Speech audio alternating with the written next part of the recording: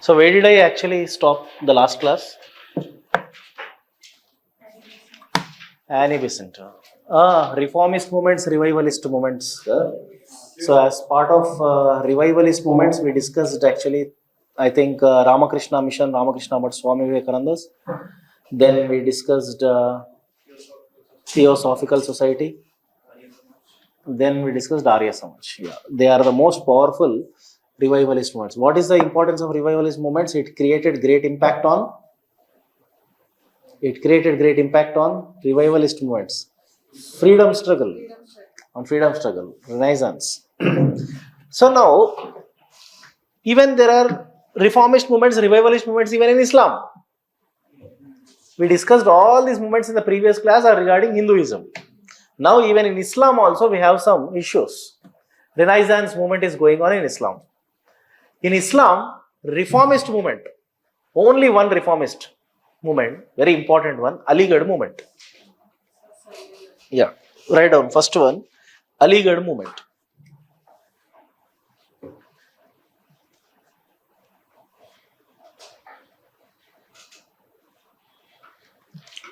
ALIGADH, Aligarh movement. Founder, Aligarh movement founder, Syed Ahmed Khan, Sir Syed Ahmed Khan. Actually, it was founded in 1875. Okay.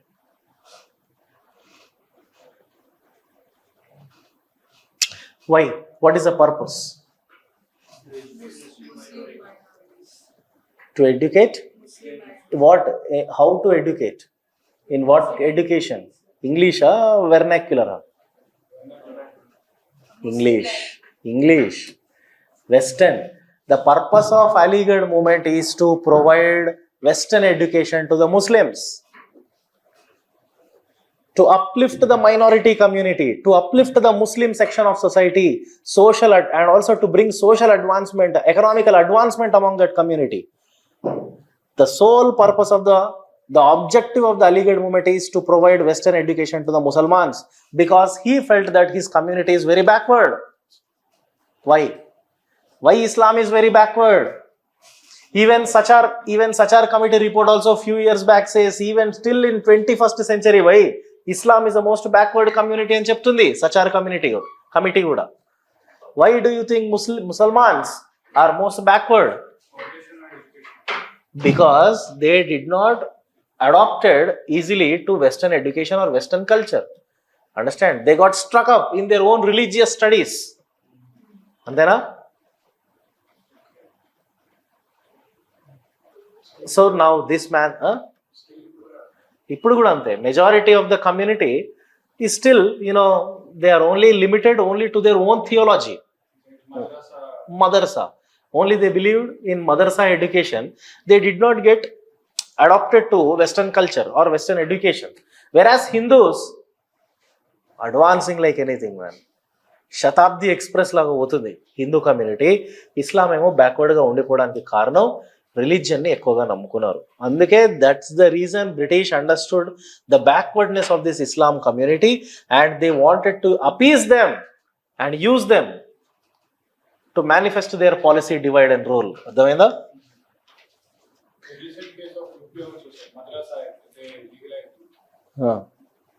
Mother's Act.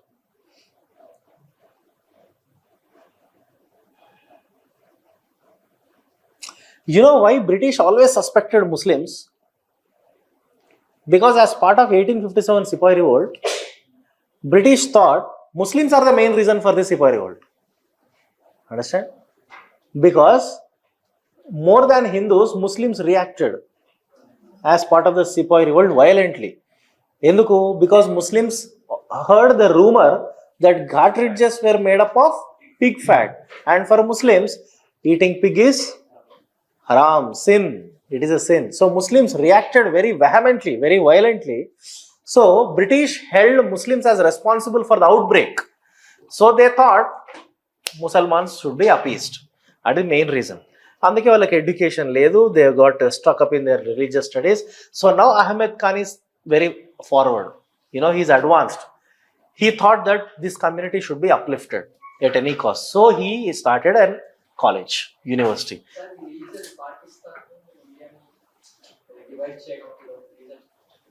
India Pakistan divide చేయి అంటే roots ఇక్కడే ఉన్నాయి. Partition of India had its roots in divide and rule policy కదా. Divide and rule policy started after sepoy revolt only. ఓకేనా? అది ఇంకోటి ఏంటంటే one more thing I wanted to tell you. You know from which year civil services merit based exam was started? From 1856. I told you approximately from 1856 every year civil services exam was conducted in India. Okay? Indians also used to write the exam. And who is the first Indian? I already told you. Satyendranath Tagore 1863 lo and first Indian to crack the exam. Right from 1856 by there was no single Musalman who is top with the exam. Understand? Who is clearing this exam? And all the people, all the Indians who are clearing this exam are Hindus. That's what the problem of Syed Ahmed Khan. Enduku education లేదు, civil services లో లేడు. Why every year Syed Ahmed Khan used to see the list. ఎవడైనా ఉన్నాడా మా community వాడు? ఒక్కడు లేడు. బాధపడ్డాడు Syed Ahmed Khan. And is a very good Muslim initially. I told you he made a statement also. What is that? Hindus and Muslims are like my two eyes. Ahmed Khan says this. With this he proved his secularism. And he started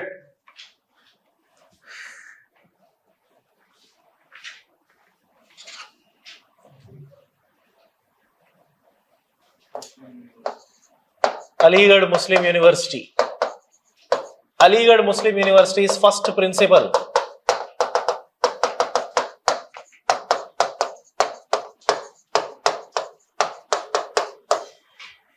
Theodore Beck.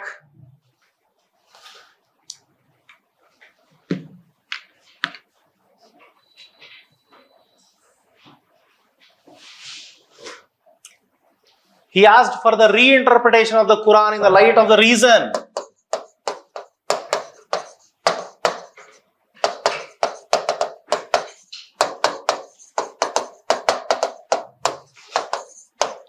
He asked for reinterpretation of Quran in the light of reason. Reason, underline the word reason is very, very important. So he is questioning the Quran itself. He is bringing some kind of rationality. He is questioning the rationality of the Quran. And this kind of liberal, so what do you understand? Is he a liberal Muslim or orthodox? Definitely liberal Muslim. Antena? Adi. And Syed Ahmed Khan was very loyal to British or anti-British? Tell me. Is he very loyal to British or anti-British? Huh? Why he is loyal to British? He supports Western education. Because he is with the support of British only he started this university. Why? That's why he got the award, knighthood award. That's the reason he was called as Sir. Understand? So Aligarh movement is the pro-British movement. He is very pro-British or very loyal to the British. He expressed his views in a Urdu newspaper, Tahdibul Akhlaq. He wrote Urdu newspaper, Tahdib ul Akhlaq. So in this newspaper, he propagated his views. He gave a call to all the Muslims to be very, very liberal, question the Islam. Now this is just one face of Aligarh, Syed Ahmed Khan sir.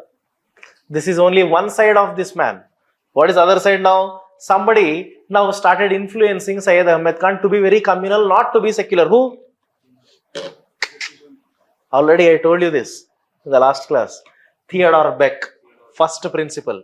This Theodore Beck started influencing Ahmed Khan and he asked him to give call to all the Muslims to be united against the Hindus. Understand? Now because of this Theodore Beck's influence, Syed Ahmed Khan changed his mind. He changed his attitude and now he is becoming a communal Muslim. No more secular. So Syed Ahmed Khan first phase lo chala secular, second phase lo communal అయిపోతాడు. ఎవరి వల్ల? Theodore Beck.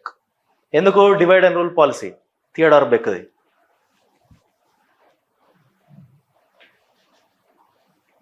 Theodore Beck influenced Syed Ahmed Khan. అంతేనా? ఏమైందిరా బాబు? అర్థమవుతుంది subject. He gave call to all the Muslims not to join INC. Right? Very important point. He gave call to all the Muslims not to join INC.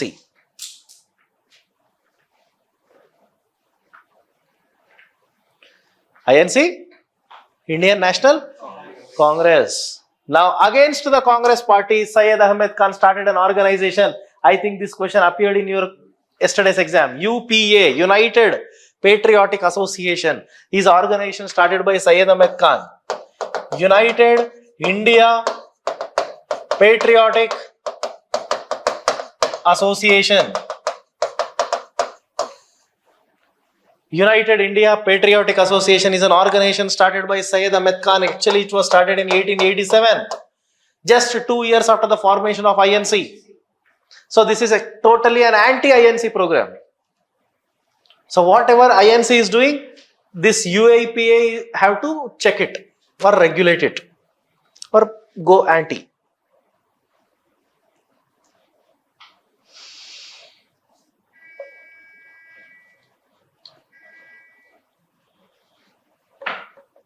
So this is one of the most important event. This is a Islamic reformist movement. So he wanted to reform the Muslims on the lines of Western culture by providing Western education. A very good Muslim. He used to say always that Hindus and Muslims are like two eyes of a beautiful Indian bride. Okay, this is a statement made by him. But the same person turned out to be very, very communal because of the influence of the British. Okay, he was succumbed to the pressure put by the British, and finally the Muslim graduates, the Muslim students of the Aligarh Muslim University are turning out to be very communal, and there are 3 students. In that, one of the most important student is Mohsinul Mulk, Waqar, Yunis. వీళ్ళందరూ కలిసి ఏం చేశారు? 1906లో all India Muslim League party పెట్టారు. అర్థమైందా ఇప్పుడు? 1906 AIML, All India Muslim League Party, was founded by students of Syed Ahmed Khan, the products of the Aligarh Muslim University. Mohsinul Mulk,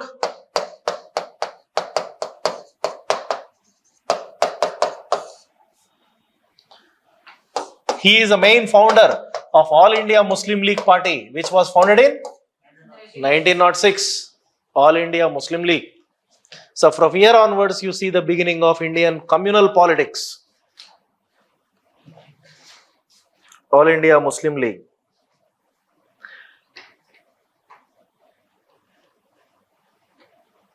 Clear? Right. Then next, this is the only reformist movement. Next, revivalist movements unnai sir Islam lo. Revivalist movement enti? Deobandi movement. Okay? Even before reformism, there was only revivalism actually. Revivalist movement, number 1, Deoband. Deoband movement was actually started in 1867 only. Deoband. It was actually started by Qasim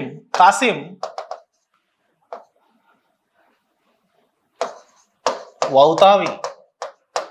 It was started by Qasim Wahhabi and Rashid Ahmed Gangohi.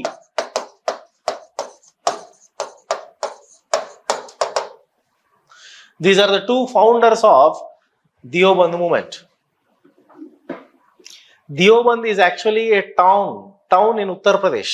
So this movement was started from UP. So even first one, Aligarh movement also UP only. Understand?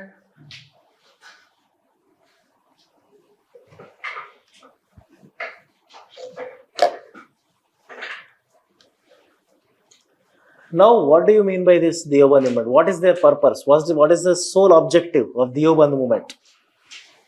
I am telling you by now, this is a revivalist movement.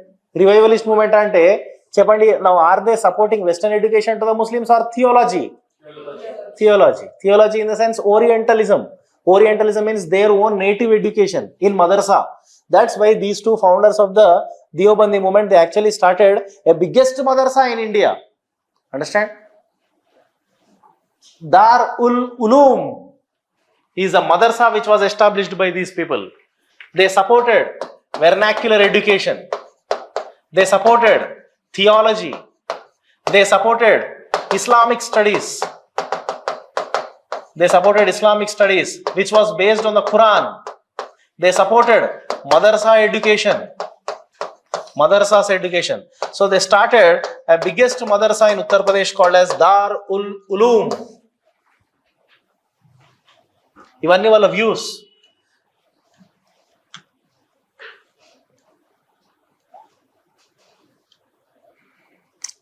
అంటే basically he is not totally rejecting Western education, sir. Even they also supports Western education. But before taking up Western education at a preliminary level, first you need to go through your own religious studies as a foundation, or at least up to primary level. Then at the higher level, you go to Western education. And what is their main intention? One Mussalman shouldn't forget his roots. They wanted to protect their own cultural identity. Adi.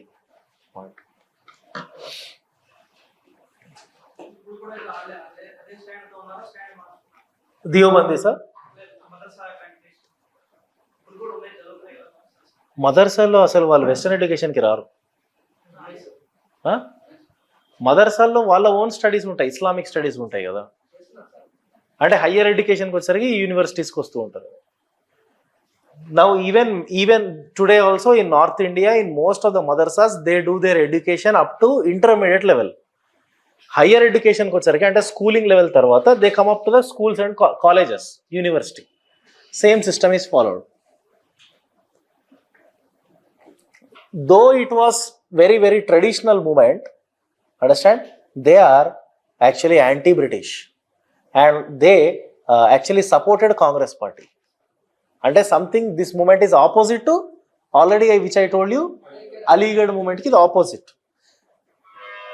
Right, though it was a traditional movement, it supported INC. So in UPSC the views are very important of any organization. It supported INC and also it is anti-British. It was not pro-British. Okay. So there is one important personality in the freedom struggle. He actually belongs to this school, Deobandi school, and he became one of the great freedom fighter. Very good. Maulana Abul Kalam Azad. Ivala birthday. First education minister. Acha ivala education day. Ivalle antaru kada. Yeah. Maulana Abul Kalam Azad.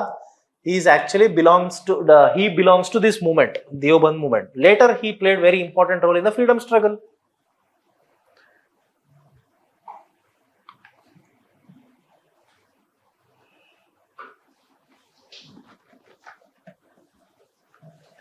Maulana Abul Kalam Azad wrote a newspaper called Al-Hilal. He gave a new interpretation to the Quran.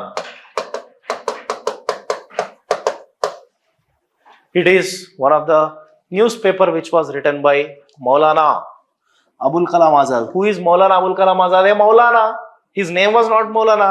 Post was Maulana. His name is only Abul Kalam Azad. Okay. Maulana means preacher, priest. He wrote a newspaper called Al-Hilal. Right. Next, another Islamic movement. Then after Deoband, the next Islamic movement is Ahmadiyas.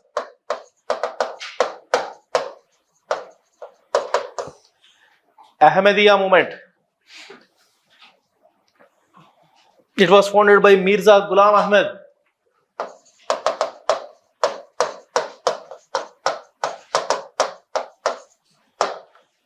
Mirza Ghulam Ahmed.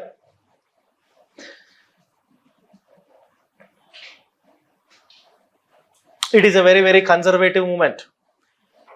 It attacked this movement. All the people who belongs to this movement actually attacked Christian missionaries activities and Arya Samaj activities. And this movement is anti-Hindu, anti-Christian movement. It's a pro-Islamic movement. They attacked the Christian missionaries. Why? What is the problem with the Christian missionaries? Evangelism. What is the problem with Arya Samaj? Arya Samaj, Shuddhi movement, cow protection movement. So this Ahmadiyya movement is anti. Arya Samaj, anti-Christian missionaries. And Ghulam Bhai, this Mirza Ghulam Ahmed, he declared himself as a prophet, minor prophet anukunnadu tanaku tanu. He declared himself as a minor prophet.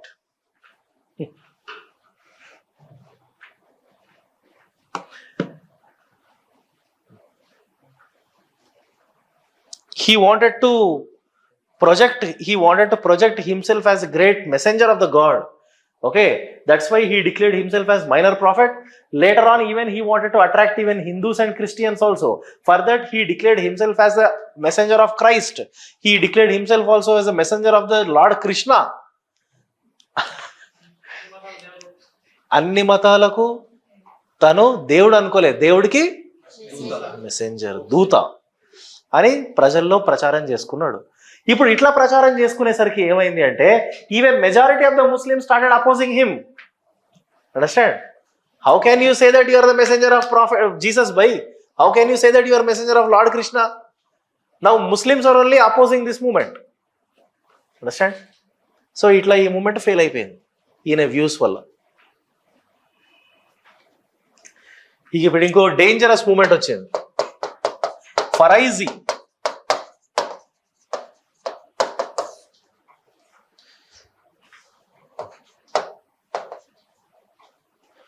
Faraizi movement actually in 1830s.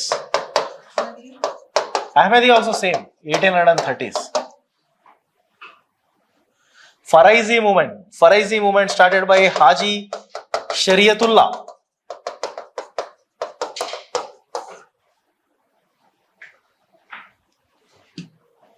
Haji Shariatullah. Now, very conservative movement and very dangerous movement. Faraizi movement is very important. Faraizi movement promoted the sentiments of jihad. It promoted the sentiments of jihad. What do you mean by jihad? A holy war which has to be declared on all the kafirs. Kafir, who is a kafir? Kafir. Who is kafir? Not against Muslims. Kafirs are non-Muslims. All the non-Muslims are kafirs only. Understand? Non-believer. Basically, kafir ante meaning ఏంటంటే non-believer. ఎవరైతే అల్లాని నమ్మరో వాళ్ళందరూ కాఫిర్లే. So, they have declared jihad. Particularly where they have spread the sentiments of jihad, in Bengal. This movement was very strong in Bengal. Understand? And with this jihadi sentiment, Bengali Muslim peasants have attacked Hindu landlords. Understand? పేద రైతులు ఉంటారు కదా sir, పోయి దొరలు ఉంటారు, భూస్వాములు ఉంటారు, వాళ్ళ పైన పోయి జిహాదీ ప్రకటించారు. అర్థమైందా? రెచ్చిపోయినాడు. హాజీ షరియతుల్లా రెచ్చగొట్టాడు, పేద ముస్లింలందరూ రెచ్చిపోయారు. ఎందుకు రెచ్చిపోయారు? మతం పేరుతో రెచ్చిపోయారు. అక్కడ ఎవరు ఎఫెక్ట్ అయ్యారు? హిందూ ల్యాండ్ లార్డ్స్ ఎఫెక్ట్ అయ్యారు. అది point.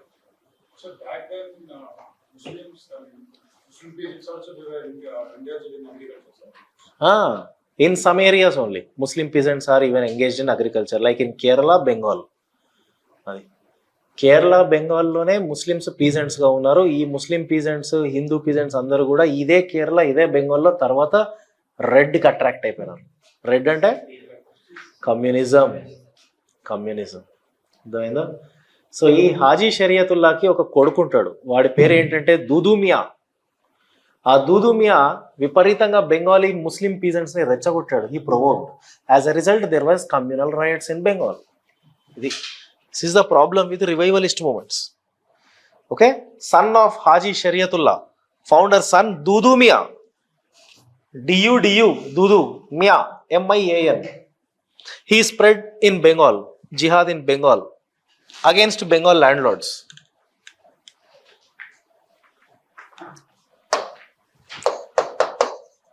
Very important. Next one. 1830 Wahhabi movement.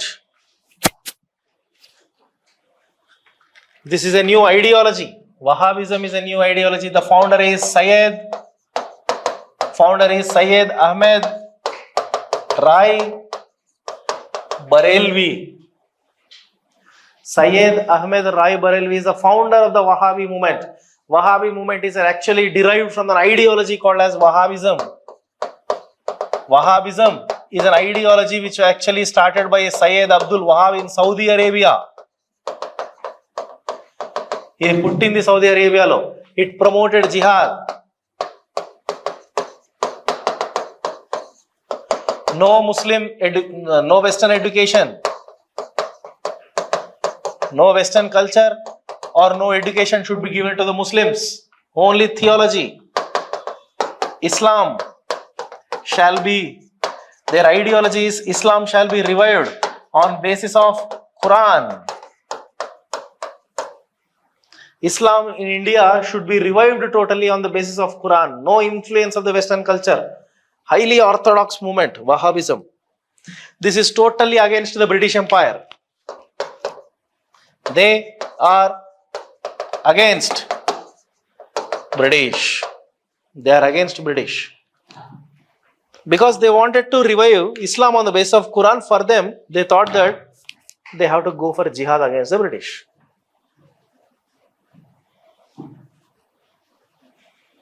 Then do you think British is going to see the tamasha? British suppressed this movement with its brutal force. All the Wahhabis in India were put in Andaman jail. Cellular. Understand? So because of this, British suppressed this movement. That's all. This is Wahhabi movement. There is one a small minority community in India. Parsis. Where do they locate it? Or where are they concentrated more at? Where is the population in India? In Bombay state. Bombay in the sense Gujarat and Maharashtra both comes under Bombay state. Yeah. What was their profession?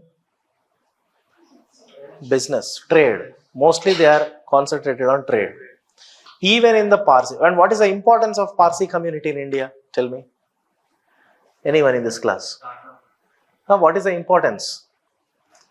Of course, Ratan Tata, Jamshedji Tata, all these are actually belongs to Parsi religion.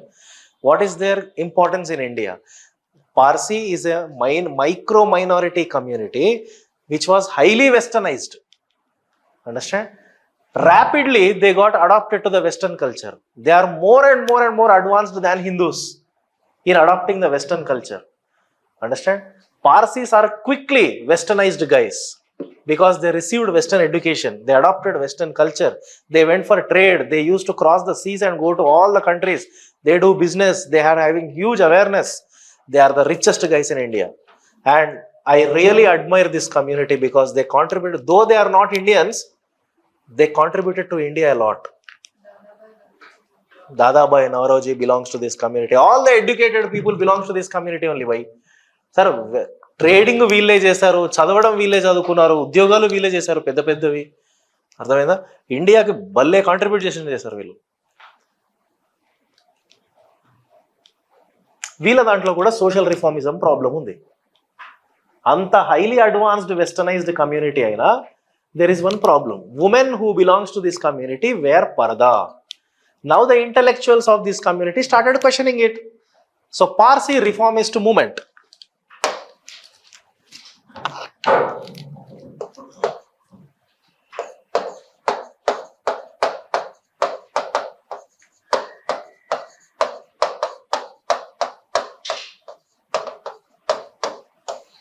Rehnumai Mazda Yasnan Sabha is a Parsi reformist movement.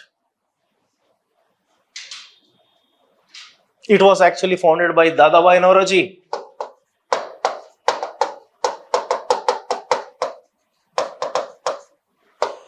SS Bengali, Nauronji Firdonji,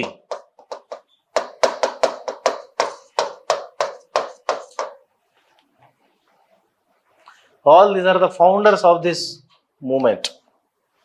A Parsi reformist movement. Rehnumai Mazda Yasnan Sabha. Even K.R. Kama, there are many people are there. They are highly westernized community, English educated minority community in India. All these people have written a newspaper. Huh?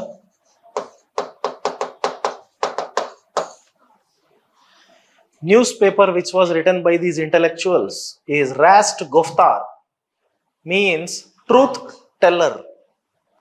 Truth teller.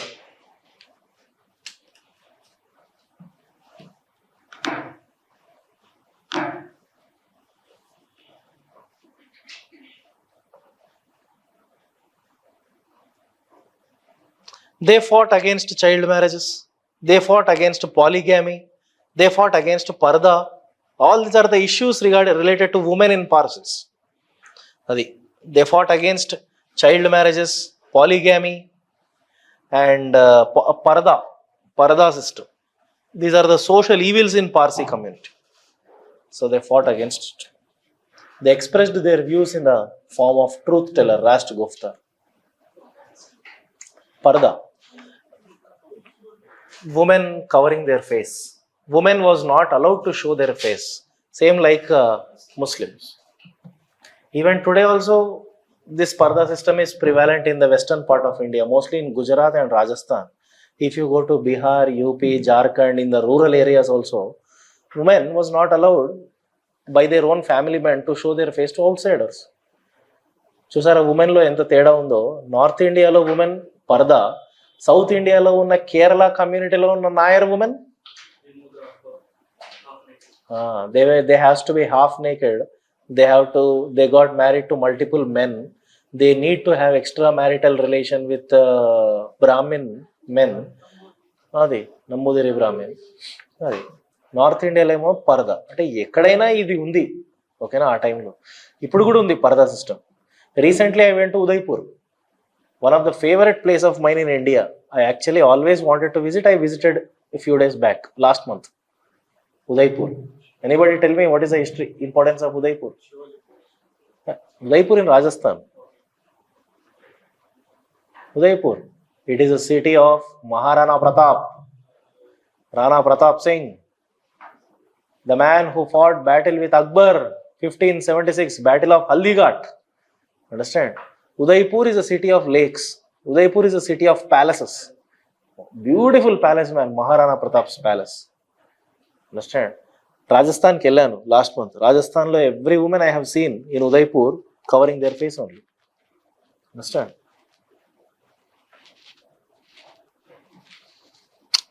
This is the only one reformist movement in Parsi religion. There are no other reformist movements because they are already advanced. Why do they need reformism? So there is one more reformist movement in Sikhism. Sikh reformist movement, Kuka rebellion or Kuka movement.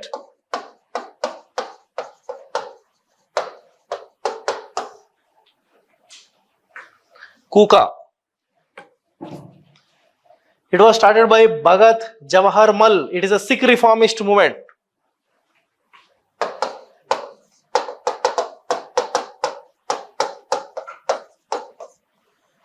Sian Sahib. Bhagat Jawahar Mal, Sian Sahib. One more person is also there. Baba Ram Singh. Right.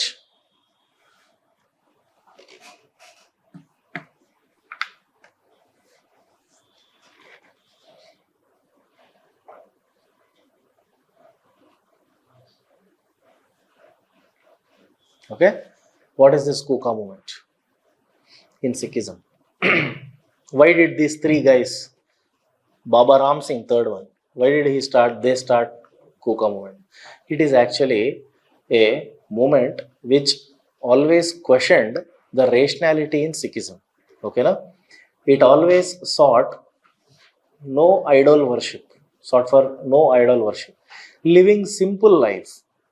Simple and calm life. Do meditation. Go to Gurudwara. Okay? Give importance to your Guru. They always considered their Guru is the 10th Guru. Who is the 10th Guru? Guru Gobind Singh. Understand? They always consider 10th Guru as their Guru. So they do chant always the God's name. That's all. No rituals. complete opposite to the rituals in Sikhism. అర్థమైందా sir? They have to live simple life. They have to oppose rituals, do meditation, where even they had a uniform dress code also. White dress, white color dress. Understand? They have to always chant the God's name. This chanting always God's name itself is called as Namdari.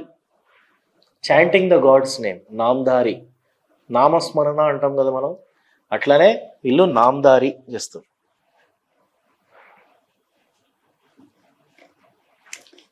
Chant అంటే ఎట్లా chant చేస్తారు తెలుసా వీళ్ళు? Grover and Mehta చెప్తాడు modern India text బుక్లో. వీళ్ళందరూ ఇది follow అయ్యే వాళ్ళంతా కూడా they have to wear white colour dress and sit in the gurdwara, sit on the ground in the gurdwara, and they have to remove their hair.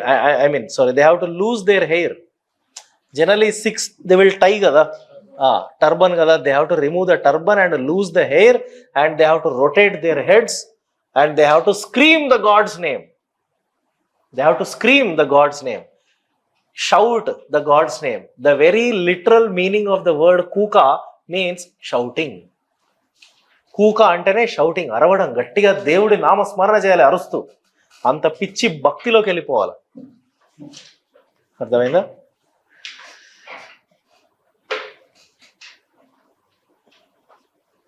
North ఇండియాలో ఉన్న భక్తికి సౌత్ ఇండియాలో ఉన్న భక్తికి, I will tell this in the medieval India భక్తి మూమెంట్లో చెప్తాను.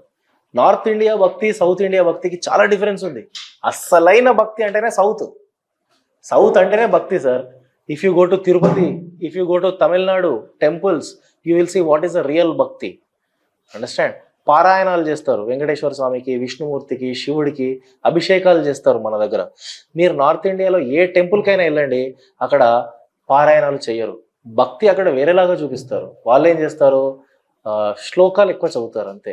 ఈ హరే కృష్ణ హరే రామ అని ఉంటుంది కదా, డ్యాన్సులు ఎక్కువ చేస్తారు. వాళ్ళు అది చేస్తారు. అదంతా భక్తి మూమెంట్ అప్పుడే ఫౌండేషన్ పడింది ఇండియన్ కల్చర్లో. అది సౌత్లో ఎప్పుడైనా చాలా క్లాస్ ఉంటుంది, కల్చరే క్లాస్. నార్త్లో లిటిల్ బిట్ తేడా ఉంటుంది అక్కడ కొంచెం. Okay. And one more thing is, even they have a food code also. They are vegetarians. Kukas. Kukas are pure vegetarians. That's all. These are all reformist movements. This is what we call Indian Renaissance. Okay? Then the next topic I have to start national movement.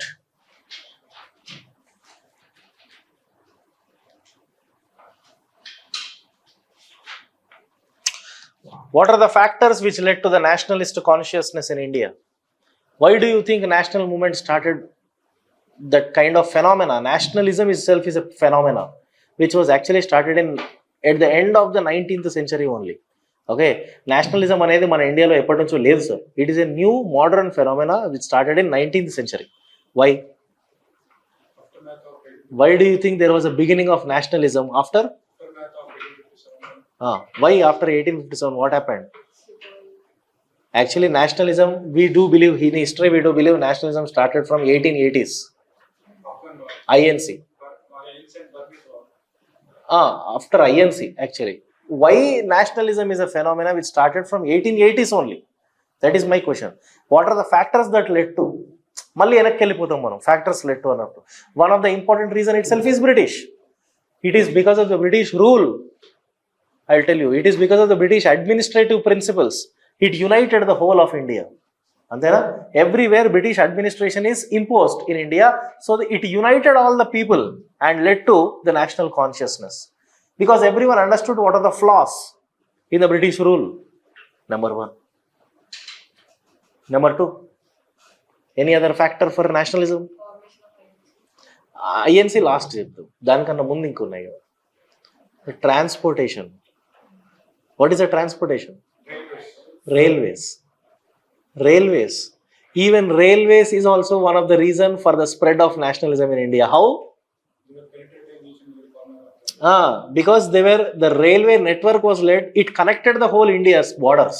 Antena? It connected the people who belongs to different regions. So, which led to the exchange of ideas. Antena? Because of the fast transportation system. It is because of the railways only, sir. Gandhi from Bombay, he came to Vijayawada within one day and held a big public meeting in Vijayawada in 1921 and started giving speech about Swaraj, started giving speech about Charaka. Bombay nunchi Vijayawada transportation valle kada vachaadu. Now the exchange, the views are exchanged here. So transportation system also directly or indirectly led to the spread of nationalism. British administration, British, next Western education. Western education, very important, created the intellectual class. What is that? Middle class. Right. Next, Western education created middle class.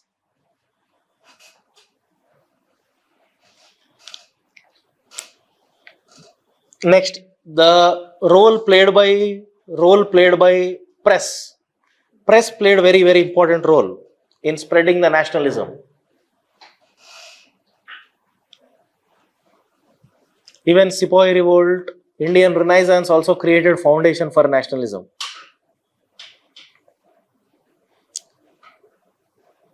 Tell me, which is the most important newspaper which created an awareness among the Indians? Important newspapers. I want to ask you this. Which is the first newspaper in India? I am sorry. Which is the first journal in India? Newspaper ante Samvad Kaumudi, Raja Ram Mohan Rai antamu. But even before Brahmo Samaj, there was newspaper. Bengal Gazette is actually the first journal. 1780s lone sir. Bengal Gazette, which was written by James Augustus Hickey. It was not written by Indian. It was written by an Anglo-Indian. James Augustus Hickey. Hickey, Hickey. Bengal Gazette. But actually, when he wrote this Bengal Gazette, being a Britisher, he opposed British in this news journal. So, it did not sustain for many years. By censorship acts and this paper close అయిపోతుంది. Just హిస్టరీలో గుర్తుపెట్టుకోవాలి అంతే. అదేం పెద్ద impact create చేయలేదు Bengal gazette. ఓకేనా? ఇంకొకటి important news paper ఉంది, crescent. CRESCENT. It was written by CRESCENT. SCENT.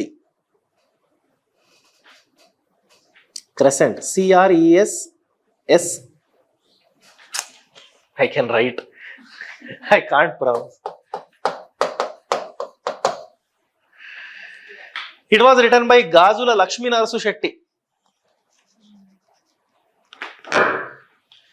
It was written by Gajula Lakshmi Narasu Shetty.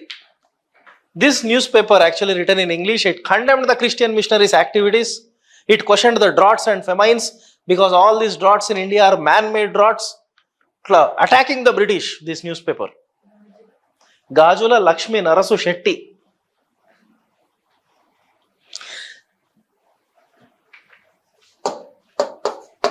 Most important newspaper, Amrit Bazar Patrika.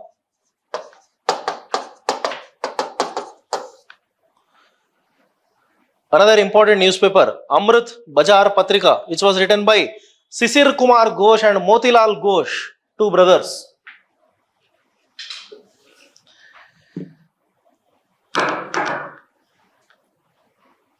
Sisir Kumar Ghosh and Motilal Ghosh are the two brothers. They actually wrote this Amrit Bazar Patrika. Which language? Bengali. All these are Bengalis. Crescent actually from Madras, Gajula Lakshmi.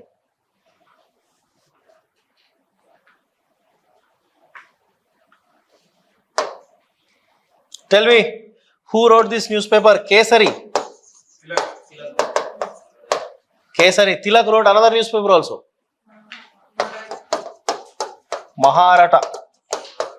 Maharata or Maharata. These are the two newspapers written by Tilak. Bal Gangadhar Tilak. Kesari was written in Marathi. Maharata was written in English.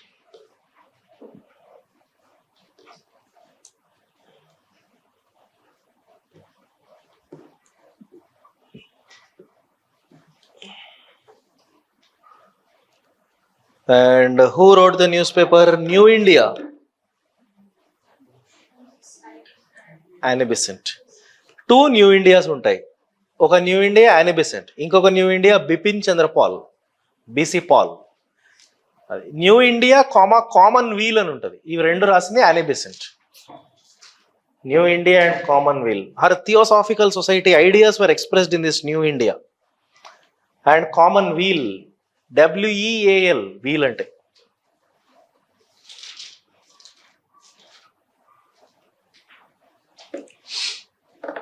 So these are all important newspapers which created nationalism. And one more important factor for the rise of nationalism,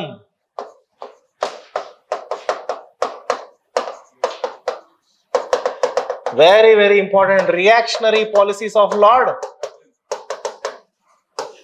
Lytton. Very, very important, reactionary policies of Lord Lytton. Very dangerous Governor General, Viceroy.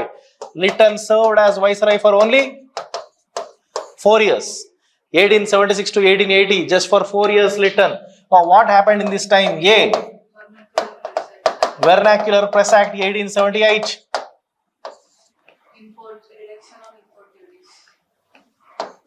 Vernacular Press Act 1878. B. Indian Arms Act 1878. Statutory Civil Services.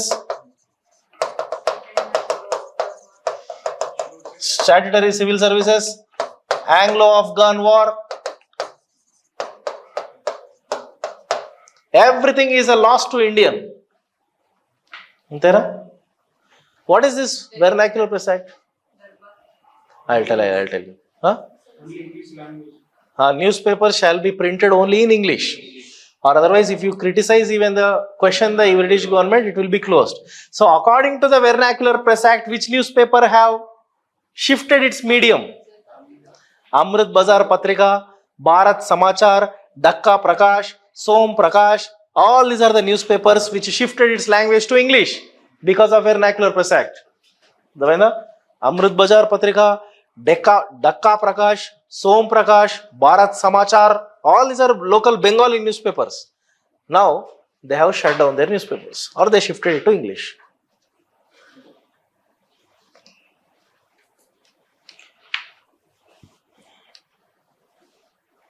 Okay. Lytton did something in 1877. One second.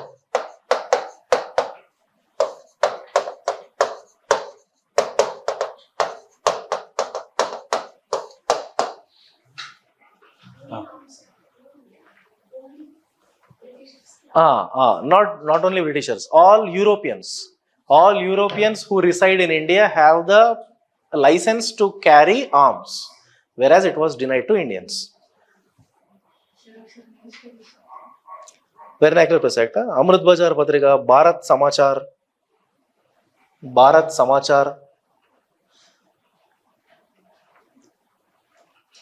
Som Prakash, SOM, Som Prakash, Dakka Prakash, DACCA, Dakka Prakash, that's all. Actually, these are all local popular Bengali newspapers. On January 1st, 1877, Lord Lytton held Grand Delhi Darbar. Why? Tell me. Why he held Delhi Darbar? Queen did not visit India. What Victoria? Because from Delhi he held this darbar, and Lytton declared that Queen Victoria is the Empress of India. Officially, now the Queen was declared as the Empress of India, and also Queen got the title Kaisar-e-Hind. Is a title she received from Delhi. I am not telling you that she came to India. She is in London only. But from here in this darbar, Lytton announced that she is a great Empress of India. దీనికి Lytton లక్షల రూపాయలు ఖర్చు పెట్టాడు ఢిల్లీలో ఈ దర్బార్ కోసం. ఎందుకు? By just queen కి టైటిల్ ఇవ్వడానికి కదా. What she gave the title?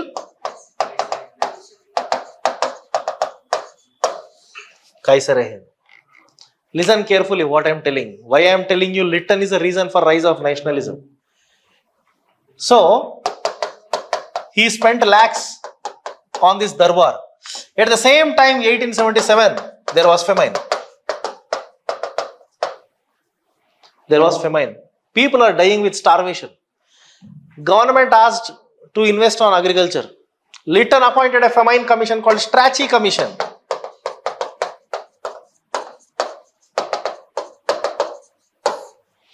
Lytton appointed a famine commission. Swadeshi Commission. Swadeshi is the chairman. Now he recommended that Lytton should spend at least 30 to 35% of the budget on developing agriculture in India. And Lytton says, no paisa. No paisa. Yeah, no paisa, bhai. How much you spent on Kaisar Hind? Bloody title. Understand? Now you say no paisa for Indians. Understand? Listen carefully. All the wrongs of Lytton or all the reactionary policies of Lytton is creating some kind of insecurity among Indians. And there is a possibility of another Sepoy revolt type of thing in India. అందుకే బ్రిటిష్కి కూడా అర్థమైంది ఈ Lytton ఎక్కువ రోజులు ఉంటే danger. అందుకే లిట్టన్ని తీసేసి మంచోడిని తేవాలి. ఎవరా మంచోడు? రిప్పన్ బై వచ్చాడు ఇప్పుడు. Ripon is also the reason for nationalism because Ripon is a very good governor general, but he was not allowed to rule. Ripon brought a wonderful bill, man, Ilbert Bill. The same Ripon brought First Factory Act. 1881 First Factory Act. What is the importance of First Factory Act? It abolished the child labor in the factories. It regulated the working hours for the labor. Manchod sir, Ripon. Factory inspectors ని appoint చేసినాడు, working hours regulate చేశాడు, holidays ఇచ్చాడు, women కి relief ఇచ్చాడు, child labour abolish చేసినాడు, Ilbert bill తెచ్చాడు. Ilbert bill ఎప్పుడు వస్తుంది? 1884 right. Ilbert bill, ILBERT. What is Ilbert bill? Tell me.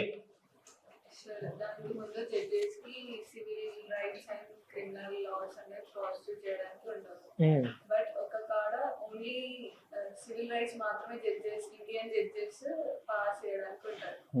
But ఆ బిహారీ లాల్ గుప్తా ఇన్సిడెంట్ ద్వారా ఈ ఇల్బర్ట్ బిల్ అన్నది అపాయింట్ చేశారు. Actually, CP Ilbert, he is one of the Viceroy's Executive Council member. Bihari Lal Gupta అనే అతను ICS officer, district జడ్జిగా appoint అవుతాడు.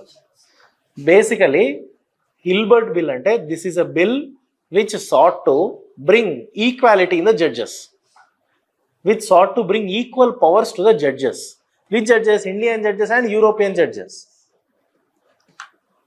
What kind of equal powers? By previously only European judges or white judges have the capacity to try cases of both Indians and Europeans. ఇద్దరిని try చేయొచ్చు. European, Indian judge have the capacity only to try Indians.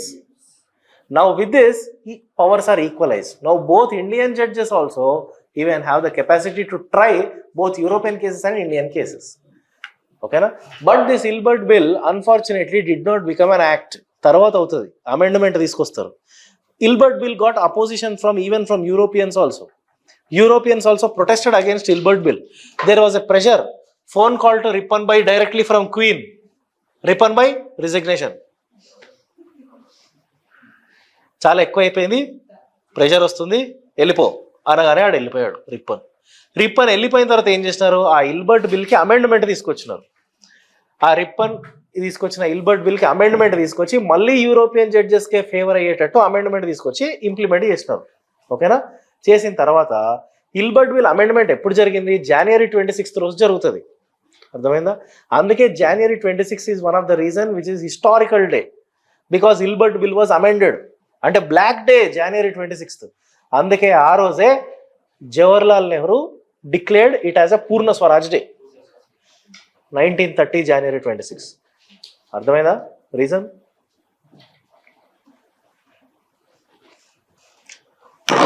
So guys, resignation of Ripon, despite doing many good things, Lytton's reactionary policies is important contribution to nationalism. There is one most important political association which is also responsible for formation of INC. I think this question appeared in your yesterday's prelims question. Which association? Huh? Indian Association of Calcutta, right? Indian Association of Calcutta.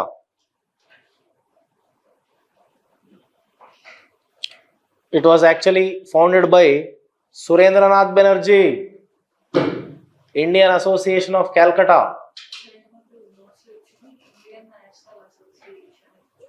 అంటే first name అడుగుంటుంది, తర్వాత మారుస్తారు.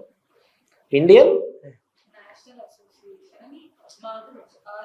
Okay okay okay Indian association అనే అంటాం జనరల్గా. Indian association of Calcutta started by Surendranath Banerjee and Anand Mohan Bose. ఈ sessions 1883 నుంచి పెడుతున్నారు సార్ వీళ్ళు. Surendranath Banerjee, Anand Mohan Bose held sessions from 1883, 1884, 1885, 1887 వరకు ఎవ్రీ ఇయర్ సెషన్స్ పెట్టుకుంటూ పోయినారు. ఈ సెషన్స్ లో డిసైడ్ అయిందే INC.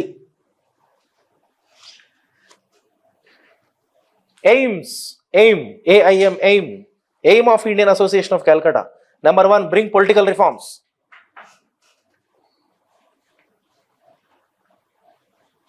Political reforms. Next, number 2 aim, secularism.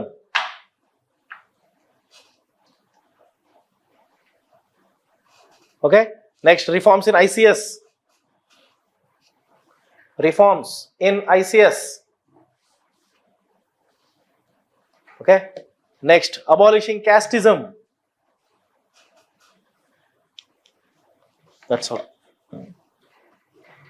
All these are the aims and objectives of Indian Association of Calcutta. So it provided foundation for INC. Now give the heading INC, Indian National Congress. యాక్చువల్గా first కూడా ఈ Indian association మీటింగ్స్లో పెట్టినప్పుడు INC అని ఎప్పుడు decide అయ్యారో అప్పుడు INC అనలేదు వాళ్ళు, INU అన్నారు first. Indian national union was actually the name, but later it was change to INC. It was founded on December 28th, 1885.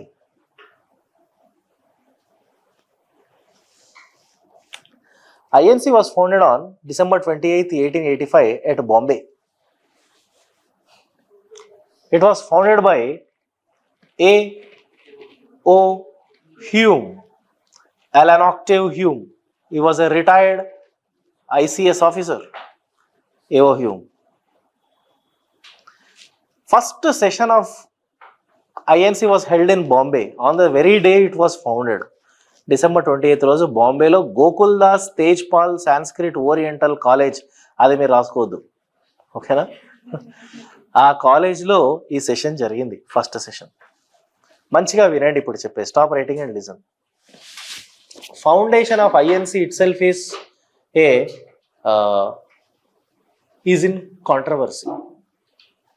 For what purpose Congress Party was founded? Actually, who founded Congress Party? Why it was not founded by an Indian? It was founded by a retired ICS officer who is an Anglo-Indian, who is a Britisher, A.O. Hume. At that point of time, Governor General or Viceroy is Lord Dufferin. Dufferin is a Viceroy. Viceroy Dufferin advised A.O. Hume to start a party or organization. So on the advice of Dufferin, this fellow started INC. So this is a brainchild model of Dufferin only. Next, number 2. Why? What is a necessity for the British to start this organization? We do not have seriously an answer for this. Understand? There were some theories which were developed. Safety valve. Safety valve theory was developed regarding the formation of INC. What is the safety valve theory? Asal ever develop chesari theory? Kaadu. Safety valve theory was actually developed by anti-Congress. Now, whoever is there, anti to the Congress party, they developed safety valve theory to throw mud on the Congress party. అర్థమైందని చెప్పింది. కాంగ్రెస్ పార్టీకి ఎవరెవరైతే వ్యతిరేకంగా ఉన్నారు, వ్యతిరేకంగా ఉన్నది ఎవరు, opposite ఎవరు, ఆల్ ఇండియా హిందూ మహాసభ అదొక పార్టీ ఉంది, కమ్యూనిస్టులు ఉన్నారు, వాళ్ళు యాంటీ కాంగ్రెస్, వాళ్ళందరూ కాంగ్రెస్ని డిఫేమ్ చేయడానికి ఈ థియరీ ఒకటి పట్టుకొచ్చారు. But there is no reality for this theory. Safety valve అంటే మీనింగ్ ఏంటంటే British wanted to use INC as safety valve to protect themselves against the rising rebellion among the people. పీపుల్లో rebellious attitude పెరుగుతుంది ఎందుకంటే Lytton వల్ల. So there is a possibility that people may burst on the British government. So how to protect themselves? So they wanted a safety valve, that is what INC. Ante what other parties wanted to prove about INC? They wanted to prove that INC is an agent of British. It is like bringing defame to the Congress party. But this is just a theory. It will be not definitely accepted by Congress. Theory lagane chudandi. ఇప్పుడు ఈ కాంగ్రెస్లో కొన్ని rules ఉన్నాయి. కాంగ్రెస్లో rule ఏంటి తెలుసా? Rule number 1, every year session in the month of December. అర్థమైందా? Every year session in the month of December. Rule number 2 ఏంటి తెలుసా? In that session all the people who attended that session shall unanimously elect one president. ఐఎన్సీకి president ఉంటారు. Rule number 3, president should not belong to the place where the session was held. అంతేనా? అర్థమైందా? President shall not belong to the place where the session was held. And for example, if session was held in Bombay, president should be from non-Bombay state. Non-Bombay. Bombay ante Gujarat, Maharashtra ivanni vastayi. Atla ivi rules in Congress party. And that took a period of 1 year. Only 1 year, that's all. Again in another year, again another election. So continuously, even after 1947 also elections were held. Who is the first president? First president? WC Banerjee. ఆ WC బెనర్జీకి ఒక grand son ఉంటాడు. ఆ grand son పేరే జయంతోనాథ్ Chowdary, JN Chaudhary అంటాం. ఆ J N Chaudhary Hyderabad princely స్టేట్ని 1948లో 1 year rule చేస్తాడు. మిలిటరీ గవర్నర్ లాగా. వాడు ఒక military man, J N Chaudhary. He ruled Hyderabad princely state for 1 year man after expelling Nizams from here. Very very dangerous fellow J N Chaudhary. He was the grandson of WC Banerjee. Sir, then for UPSC, is it really important or necessary to remember all the INC sessions? Only few sessions are important. Understand? Example, 1907 Surat session. అందరూ గుర్తుపెట్టుకుంటారు 1907, కానీ 1905, 1906 కూడా గుర్తుపెట్టుకోవాలి. అర్థమైందా? 1905 ఎక్కడ జరుగుతుంది session? బెనారస్లో జరుగుతుంది. 1905 Benaras session, president is Gopalakrishna Gokhale. Understand? 1906 Calcutta lo jarugutundi, Dadabhai Naoroji is the president. Okay, what is the importance of 1906 Calcutta session, Dadabhai Naoroji presidentship? Swadeshi resolution was passed in this session. Swadeshi resolution was passed in this session. Okay, 1907 session held in Surat. Held in Surat. Who is the president?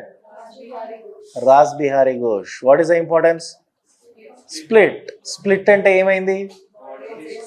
అదే ఎవరు బయటకు వచ్చారు పార్టీలో నుంచి? Extremists. Extremists were expelled from the party by moderates. All the extremists who came out of Congress party, they called themselves as neo-nationalists. Understand? They called themselves as we are neo-nationalist. So split in 1907. But reunion eppudaindi? Lucknow session reunion 1916. It is because of Annie Besant. Annie Besant have mediated between both moderates and extremists and reunited them in 1916 Lucknow session. అప్పుడే home rule movement వస్తుంది. Home rule movement తర్వాత 1917లో next year she becomes the president. Annie Besant is the first woman president held in Calcutta.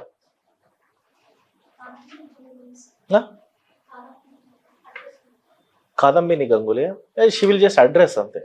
She will just address the session. And the importance of 1922, very important session. 1922. Session was held in Gaya, Bihar. And the important president is C.R. Das. C.R. Das. C.R. ante Chittaranjan Das Deshbandhu.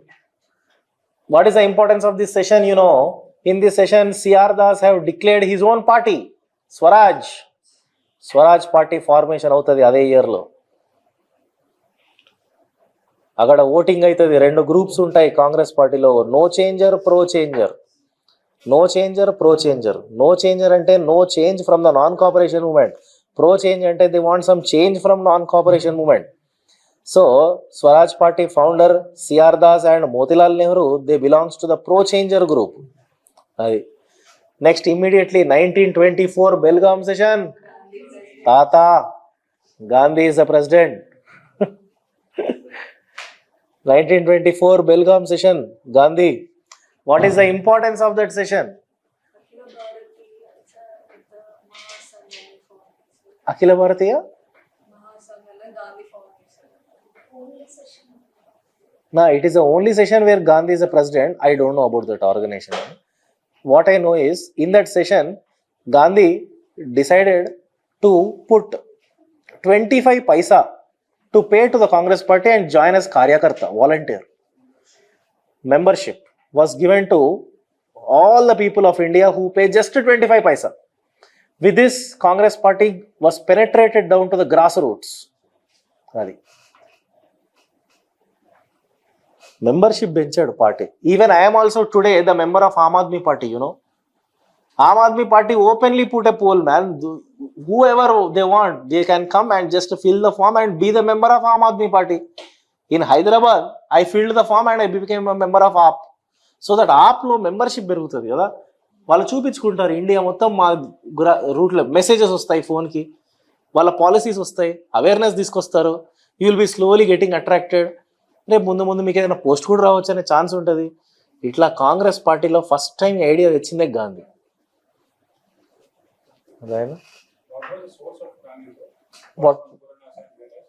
What was source for Gandhi? For what? అర్థం కాలేదు.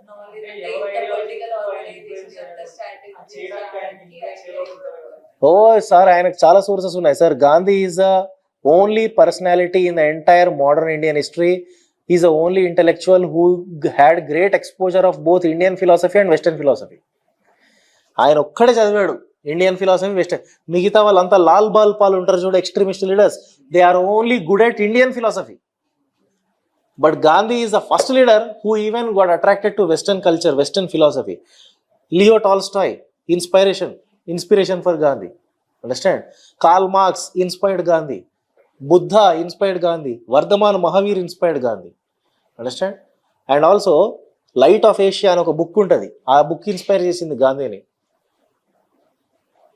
Das Capital book written by Karl Marx influenced Gandhi. There is one American philosopher, his name is civil disobedience అనే concept అతను start చేస్తాడు. ఈ civil disobedience అనే concept Gandhi learned it from America, American civil right activist movement. ఇట్లా ఆయన చదవని culture లేదు, world మొత్తం చదివాడు. He went to south Africa. In south Africa he was very popular than in India beginning. In south Africa he fought for all the immigrants, peasants, de-Christianization of Indian marriages. He brought ordinances and presented it to the British government in South Africa that ease the rules for the Indian migrants to South Africa. Gandhi అక్కడ ఉన్నప్పుడే హిందూ స్వరాజ్ అనే book రాస్తాడు. 1909లో హిందూ స్వరాజ్ అనే book రాస్తాడు గాంధీ.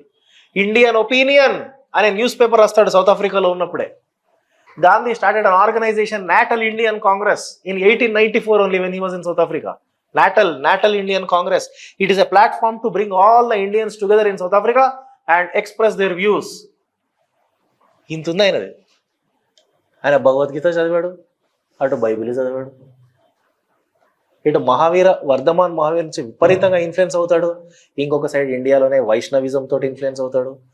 గాంధీకి గురువు ఇండియాలో spiritual గురు నరసింహ్ మెహతా, ఒక గ్రేట్ వైష్ణవైట్. అదే టైంలో గాంధీ తులసిరామ్ భక్తి పాటలు, రాముని పాటలు ఇన్ఫ్లుయెన్స్ అవుతాడు. ఇవన్నీ ఎందుకు తెలియాలంటే మీకు, ఇవన్నీ పాలిటిక్స్లో అప్లై చేస్తాడు ఆయన. అర్థమైందా? అందుకు ఆయన మహాత్మా. ఈ will apply everything. Gandhi is the greatest of the greatest of the greatest politician. Many people say that Gandhi is a saint. But he is not a saint, he is a politician. And politics తెలుసు, public pulse తెలుసు. నీకు గాంధీ గురించి ఇంకా బాగా తెలియాలంటే గాంధీని విపరీతంగా పొగిడేవాడు ఎవరు తెలుసా? రామచంద్ర గుహ. ఆయన బోలెడున్నాయి బుక్కులు.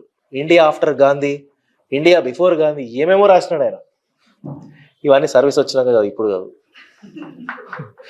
After getting in to the service అప్పుడు చదువు, ఇప్పుడు time waste.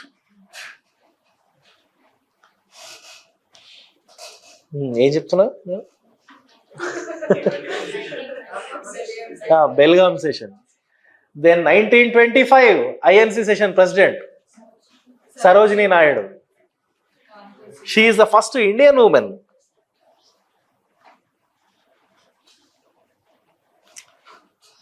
Rama 1925 Sarojini Naidu INC session, Kanpur session president. Sarojini Naidu always greatly admired Jinnah, you know. Sarojini Naidu says, Muhammad Ali Jinnah bhai, you are the cultural ambassador of the Hindu-Muslim unity. అర్థమైందా? Sarojini Naidu is praising Jinnah because Jinnah is very secular initially. ఏమంటుంది Sarojini Naidu? Jinnah is the cultural ambassador of Hindu-Muslim unity. But the same ambassador became worst in the Indian politics. He became very communal.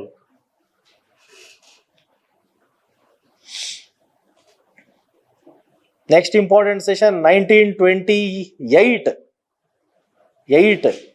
Motilal Nehru. 1928, Motilal Nehru. 1929, Jawaharlal Nehru. Father succeeded son. Motilal Nehru, tarvata Jawaharlal Nehru.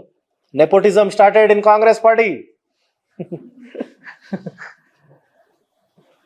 बाप के बाद बेटा, nepotism.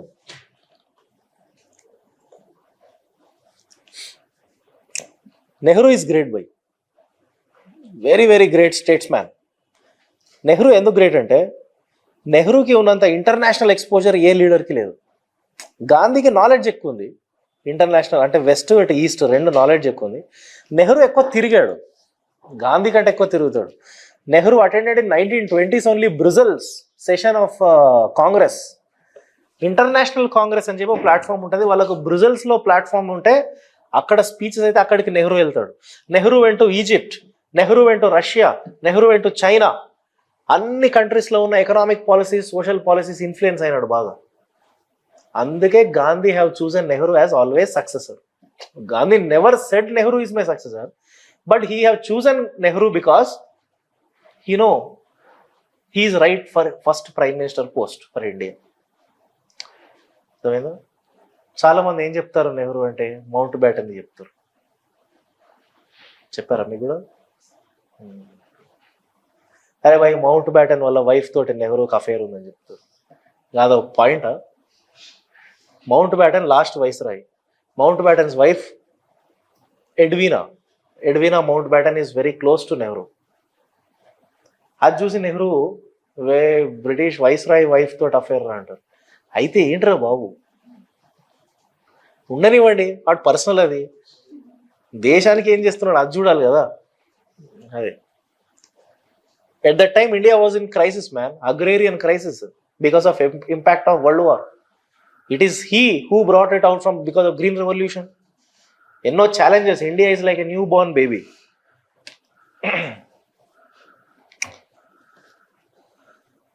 1931 session is very very important. 31 కరాచీలో జరుగుతుంది. Sardar Patel is the president. 1931 Sardar పటేల్ని కూడా ఎందుకు చేస్తారంటే అప్పుడే పటేల్ బాడోలి సత్యాగ్రహ చేసి లీడర్ అవుతాడు. So Gandhi have chosen Patel as the leader of that session. What is the importance of 1931 INC session? It is the first session where Congress passed National Economic Resolution. In this 1931 INC session, INC passed National Economic Resolution.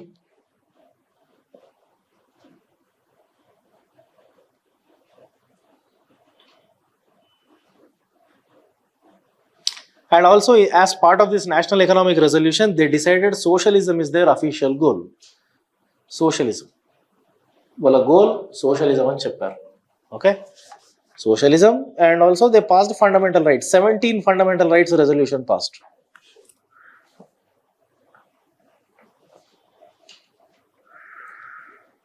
Next important session, 1936, Faizpur Jawaharlal Nehru. 1937, Faizpur session. Nehru. Next, 38, 39, tell me. Bose. 38, 39, Bose. 38 session was held in Haripur. 39 session was held in Tripuri. Consecutively 2 times, Bose became president. Haripur, Tripuri. And after that, from 1940 to 1946, continuously, Maulana Abul Kalam Azad. Continuous 6 years, Maulana Abul Kalam Azad అయిపోతాడు. Freedom వచ్చేంత వరకు అతనే. ఇక అది మనకు అవసరం లేదు.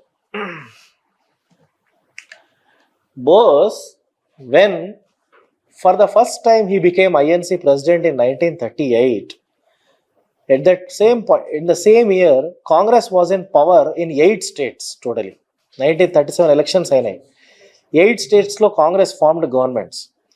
In 1938, Bose became president. Now it is inevitability for Bose to control the Congress party. Congress president, sir. ఆయన చెప్పింది వినాలి అందరూ. Bose passed resolutions to all the 8 states governments, chief ministers, to pass socialism resolution. Socialism implement చేయమన్నాడు.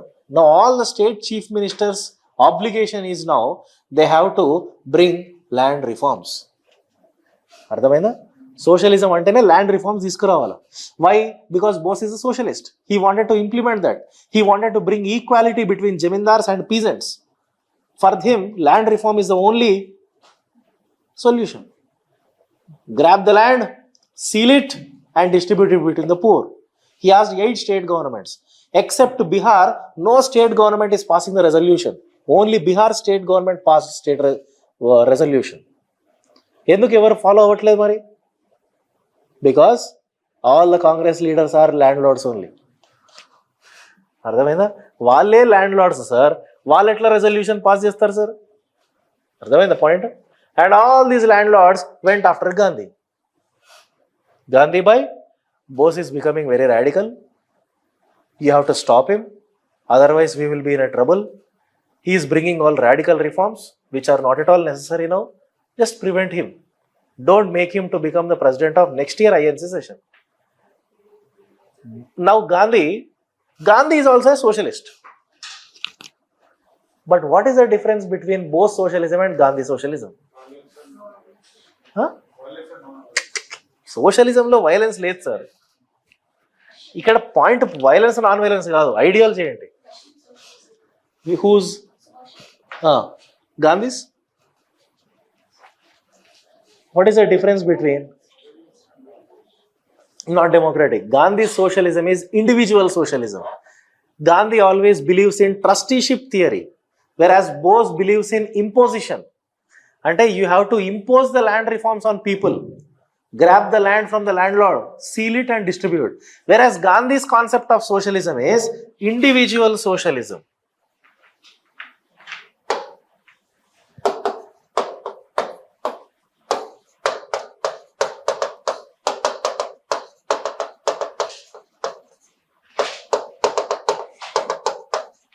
Individual socialism emphasizes more on individual change rather than the whole change. And a change in human beings. Individual socialism more emphasizes in trusteeship theory.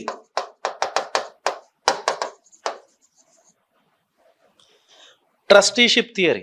What do you mean by trusteeship theory? There must be a trust built between peasant and zamindar.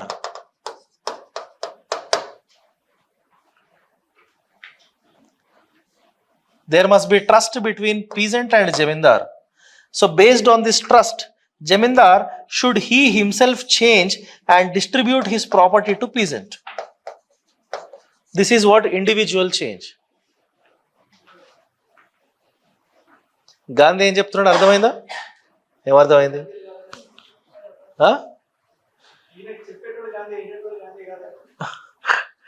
Bose ఏమంటాడు? Bose always believes in social change. I mean change through legislation, not individual change.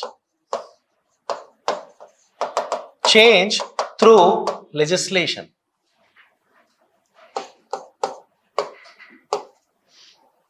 Or reforms, land reforms. He always believes in change through land reforms.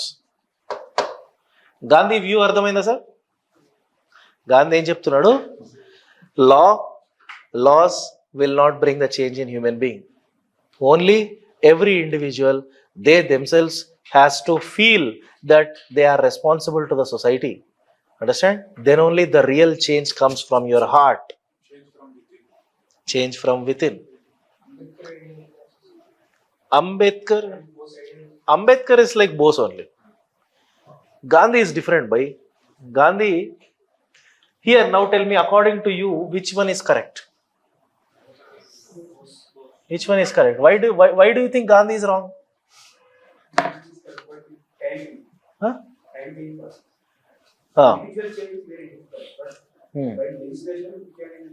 When it comes to, exactly, when it comes to bureaucracy, when it comes to a system, Bose is correct. Gandhi is always long term. Understand? It seems to be utopian, Gandhi's, but actually Gandhi's also works out. Where Gandhi the success అయిందని చెప్పి నేను prove చేస్తాను ఇప్పుడు. చెప్పండి.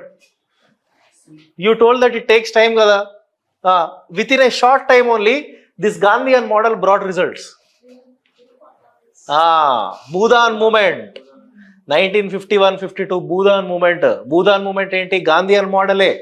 వెళ్ళి ఒకరికొకరికి individual change తీసుకొచ్చినాడు Acharya Vinoba Bhave. And landlords, they changed by themselves. They have given as their land as donation. So it also works. Even this also works. So both are correct in their own views. Understand? ఏంటంటే Gandhi, it seems to be very difficult to understand. Ante. What Bose criticizes Gandhi, Bose says, Mr. Gandhi, that your trusteeship model is very, very difficult when it comes to distribution of property. అర్థమైందా? ఇప్పుడు మీకు నా పైన కోపం ఉంది, నేను మీ పైన కోపంగా ఉన్నాను సార్. ఈయన క్లాస్ బాగా చెప్తలేడన్నా మీరు కోపం ఉంది. ఓకేనా? మీ అందరికి. నాకేమో మీరందరూ వినట్లేదు, అసలు మీకు ఎవరికి ఏం రాదని నాకు కోపం ఉంది. ఇక్కడ ట్రస్ట్ ఉండాలి సార్ అంటాడు Gandhi.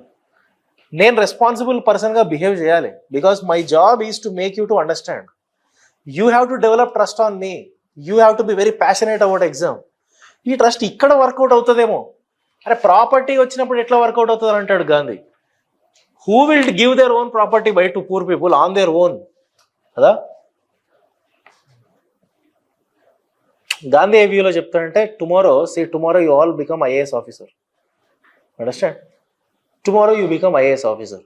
First, immediately after getting the rank, the very first thing which should strike your mind is who are all the people responsible for your success. అంతేనా? అది మర్చిపోద్దు కదా. మీ మదర్ కానీ, మీ ఫాదర్ కానీ, మీ ఫ్రెండ్స్ కానీ, మీ టీచర్ కానీ, మీరు చిన్నప్పుడు చదువుకున్న స్కూల్ ఉంటుంది, మీ ఫౌండేషనే మీ స్కూల్ కదా. స్కూల్కి కూడా పోయి ఒక స్వీట్ డబ్బా అయ్యి, లేకపోతే నీ శాలరీ 50,000 ఉంటే 10,000 స్కూల్కి డొనేషన్ చెయ్యి. అర్థమైందా? ఇవన్నీ చెయ్యు. అదే రియల్ చేంజ్. అంతేగాని నేను ఇప్పుడు నీకు చెయ్యి అని చెప్తే నువ్వు చెయ్యకూడదు. You have to feel responsible on your self. You have to think about your success. You change and you donate it to the poor people. Then comes the real change, bhai. But somebody is imposing law on you, you will not change, bhai. అది అందుకే social reforms ఇంకా social evils ఇంకా ఉన్నాయి ఇండియాలో. Even though social reforms were brought in India in 19th century only, why still there are problems in Indian society? Because no individual change. ఈ points అన్ని SA రాసినప్పుడు గుర్తుపెట్టుకోండి. అర్థమైందా? అండ్ గాంధీ బోస్కి డిఫరెన్సెస్ వచ్చాయి. Gandhi don't want to become Bose as a next year again president because Bose has a lot of radical followers. Bose followers are very radical and they are bringing a lot of, they are bringing a split in the Congress party. So if we entertain Bose again and again, okay, Bose will bring definitely a breakup in the Congress party. So let's not allow Bose into this issue. That's why Gandhi nominated Pattabi Sitaramaya in the next year. Pattabi versus Bose. Gandhi did campaign. Tera? Ever gelustaru? Allah Bose gelustaru. Again Bose second time won. This time Gandhi was in shock. Even though Gandhi campaigned for Pattabi, still Pattabi was defeated. With a slight margin, Bose led to victory. Okay. Now, second time Bose president in 1939. Now 1939, the same year, World War started. World War started between Allied powers and Axis powers. Allied powers, England and France. Axis powers, Germany, Japan, Italy. Allied powers, only initially two countries, England and France. War started because of Hitler. In 1939 September, Hitler all of a sudden attacked Poland. This led to the beginning of World War II. Understand? World War II started immediately. France was attacked by Hitler. Hitler attacked France and France was taken into Hitler's control within just 1 week. Operation Toro. Understand? And only England fighting single-handedly. England was ruined in the Second World War. England's agriculture, England's industries, everything was devastated. Understand? This is the right time for India to get independence. Who is in the victory path? World War II lo? Allied Axis? Axis kada initially. Hitler ain't sir hell చూపిస్తున్నాడు England. So definitely the picture is very clear in 1939 only that Axis powers will win. Now Bose requested Gandhi to start Satyagraha. Are you getting my point? Why Bose asked Gandhi to start a Satyagraha movement? A mass movement. Uppu Satyagraham లాంటిది ఇంకోటి చేయండి అని అన్నాడు. Bose is having powers to give advice to Gandhi కదా, ఎందుకంటే president వినాలి కదా president మాట. ఏం చేశాడు బోస్ మరి? స్టార్ట్ చేశాడా సత్యాగ్రహం? Gandhi says this is not the right time to do satyagraha, I'm really sorry Bose అని చెప్పాడు. అర్థమైందా? ఇది ఒక డిఫరెన్స్. వరల్డ్ వార్ టూలో why Gandhi rejected Bose satyagraha? Tell me. Because Gandhi supported allied powers, Bose supported axis powers. Gandhi always supported British in world wars. In World War I కూడా, World War II కూడా, రెండు world wars లో Gandhi supported British only. Because comparatively you have to see, comparatively opposite side లో ఎవరున్నారు? Worst dictatorship countries. Gandhi never wanted axis powers to be the role model to the whole world. Hitler. అర్థమైందా point? And Bose gave his resignation. Bose in 1940, he gave his resignation to Congress and he started his own party, Forward Bloc. Then Bose started his own party, Forward Bloc. This Forward Bloc is openly supporting Axis powers. Understand? Bose led a huge rally on the streets of Calcutta. Okay? Openly supporting axis powers. అంటే it is like a threat to బ్రిటిషే కదా axis పవర్స్కి support చేస్తున్నాం అంటే. Bose was arrested 1940లో. Bose arrest అయిపోయినాడు. Bose bail పైన బయటకు వచ్చాడు. బోస్ బెయిల్ పైన బయటకు వచ్చిన తర్వాత బోస్ని హౌస్ అరెస్ట్ చేస్తారు బ్రిటిష్ వాళ్ళు. పాస్పోర్ట్ తీసేసుకున్నారు బోస్ది. ఎక్కడ బోస్ ఇండియా దాటి యాక్సిస్ పవర్ సైడ్ వెళ్ళిపోతాడో బోస్ పాస్పోర్ట్ తీసేసుకున్నారు. హౌస్ అరెస్ట్ చేశారు. హౌస్ అరెస్ట్ చేసిన తర్వాత బోస్ క్లెవర్గా ఏం చేశాడు? డిస్గైజ్డ్ ఫామ్ చేసుకున్నాడు. వేషము భాష అన్నీ మార్చుకున్నాడు. హ్యాట్ పెట్టుకున్నాడు. అన్నీ మార్చుకొని సీక్రెట్గా గోవాకి వెళ్ళాడు. ఎందుకు గోవాకి? Why Bose went to Goa? Not for enjoyment.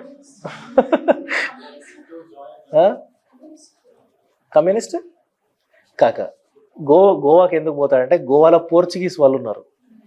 Portuguese వాళ్ళ దగ్గరికి వెళ్ళి ఒక ఫేక్ పాస్పోర్ట్ తయారు చేసుకున్నాడు. అంతే. ఫేక్ పాస్పోర్ట్, పోర్చుగీస్ నేమ్ ఒబ్లాంగాటనో ఏదో ఉంటుంది. ఆ పేరు పైన ఫేక్ పాస్పోర్ట్ తెచ్చుకొని ఆ ఫేక్ పాస్పోర్ట్ తోటి ఇండియా బార్డర్స్ దాటి ఆఫ్ఘనిస్తాన్ గుండా రష్యాకు పోయినాడు. Because Bose wanted to take the support of Stalin. Understand? But unfortunately, Russia disappointed Bose because Russia is part of Allied powers. Understand the point? He thought Russia would help Axis powers, but unfortunately, Russia joined Allied powers. Next, Bose went to Germany. Okay? జర్మనీకి వెళ్ళాడు. జర్మనీకి వెళ్ళగానే బోస్కి అక్కడ already ఒక NRI friend ఉన్నాడు, బెంగాలీ అతను కూడా. అతని పేరే Veerendranath Chattopadhyay. Bose and Virendranath Chattopadhyaya both started working out for a plan called Zimmermann Plan. Vinnara eppadana?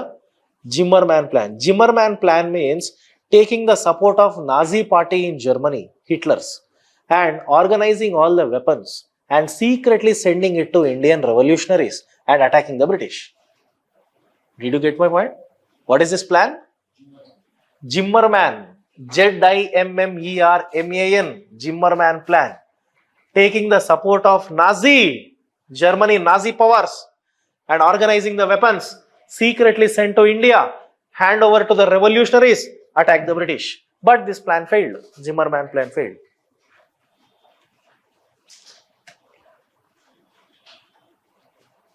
Bose started radio in Germany. Berlin, Germany capital.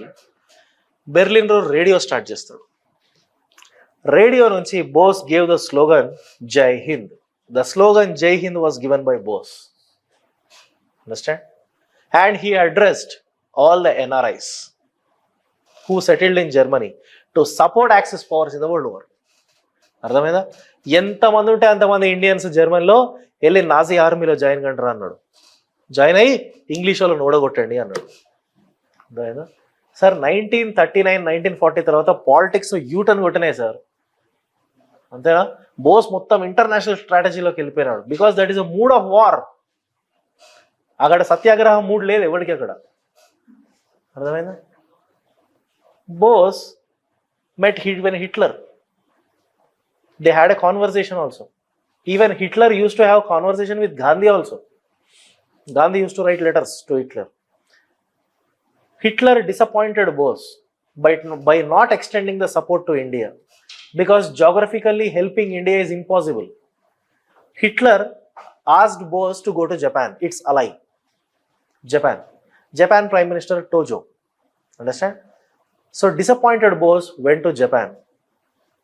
Now he requested the Japanese support to defeat the British, because Japan is in charge in Asia of defeating the British. అంతేనా? అప్పుడే 1942లో ఏమవుతుంది, INA అనేది form అవుతుంది. INA, Indian స్లో. Who started?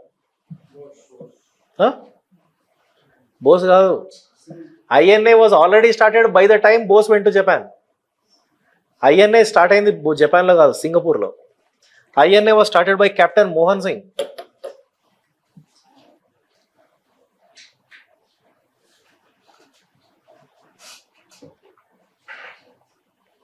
INA was founded in 1942 by Captain Mohan Singh. Strength of INA is 40,000. 40,000 Indian sepoys.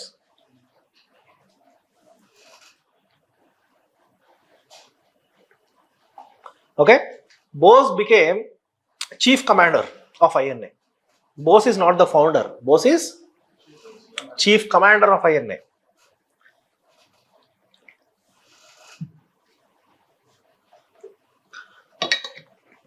Bose started battalions. Names of battalions: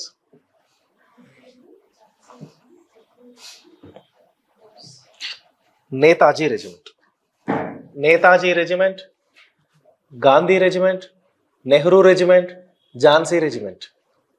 Regiments. ఆ రెజిమెంట్ల పేర్లు చూడు. Gandhi regiment అని పెట్టాడు పేరు.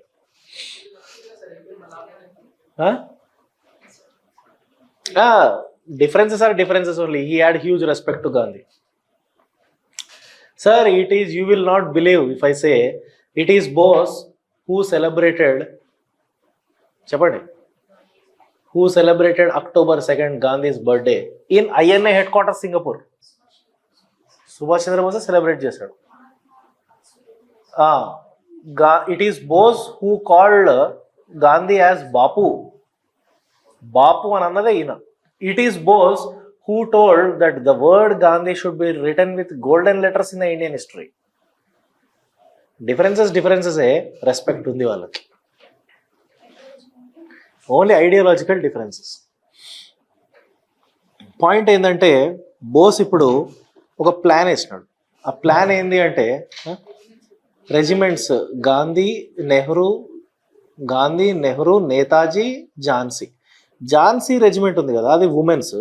దానికి head Lakshmi Sehgal, captain Lakshmi Sehgal. Jhansi regiment women's, captain Lakshmi Sehgal. You know who is this lady? Who is Captain Lakshmi Sehgal? You know, a Bengali doctor. కలకత్తాలో ఒక practising doctor. ఎప్పుడైతే బోస్ సింగపూర్ నుంచి స్లోగన్ ఇస్తాడో గివ్ మీ యువర్ బ్లడ్ అని, I will give you freedom అని, అప్పుడు లక్ష్మీ సెహగల్ డాక్టర్కి resign చేసి వెళ్ళిపోయి జాయిన్ అయింది. అంత ఇంపాక్ట్ క్రియేట్ చేసినాడు బెంగాల్ పైన బోస్. అండర్స్టాండ్? ఇప్పుడు ఏం జరిగిందంటే ఇక్కడ ఐఎన్ఏ గ్రేట్నెస్ ఏంటి తెలుసా? ఎగ్జాక్ట్లీ ఆ టైంకి 1942, 43, 44 ఆ టైంలో ఇండియాలో కమ్యూనలిజం పీక్స్లో ఉంది. జిన్నా ఒక సైడ్ డిమాండ్ చేస్తున్నాడు పాకిస్తాన్ని, పెరియార్ ఒక సైడ్ ద్రావిడ నాడు అని డిమాండ్ చేస్తున్నాడు. సపరేటిజం పెరిగిపోతుంది, కమ్యూనల్ పాలిటిక్స్ పెరుగుతున్నాయి. అదే టైంకి ఐఎన్ఏ అక్కడ సెక్యులరిజం ప్రూవ్ చేసింది. ఐఎన్ఏలో ముస్లిమ్స్ ఉన్నారు సార్, హిందూస్ ఉన్నారు సార్, సిక్కులు ఉన్నారు. Guru Singh Dhillon is a important member in INA. Lakshmi Sehgal a women and Asaf Ali is a Musalman in INA. One side INA is proving its patriotism and secularism. Other side in India, Hindus and Muslims are fighting, killing like anything. Understand? INA is a big example for secularism. And one more thing is, INA have two headquarters. First headquarter Singapore. Second headquarter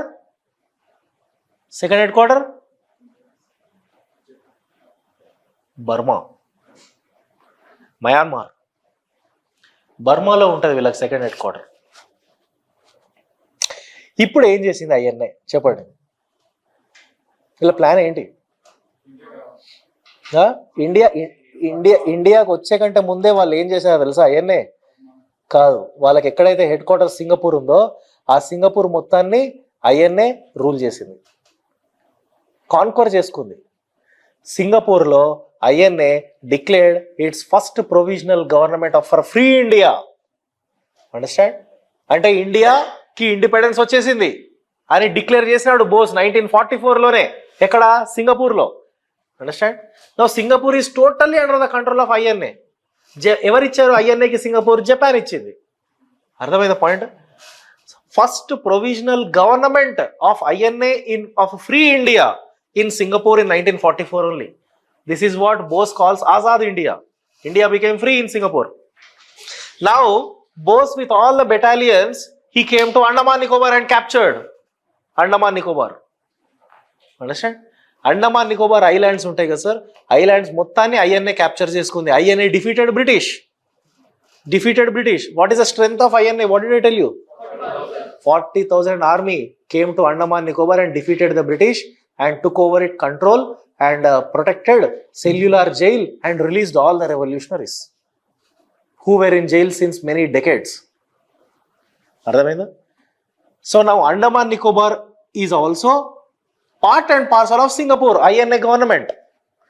And remember guys, this INA government is recognized by international countries, international powers like China, Japan, Italy, Germany.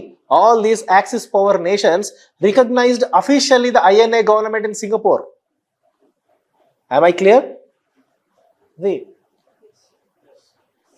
ఇంత fear create చేసింది British లో INA.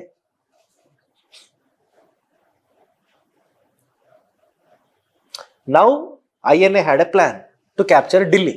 Once Delhi is captured, finish, chapter close. For this INA had a plan, that is Chalo Delhi. Gave the slogan చలో ఢిల్లీ. ఎట్లా పోవాలి ఢిల్లీకి? Andaman Nicobar islands నుంచి north eastern స్టేట్స్కి పోవాలి. బర్మా నుంచి నార్త్ ఈస్టర్న్ స్టేట్స్కి రావాలి. నార్త్ ఈస్టర్న్ స్టేట్స్ నుంచి అస్సాంకి రావాలి. అస్సాం నుంచి ఢిల్లీకి రావాలి. ఢిల్లీలో లాల్ కిలాపై ఇండియా ఫ్లాగ్ ఎగరాలి. అది వాళ్ళ ప్లాన్. దీన్నే కోహిమా ప్లాన్ అని కూడా అన్నారు. అర్థమైందా? Chalo Delhi program, Kohima plan. Kohima means Nagaland నుంచి వెళ్ళాలి, north eastern states.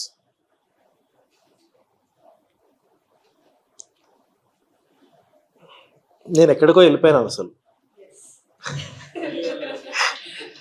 Congress party beginning నుంచి మోడరేట్స్ ఎక్స్ట్రీమిస్టులు చెప్పాల్సింది డైరెక్ట్ ఐఎన్ఏకి వచ్చాను. నా ఫేవరెట్ టాపిక్ ఇది, అందుకే ఇక్కడికి వచ్చేసి.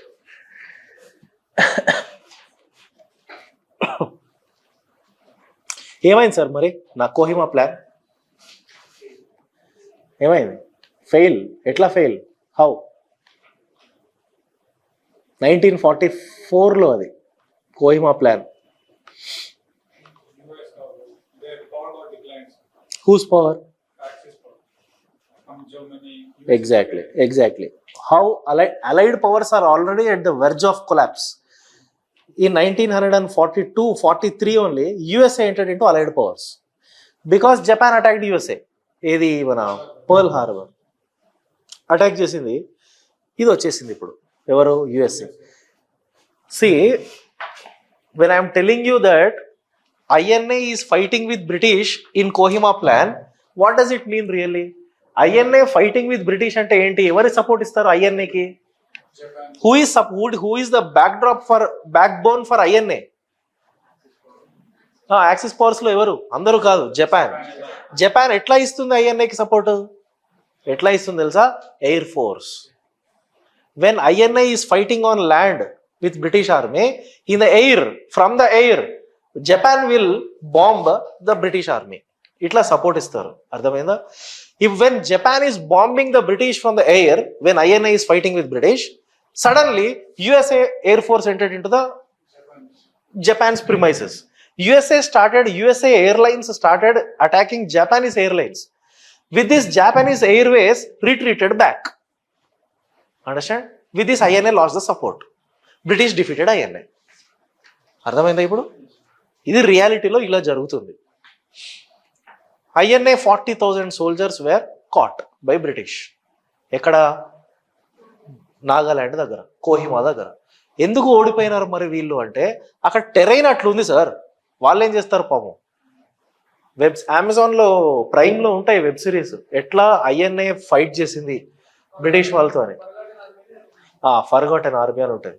అందులో చూపిస్తారు ఆ మయాన్మార్ బార్డర్స్లో రఫ్ టెరైన్లో ఐఎన్ఏ సోల్జర్స్కి తాగడానికి నీళ్ళు లేవు, పెట్టుకోవడానికి హెల్మెట్లు లేవు, బూట్లు లేవు. అలాంటి పరిస్థితుల్లో బ్రిటిష్తో ఫైట్ చేశారు వాళ్ళు. రఫ్ టెరైన్, అక్కడ ఆర్మీలో మళ్ళీ డిస్క్రిమినేషన్ జరుగుతుంది. అటు జాపనీస్ ఆర్మీ వాళ్ళే బ్రిటిష్ మన ఐఎన్ఏ ఆర్మీ వాళ్ళని డిస్క్రిమినేట్ చేస్తున్నారు. ఫుడ్ లేదు. ఇలాంటి పరిస్థితుల్లో ఎట్లా ఫైట్ చేస్తారు? మళ్ళీ జపాన్ వెళ్ళిపోయింది. All the 40,000 soldiers were kept in Red Fort jail. This is what you call INA trials. INA trials in Red Fort. And what is the situation in the World War by? What is the situation of World War II? Who led victory? Allied powers. Germany head Hitler died, committed suicide. Germany out. Italy dictator Benito Mussolini, he was shot dead. Italy out. Single-handedly Japan is fighting from Axis powers with USA. And now this is a right time for America to show to the whole world how supreme it was. For that they have thrown atom bomb on Japan, Hiroshima. Still, Japan not surrendered. Again, Nagasaki. One more. Now Japan unconditionally surrendered. Because Japan world map lo ledika. ఉండదు surrender కాకపోతే. అర్థమైందా? అట్లా Japan అన్కండిషనల్గా surrender అయిపోయింది. Officially world war closed. అసలు వీళ్ళకు atom bomb వేయాల్సిన అవసరం ఏంటి సార్? ఎందుకు? Why USA throwed atom bomb on Hiroshima and Nagasaki? It is not to attack Japan. It is to show to the whole world that we are supreme from here onwards. Super power ఇప్పటి నుంచి మేము అని message ఇవ్వడానికి. ఆ message కూడా ఎవరికి తెలుసా? రష్యాకి. Because already cold war started between Russia and America. Understand? USA and USSR. Cold War already started. It is because of the Cold War, America wanted to show fear to the Russia that we have nuclear weapons. For that, Japan became kebab mein haddi. Understand? Now USA put international pressure on the British to give independence to its allies. To its colonies. As part of that, British designed some plans to transfer the power to Indians. Those plans only Wavell plan. C. Rajagopalachari prepared a plan. Cabinet mission plan. Mountbatten plan. ఇవన్నీ plans వస్తాయి అప్పుడే. అర్థమైందా?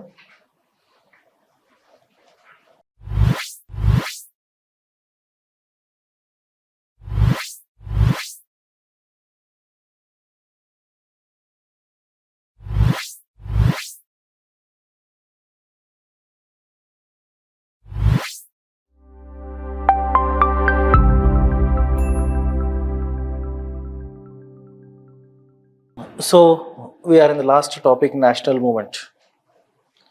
So yesterday I was discussing about the INC, rules of INC, moderate, extremist and Gandhian phase, INC sessions దగ్గరకు వచ్చి ఎక్కడికో వెళ్ళిపోయారు. INA side వెళ్ళిపోయారు. So now first we will, again I will go back, then I will come to moderate phase. Give the heading moderate phase. INC, Indian National Congress Party, is actually developed in 3 stages. First phase, moderate phase. What is the time period? 1885 to 1905. For 20 years, Congress Party is dominated by moderate leaders. For 20 years, INC is dominated by moderate leaders. Examples of some moderate leaders, the staunch moderate leaders: Gopalakrishna Gokhale, Dadabhai Nauroji, Feroz Shah Mehta, Surendranath Banerjee is very, very important. Surendranath Banerjee,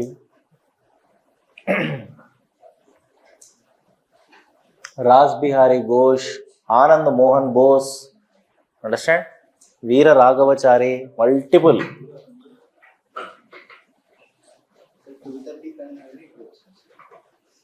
అదే మరి నాకేమో 2 కనే వస్తుంది message.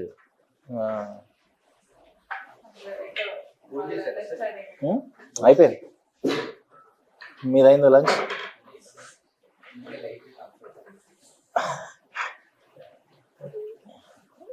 All are హాస్టలా or otherwise?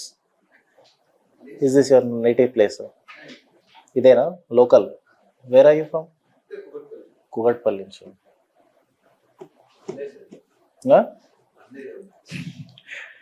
Hyderabad princely state అంతా మందే. హైదరాబాద్ నవాబోం కా షహర్ high. ఎవరు?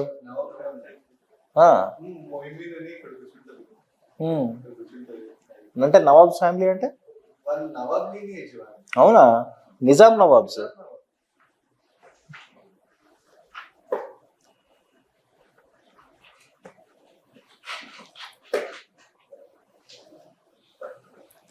So why these people are called as moderates? Because they employed moderate techniques.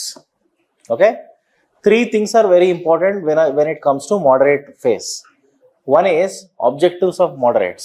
Second one, what is the demand of moderates? Number 3, what is their methodology? Objectives vere, demand vere, methodology vere. Okay na? First demand enti? Demand cheptanu. What is the main demand of the moderates?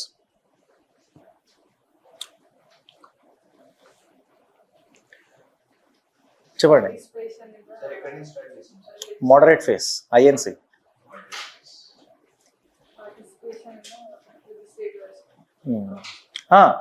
Those are all actually small demands which were put forward. But what is the ultimate demand? And my question is really moderates are demanding freedom for India? Then what they are demanding? They are demanding just constitutional reforms. They are demanding just good governance from the British. అది వాళ్ళ main demand. స్పెక్ట్రమ్లో ఎట్లా ఇస్తాడు అంటే their demand is dominion status అని అంటాడు. యాక్చువల్గా moderate leaders dominion status ఎప్పుడు అడగలేదు. డొమినియన్ స్టేటస్ అనేది 1920s డిమాండ్ చేస్తారు. Dominion status all together have a separate definition. అదేందో నేను తర్వాత చెప్తాను, ఓకేనా.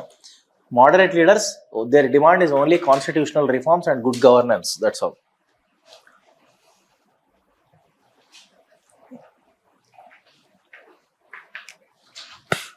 And the three important devices which they used: P. Pray, petition, protest.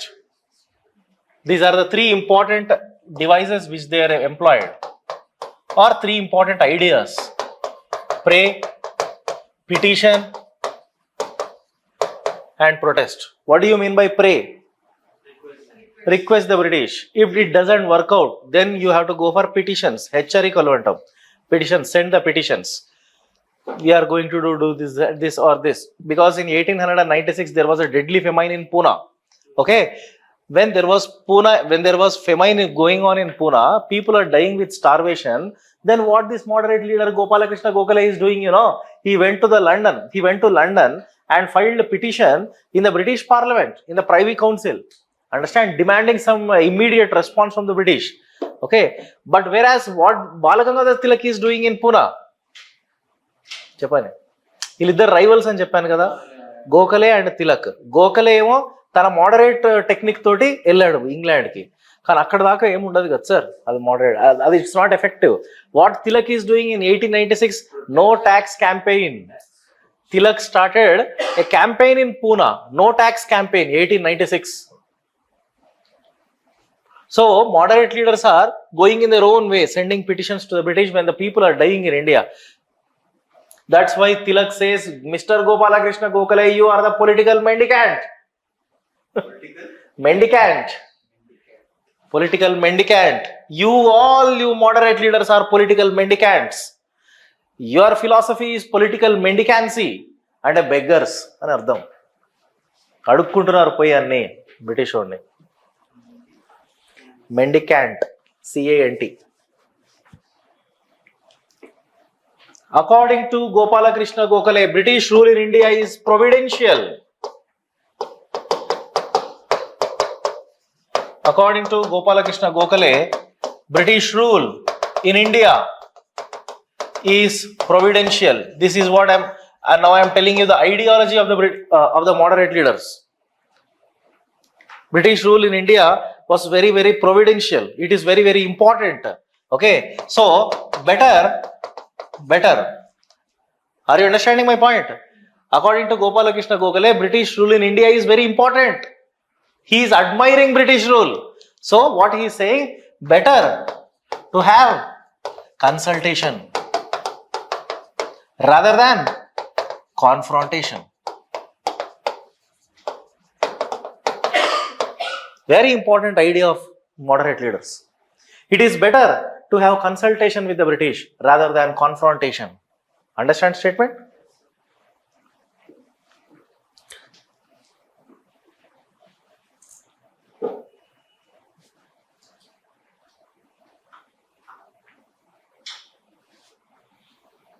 So never moderate leaders thought that going neck to neck with the British is good. Pawan wanted to loot the British with friendly relationship for ruling. Protest no tax campaign. Yeah.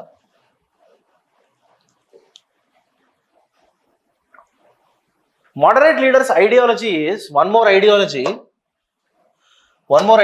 is sudden changes.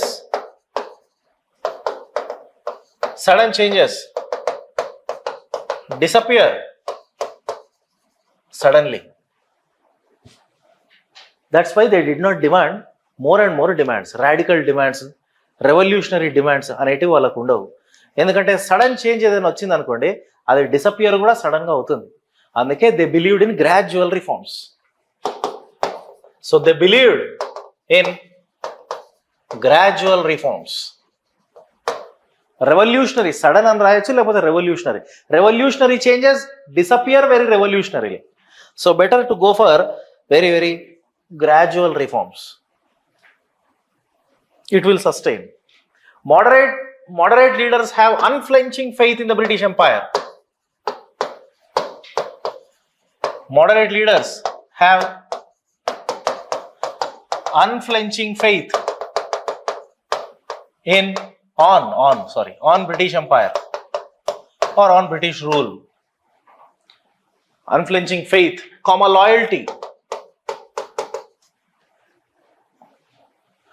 They have faith and loyalty towards the British Empire.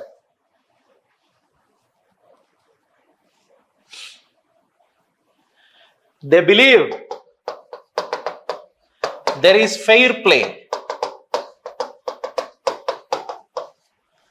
They believe there is fair play in the British rule.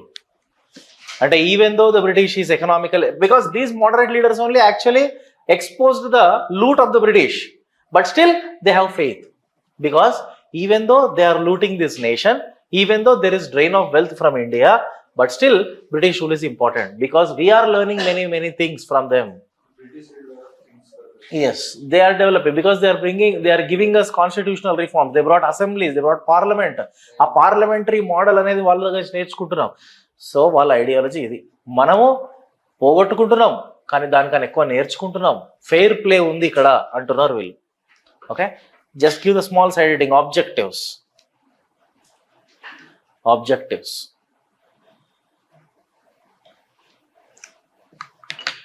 Objectives ఏంటి? Number 1, expansion of legislative councils. Objectives of moderates.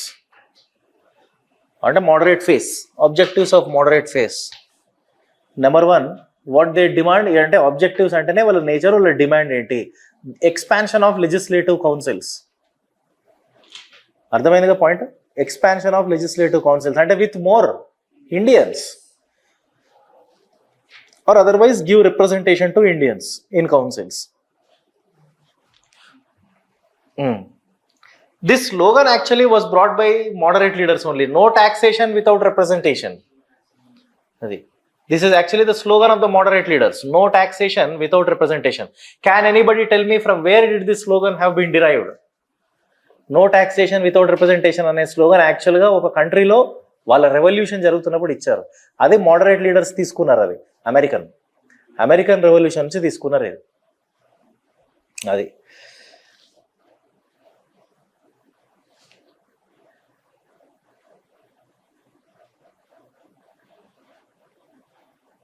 then another objective is cut in military expenditure. Understood the point? British have to cut its military expenditure. So basically they are spending money. Whose money is that? Indian taxpayers' money. So it was spent unnecessary wars. War with South Africa with Indian money. So cut in military expenditure. Next, reduction of land revenue. This is also one more objective, reduction of land revenue. Next, protection of native industry.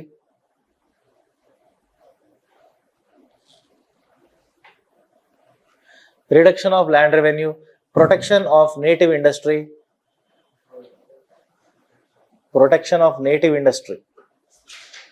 ఎందుకంటే that is a time of industrial revolution కదా. So native industries, because of deindustrialization, our native industries were collapsed.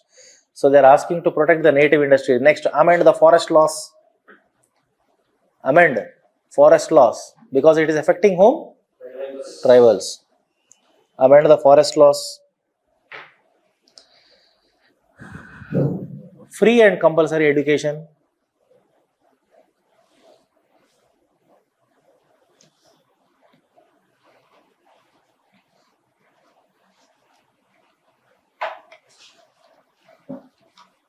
These are some of the important objectives. Their demands అనుకోండి, objective అనుకోండి, వాళ్ళ nature, okay, వాళ్ళ fighting methodology, వాళ్ళ struggle methodology, PPP, and always these people, these moderate techniques were always criticized by extremists. Okay na? And one more thing, this 20 years of moderate phase, what did they achieve finally? Two things are there for this phase. One is success, another one failure. What is the success of moderates? What is the failure of moderates? Success is bringing legislation, good legislation. Legislative reforms. Which one? Example. Parliamentary. Act వచ్చింది కదా 1892 Indian Councils Act. 1892 Indian Councils Act వచ్చింది because of మోడరేట్సే. Sir 1909 Minto Morley reforms వచ్చింది moderates వల్లే. అప్పటికి extremist face start అవ్వచ్చు, కానీ ఆ రిఫార్మ్స్ వచ్చిందే మోడరేట్ డిమాండ్స్ వల్ల. Number 1, 1892 Indian Councils act. What happened in the 1892 Indian Councils Act? Success. I am discussing first success of moderates. Success or achievements of moderates, or otherwise positive results of the moderate phase, whatever you want you can write. Number 1, 1892 Indian Councils Act. It increased the number of Indians in non-official majority. It increased the number of Indians to 16 members. It increased the number of Indians to 16 members in non-official majority in legislative councils. This is a very, very positive result which moderate leaders have achieved. అంతకుముందు ఎంతమంది ఉండే sir మరి? 1861 Indian Councils Act వచ్చింది. 1861 Indian Councils act లో 3 members ఉన్నారు. 3 మెంబర్సే Indians ఉన్నారు. వాళ్ళ పేర్లు కూడా మీరే చెప్పారు ఆ రోజు. Maharaja of Patiala, Maharaja of Benares and Sir Dinkar Rao. ఆ ముగ్గురు నుంచి ఇప్పుడు 16 మెంబర్స్కి వచ్చారు. కానీ ఇక్కడ కూడా అన్యాయం జరిగింది యాక్చువల్గా చెప్పాలంటే. ఏంటి ఈ 16 మెంబర్స్ ఎక్కడున్నారు? ఇది non official majority. There are 2 things, official and majority and non-official majority. In official majority only Europeans will be there. In non-official majority Indians will be there. So non-official లో మన ఇండియన్స్ కి పెరిగినా కూడా అది పెద్ద use లేదు, ఎందుకంటే they have only right to question. But once British will reply, again Indians were not given to cross question. Understand? But no power to cross question on budget. దేనిపైన cross question? On budget or whatever.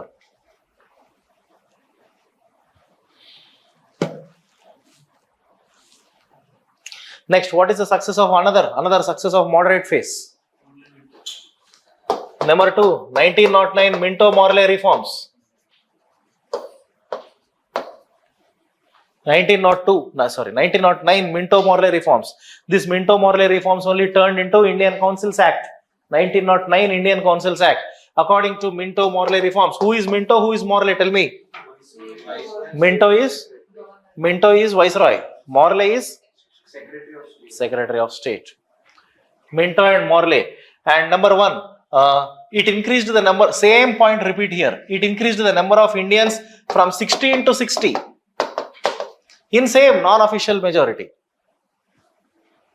It increased the number of Indians from 16 to 60 in non-official majority in the legislative councils.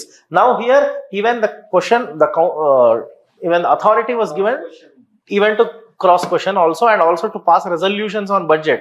నేను at ఎగ్జామ్లో వచ్చింది మీకు అది.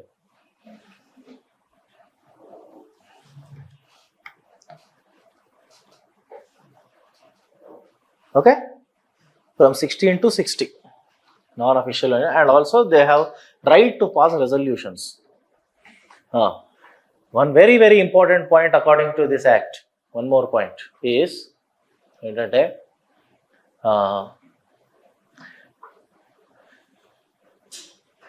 for the first time an Indian got representation in Viceroy's Executive Council. Who is that Indian? S.P. Sinha. S.P. Sinha is the first Indian who was represented in Viceroy's Executive Council. చాలా important point. S P Sinha, SINHA, S P Sinha అంటే సత్యేంద్ర ప్రసాద్ సిన్హా ఆయన పేరు. ఈయన ఏంది first Indian to represent the viceroy's executive council. It's like cabinet for viceroy. He is the first Indian to represent Viceroy's Executive Council. Okay, ఆ viceroy's executive కౌన్సిల్లో ఒక్కొక్కరికి ఒక్కొక్క portfolio ఇస్తారు. అట్లా ఎస్పి సిన్హా ఫస్ట్ ఇండియన్ కదా, ఇతనికి ఇచ్చిన పోర్ట్ఫోలియో ఏంటంటే లా. ఈయన లా మినిస్టర్ అయ్యాడు ఎస్పి సిన్హా.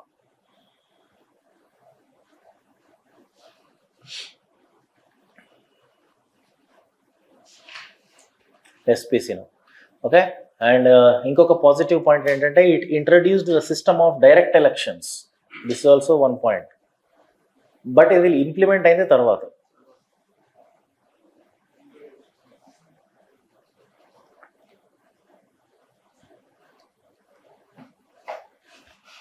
రైట్. యాక్చువల్లీ ఇదే 1909 మింటో మార్లే రిఫార్మ్స్లో ఇంకొక ప్రొవిజన్ ఉంటుంది, కాకపోతే అది నెగటివ్ రిజల్ట్. అది నెగటివ్ రిజల్ట్ అంటే ఏంటంటే it granted separate communal electorates for slaves. Yes, it is a root cause for the partition of India. Right. Next, another success of moderates apart from these two acts. Next, Royal Commission on Public Service Commission, Public Services was appointed. Royal Commission on Public Services was appointed. 1886.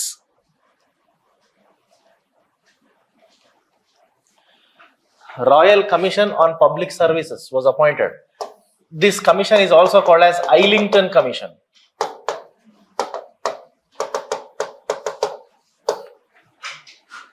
This commission is also called as Islington Commission. For chairman of this committee is Islington.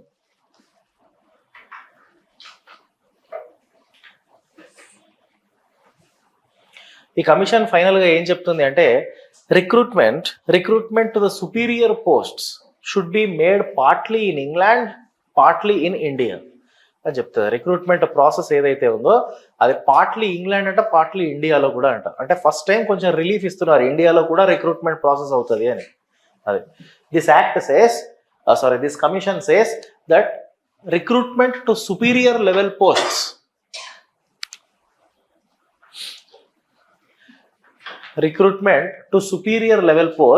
shall be made partly in England and partly in India.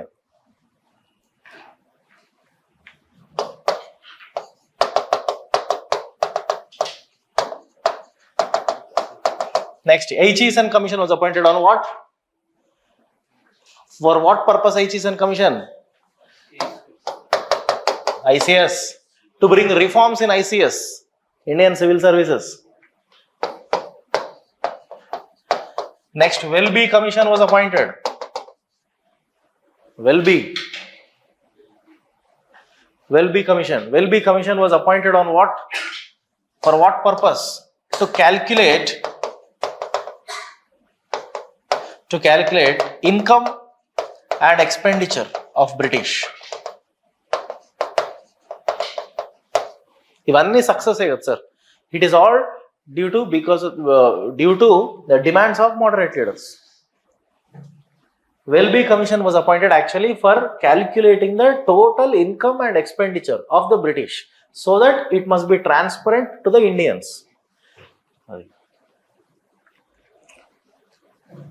And one more biggest success is moderate leaders successfully exposed the concept of drain of wealth. Economical ఎక్స్ప్లాయిటేషన్ని expose చేసిందే వీళ్ళు. అది చాలా కష్టం sir అది చెప్పడం. Drain of wealth అసలు జనాలకు అర్థం కూడా కాదు. దాదాబాయి నవరోజీ చేసిన లెక్కలో స్టెర్లింగ్ టు రూపీ చేస్తున్నాడు ఆయన. అది ఎవరికి తెలుసు సార్ ఇండియాలో? దిన్షావాచా చేసిన క్యాలిక్యులేషన్ ఎవరికి తెలుసు?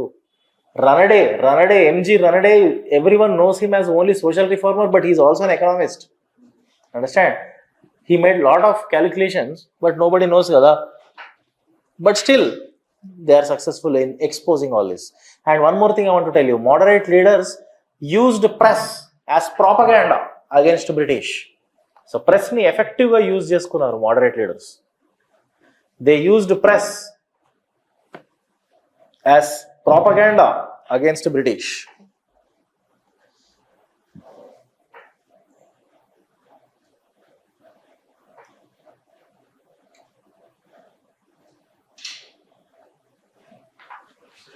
So freedom major contribution moderate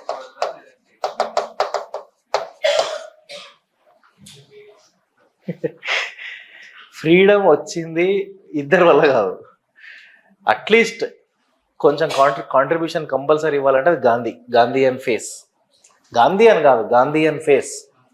ఎందుకంటే huge national wide pan India మూమెంట్లు ఎవరి కాలంలో జరిగినాయి? గాంధీ కాలంలోనే కదా. సో ప్రెషర్ క్రియేట్ చేసింది గాంధీ డెఫినెట్లీ. కానీ the whole situation change once world war II started. World war II has brought huge implications. World war II scenario, post war సినారియోనే change అయిపోయింది. అక్కడ నాకు ఇష్టమైతే ఆజాద్ హింద్ ఫోర్స్, ఐఎన్ఏ చాలా ఇంపాక్ట్ క్రియేట్ చేసింది. International లెవెల్లో ప్రెషర్ పెట్టింది. మనం ఎంతసేపు నేషనల్ లెవెల్లో ప్రెషర్ పెడితే సరిపోదు కదా సార్. బ్రిటిష్ ఎప్పుడు భయపడతాడో? ఇంటర్నేషనల్ ప్రెషర్ ఉంటేనే భయపడతాడు వాడు. అక్కడ success can be given the attributed to, credit should be attributed to Bose. I love this man Bose. not because of Gandhi, modernistic conclusion to కదా. అట్లా చెప్పారు కదా, నేను కూడా అట్లానే చెప్తున్నాను కదా. ఇప్పుడు నేను మిమ్మల్ని అడుగుతాను question, if Bose would become, sir, you all love Subhash Chandra Bose కదా, tell me, if Bose would become first prime minister of India, what would be the situation? Huh? Socialist country, number 1. Number 2?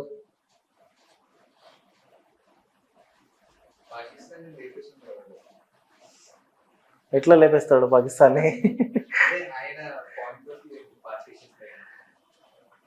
Pakistan వదిలేసి ఇండియాకి ఆయన prime minister కదా, ఇండియాకి ఏం చేస్తాడు? ఇండియాకి ఆయన సక్సెస్ఫుల్ ప్రైమ్ మినిస్టర్ అవుతాడా? ఇండియా సక్సెస్ అవుతుందా ఆయన ప్రైమ్ మినిస్టర్షిప్ లో? ఎందుకు కాదు? ఎందుకు అవ్వదు తెలుసా? ఎందుకంటే అప్పుడున్న కండిషన్స్ ఏందో చూడండి. Subhas Chandra Bose was the leader of Azad Hind force. Azad Hind force was supported by Japan. ఓకేనా? అంటే India, even though Subhas Chandra Bose would rule India, maybe indirectly Japan would control India. సరే, జపాన్ సెకండ్ వరల్డ్ వార్ లో ఓడిపోయింది అనుకుందాం. వరల్డ్ మొత్తానికి సూపర్ పవర్ ఎవరు? America and Russia. Then this man is very close ally to whom? Russia. Then India would enter in to which bloc? USSR bloc. Then what would be the foreign relations? ఇండియాని కూడా socialist country లేకపోతే communist కంట్రీగా మార్చేస్తారు. అది చాలా చాలా తప్పు sir. అది అంటే Bose is not the right person for India. గాంధీయే కరెక్ట్.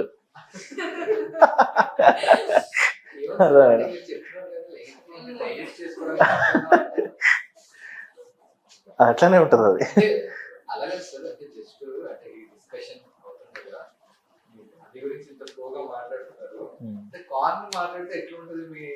వస్తా, కాన్ దగ్గర కూడా వస్తా, ఇంకా రాలేదు అక్కడికి. కొన్ని టాపిక్స్ ఉన్నాయి, అక్కడ చెప్తా కాన్ ఏందనేది. ఎక్కడొస్తుంది అది? గాంధీ బోస్ దగ్గరే వస్తుంది. ఎక్కడొస్తుంది? గాంధీ అంబేద్కర్ దగ్గర వస్తుంది. అట్లా అక్కడ కూడా ప్రోసే ఉంటాయి సార్ ఆయనకి చెప్పాలంటే.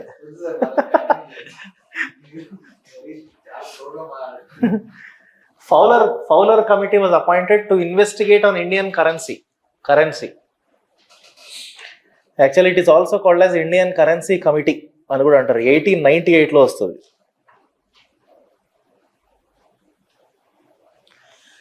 How can we come to the conclusion that Bose cannot be the PM, sir?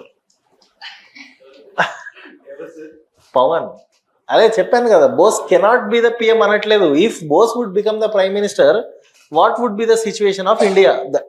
నేను అది చెప్తున్నాను. అర్థమైందా పవన్?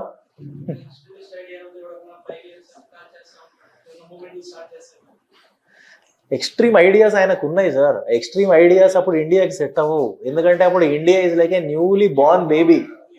అప్పుడే మనకు వచ్చింది. ఎన్నో ప్రాబ్లమ్స్ ఉన్నాయి ఇండియాలో. ఈ ప్రాబ్లమ్స్ అన్ని పక్కన పెట్టి నేను పాకిస్తాన్తో వార్ చేస్తాను, యుఎస్ తోటి వార్ చేస్తాను అంటే నడవదు కదా. అప్పుడు ఇంకా పవర్టీలకు పుష్ చేస్తావు నువ్వు.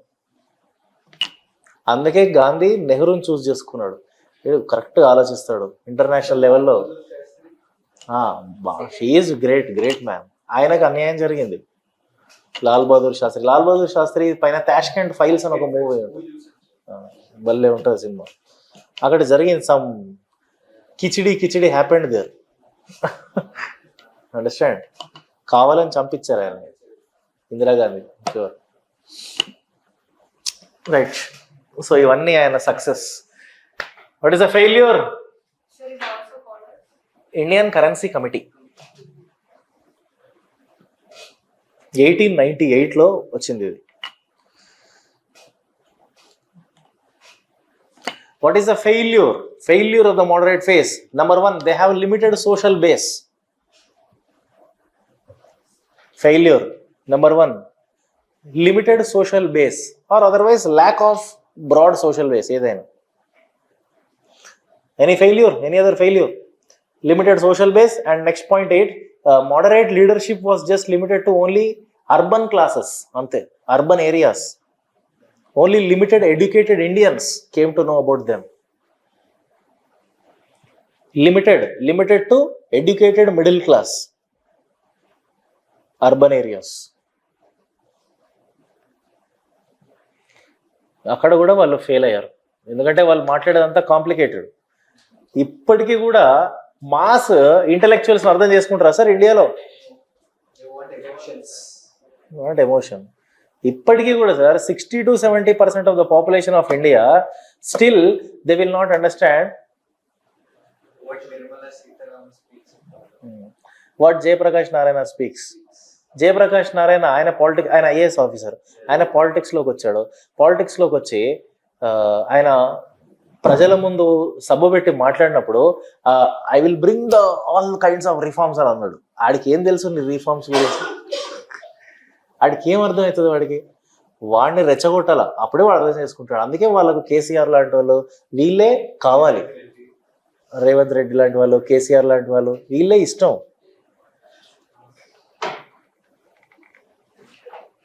అది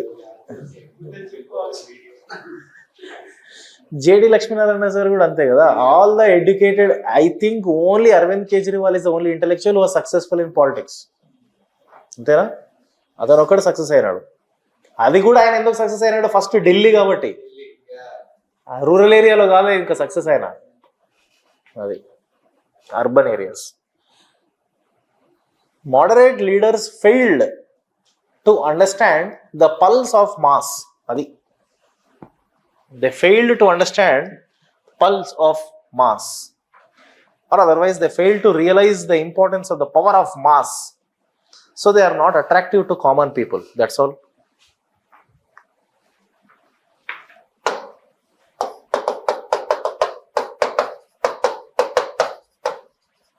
Next, extremist movement 1905 to 1917. Extremist phase. And you all know that who are the great leaders of extremism? Lal, Bal, Paul. Lal means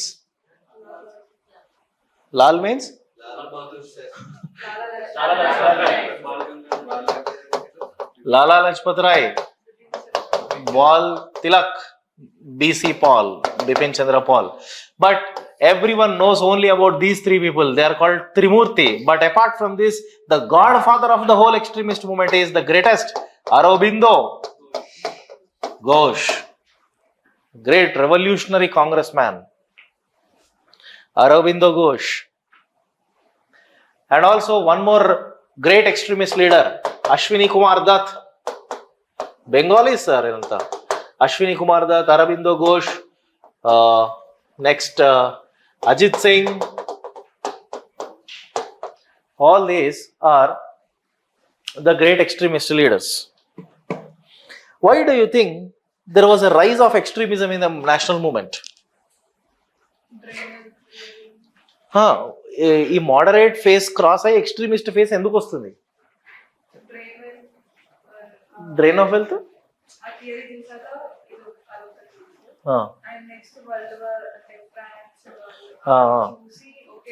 అదంతా అవుట్ సైడ్ ఫ్యాక్టర్. అది ఇన్సైడ్ ఫ్యాక్టర్, ఇంటర్నల్ ఫ్యాక్టర్ ఏంటంటే, first the fundamental thing is moderatism failed. Okay, 20 years of moderate phase couldn't bring any substantial results. Antena? Failure of moderatism. Reasons for extremism. Reasons for extremism. Number one, failure of moderate phase. In the words of Lala Lajpat Rai,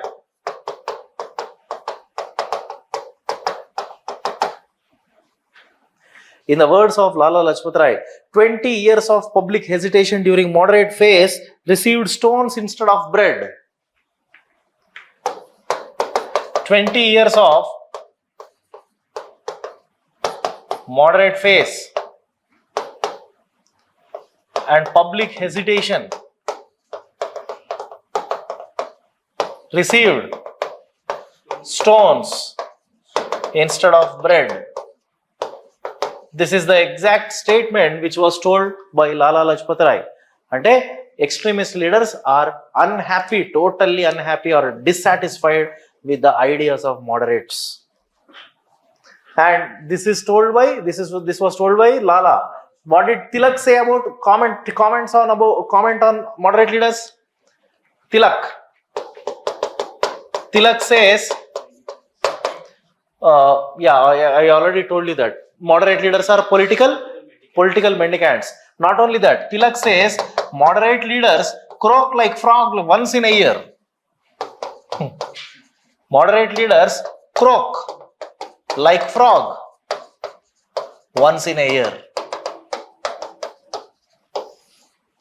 So these are all the comments on moderate leaders. Adhamayinda sir statement? They croak like frog once in a year.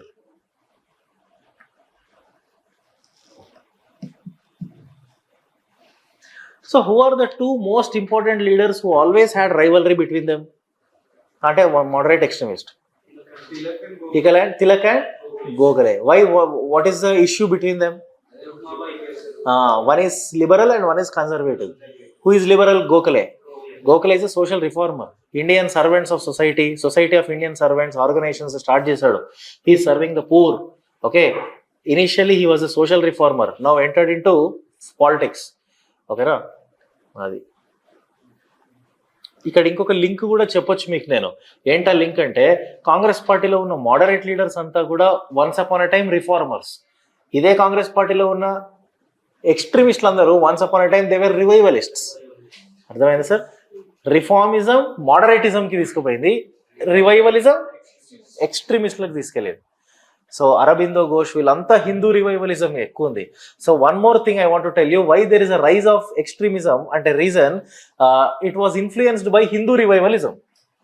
Right, extremist leaders were influenced by Hindu revivalist ideas. Extremist leaders were influenced by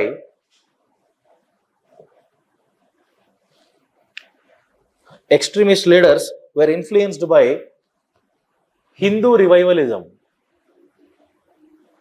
Like Arya Samaj, Vivekananda's thoughts, ఇవన్నీ.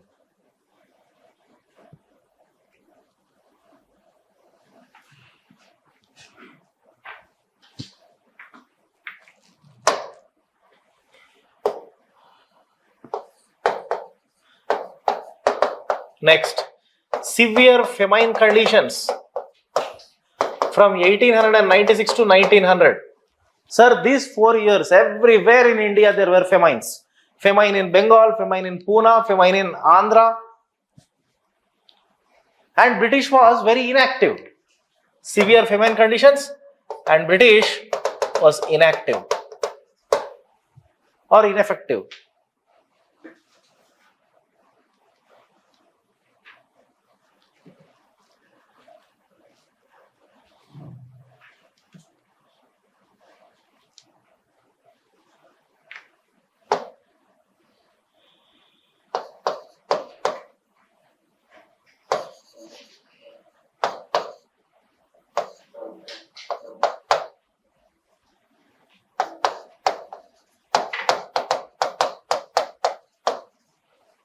You know this? 1904, Russo-Japan War, the war, deadliest war between Japan and Russia. What is the result? Whom defeated whom? Yes, Japan defeated Russia. A small nation, Japan, defeated the mightiest country in the entire Asia, Russia. This influenced the extremist leaders.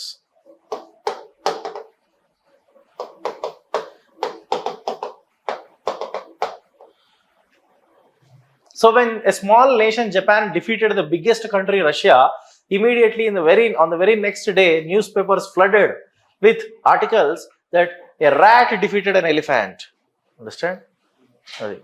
This is a ఇక్కడి నుంచే sir యాక్చువల్గా చెప్పాలంటే ఎప్పుడైతే Japan రష్యాను ఓడించిందో యుఎస్కి భయం పుట్టింది Japan అంటే. అర్థమైందా? అప్పటికే యుఎస్ అనేది సూపర్ పవర్ వైపు వస్తుంది. America was also an industrialised nation. America is also rising economy. Understand? నా అమెరికా పైన నెక్స్ట్ టార్గెట్ చేస్తుంది ఇప్పుడు Japan. Japan did a blunder mistake by targeting America. Otherwise, USA was not at all having any kind of intention to enter into the world war, both 1 and 2. కానీ role ఏంటంటే USA role world war 1 అయినా కూడా 2 అయినా కూడా they started pumping finances to the allied powers. Weapons, finances, loans ఇవన్నీ వచ్చింది America నుంచే. That is the reason 1928 great depression. Understand? 1899 Boers War in South Africa is also the reason which influenced extremists. 1898 or 99 Boers War in South Africa. 99 Boers War in South Africa. Actually, war was fought by the peasants against the whites.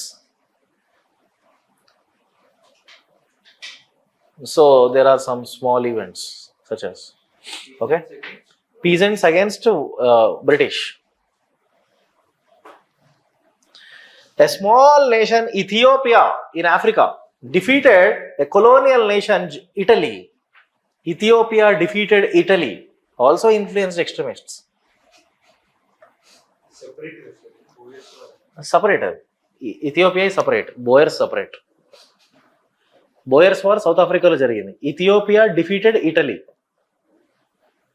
Same like in how British colonized India, Italy also becoming industrialized nation, Italy also colonized Ethiopia.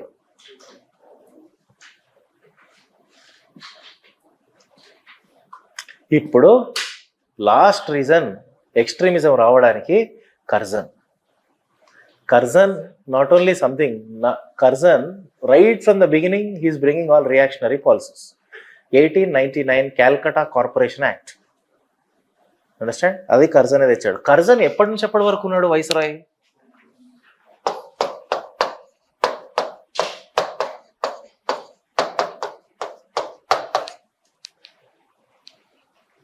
(1899 to 1905 వరకు ఉంటాడు ఈయన Curzon. అందులో first 1899లో Calcutta corporation act.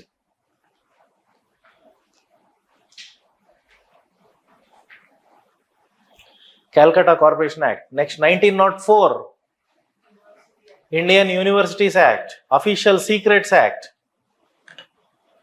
1904 Indian Universities Act.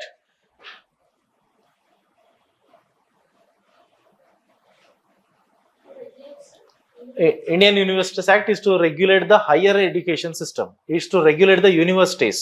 All the universities of India were totally brought under the government control. అప్పటి వరకు autonomous ఉంటుండే, ఇప్పుడు government కంట్రోల్లోకి తెచ్చారు. ఎందుకు తెచ్చాడు కర్జన్ అట్లా? To control the particularly Bengal. ఎందుకు అంటే ఈ యాక్ట్ ఎప్పుడు తెచ్చాడు? 1904 కదా, exactly 2 years back 1902లో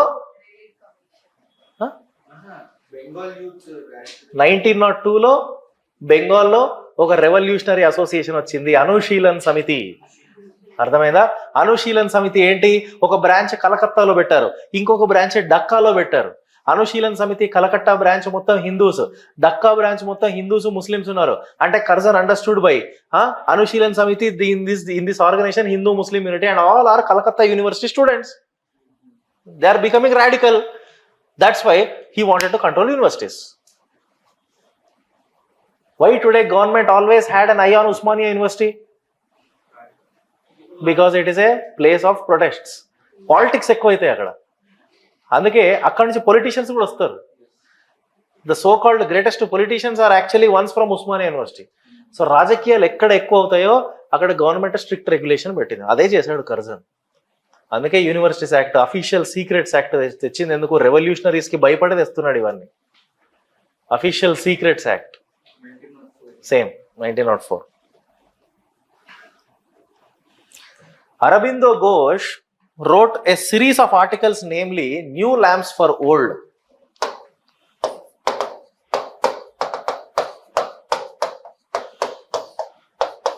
He wrote very, very, very important articles, New Lamps for Old. ఇది ఒక బుక్ అనుకోండి. This is the name of a book in which there are series of articles. This is like Bible for all the extremist leaders. A extremist leader ఈ book చదివినా వాడికి దీంట్లోనే ఒక కొత్త device కనిపెట్టాడు. అంటే ideology, passive resistance. He is one of the idea of the extremist leader Aurobindo Ghosh. He only invented this new idea, passive resistance.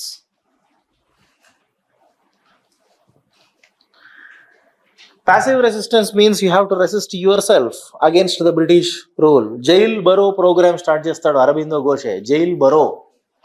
Everyone have to go to jail by breaking up the law. You have to break the law and go to jail. అట్లా ఎట్లా break చేయాలంటే లాని అందరూ జైలుకి వెళ్ళిపోవాలా, jail నిండిపోవాలి, నిండిపోయి వాడికి jail సరిపోగా మిమ్మల్ని వదిలేయాలి. Jail బరో. Aurobindo Ghosh gave call to all the Indians to take inspiration from the French Revolution. Understand? He gave call to all the Indians to take inspiration from French Revolution. ఎందుకంటే French revolution, French రెవల్యూషన్లో ఎక్కువగా working class ఎక్కువ ఉన్నారు. Understand? Working క్లాసే రెవల్యూషన్కి వెళ్ళారు. So he gave call to the labour class from Bengal. బెంగాల్లో plantations ఎక్కువ ఉంటాయి, hill stations ఎక్కువ ఉంటాయి, అక్కడ టీ ప్లాంటేషన్స్ ఉంటాయి, అస్సాం, డార్జిలింగ్, అక్కడ లేబర్ క్లాస్ ఉన్నాడు. He gave call to the labour class to take inspiration from French revolution. Understand? Aurobindo Ghosh sir అందరూ లాల్ బాల్ పాల్ అంటారు, ఈయన గురించి తక్కువ మందికి తెలుసు. ఎక్కడ హిస్టరీ చదివినప్పుడు ఎక్కడ బాధ అనిపిస్తుంది అంటే, ఇంత రాడికల్ ఐడియాస్ ఉన్న ఈ మనిషి సన్యాసం ఎట్లా అయినాడు రా బాబు అసలు. అర్థమైందా? సన్యాసం ఎట్లా తీసుకున్నాడు ఈయన? ఉడుకు రక్తం ఈయనది. అదే కేసులు ఉన్నాయి, కేసులు ఉంటే పారిపోవాలి కానీ సన్యాసం ఎట్లా తీసుకుంటాడు? సన్యాసం అంటే you have left this external world and totally you're in trance. రిలీజియస్గా అయిపోయినాడు. పాండిచ్చేరికి వెళ్ళిపోయినాడు. పాండిచ్చేరికి వెళ్ళిపోయి అక్కడ ఒక న్యూస్ పేపర్ రాసినాడు. ఆ న్యూస్ పేపర్ పేరు ఆర్య. అదంతా కృష్ణుడి గురించి, రాముడి గురించి రాస్తున్నాడు. ఇక్కడ ఉన్నప్పుడేమో ఊపి పడేసినాడు. స్పిరిచువల్ న్యూస్ పేపర్ ఆర్య రాస్తాడు. ఇప్పుడు కాసేపు అరబిందో ఘోష్ గురించి చెప్పాను కదా, కాసేపు తిలక్ గురించి మాట్లాడుకుందాం. Give the heading Tilak. Tilak is very interesting person. Tilak belongs to which community? You know anyone? Is ఆ బ్రాహ్మిన్స్ లో కూడా వాళ్ళని చిత్ పవన్ బ్రాహ్మిన్స్ అంటాం. ఎవరి Chitpavan? Once upon a time Peshwa Brahmins, వాళ్ళు మరాఠా పీష్వాలు. Chit, CHIT, Chit, Pavan, Chitpavan Brahmin Tilak. Orthodox.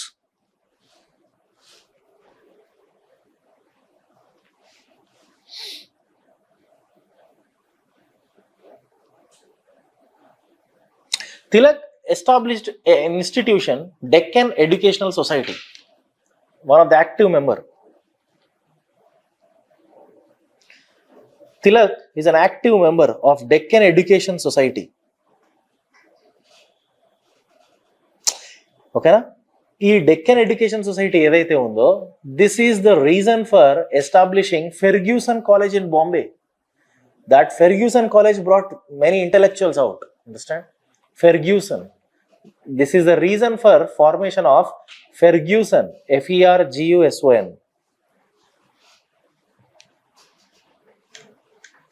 Ferguson College in Bombay. Ferguson.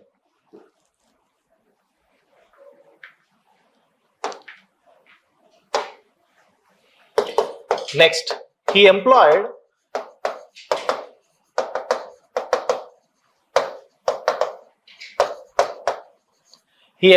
religious orthodoxy as means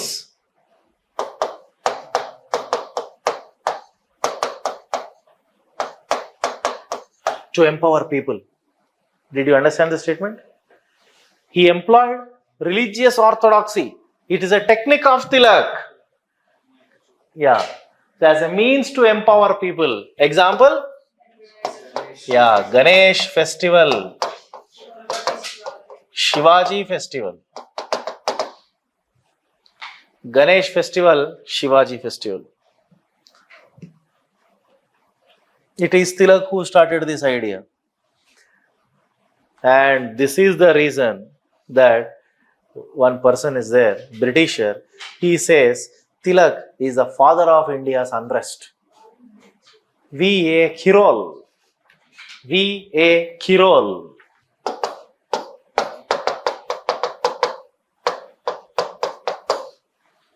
Chirole says Tilak is father of India's unrest.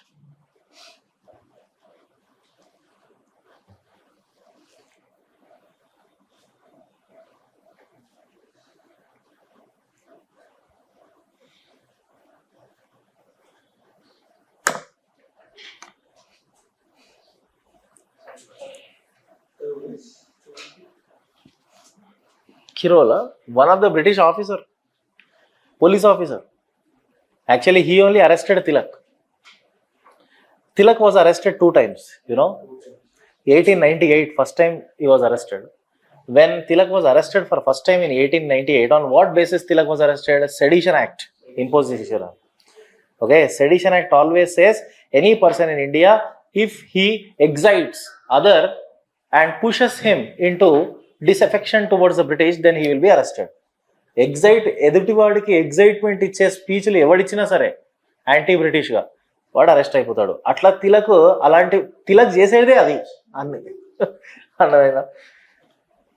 ఎందుకు చేశాడు సార్ చెప్పండి? Ganesh festival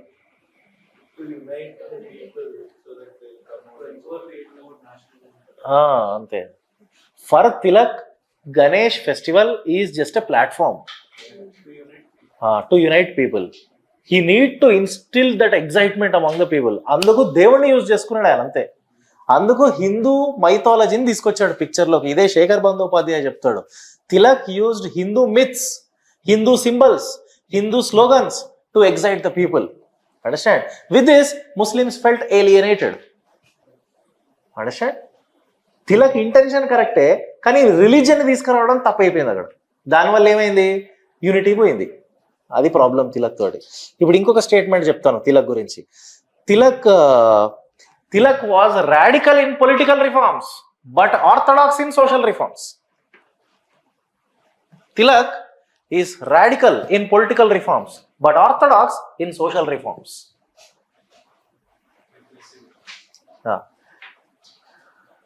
example which? Rukmabai case అంటే age of consent act.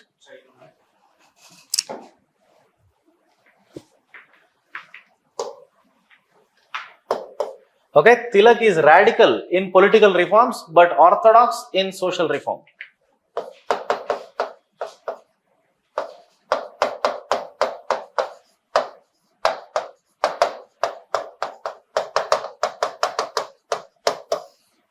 Tilak opposed Age of Consent Act 1891.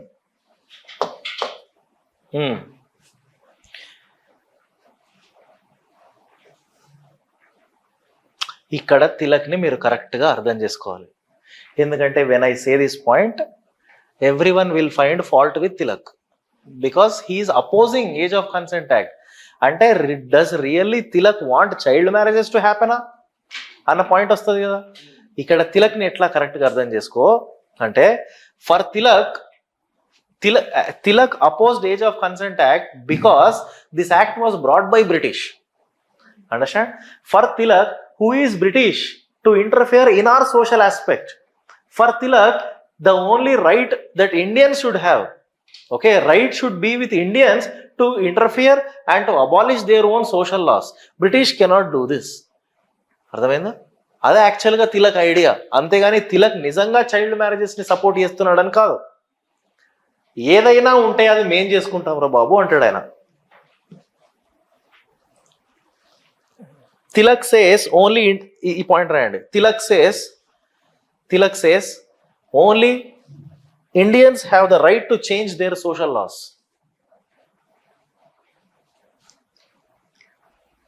Tilak says only Indians have the right to change their social laws.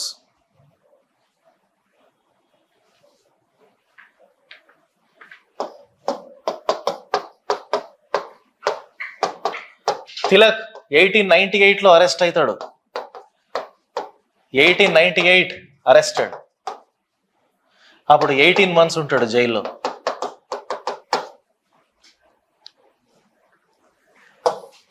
Tilak second time arrest అవుతాడు 1908.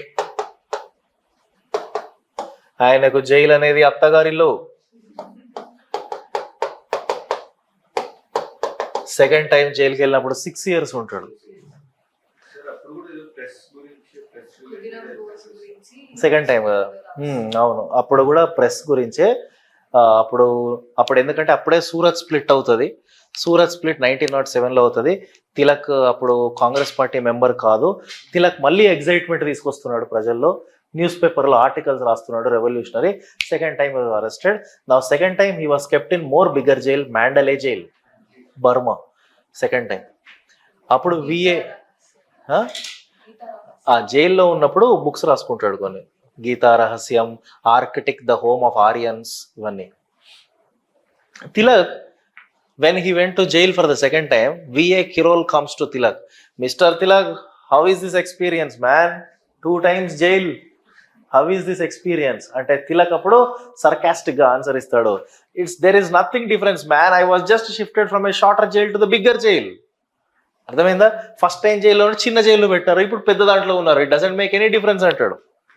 అందుకే V.A. Kirol అంటాడు, you are the father man of India's unrest. అరాచకాలు, unrest అంటే అరాచకాలకు God father Tilak. Tilak ఉన్న talent ఏంది తెలుసా? ఆయన డయాస్ మీద నిల్చొని మాట్లాడుతున్నాడంటే ఎవడు కుర్చీలో కూర్చోడు, ఇట్లా లేచి నిల్చుంటారు. అంటే అంతగా ప్రొవోకింగ్ స్కిల్స్ ఉంటాయి ఆయనకు, తిలక్కి. ఎగ్జాంపుల్, ఎక్కడ తిలక్ ప్రొవోక్ చేసినందుకు డేంజరస్ కాన్సిక్వెన్సెస్ వచ్చినాయి తెలుసా?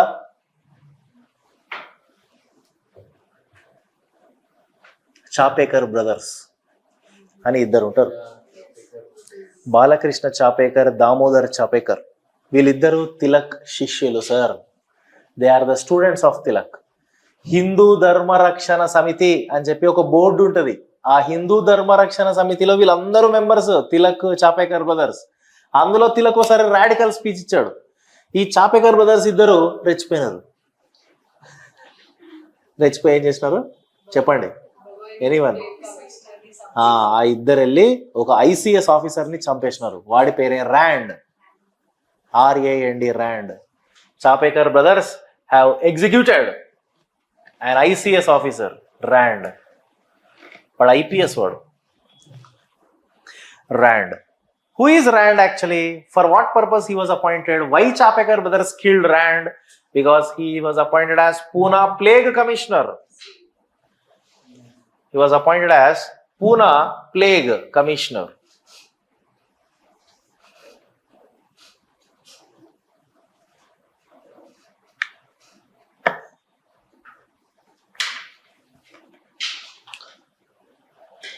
So around 1898, 1899, there was plague disease prevailed in Pune, and the government actually imposed lockdown in Pune because it is contagious. Plague తెలుసు కదా ఎట్లా వస్తుందో, ర్యాట్స్ తోటి.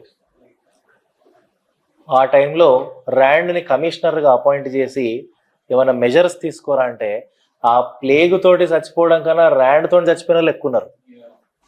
అన్ని అట్రాసిటీస్ ఉన్నాయి. అందుకే చాపేకర్ బ్రదర్స్ వేసి పడేసినారు. Later Chapekar brothers also were hanged. ఇదంతా కేసు జరగడానికి రీజన్ ఎవరు? Tilak.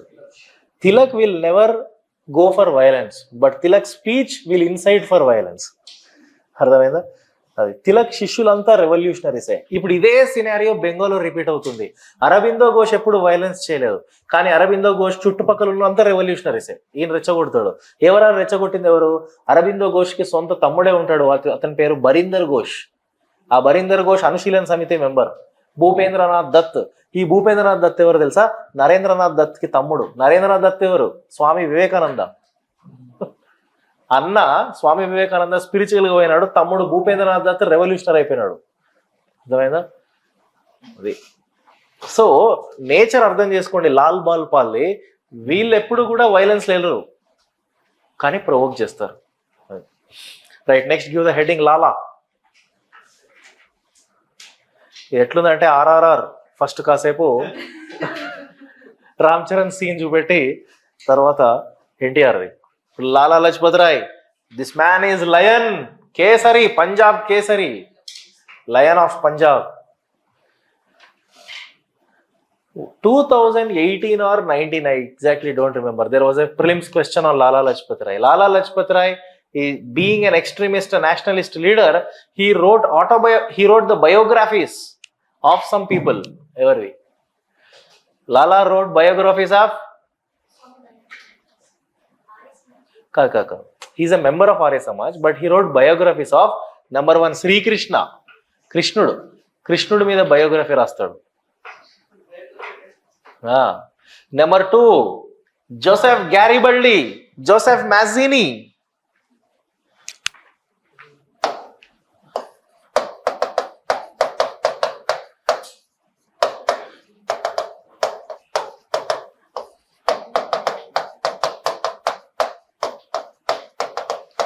Italian revolutionaries, Joseph Mazzini and Garibaldi. These are the 2 Italian revolutionaries. వీళ్ళిద్దరు అంటే లాలాకి చాలా ఇష్టం. వీళ్ళపైన బయోగ్రఫీస్ రాస్తాడు. భగవద్గీత మీద కూడా కామెంటరీస్ రాస్తాడు. పాజిటివే. He was influenced by them.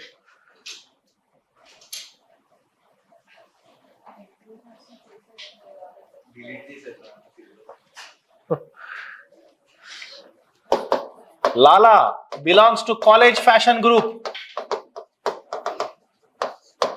Tell me, what is college fashion group? Dayananda Saraswati Arya Samaj లో 2 గ్రూప్స్ ఉంటాయని చెప్పాను కదా. Mahatma group, college fashion group.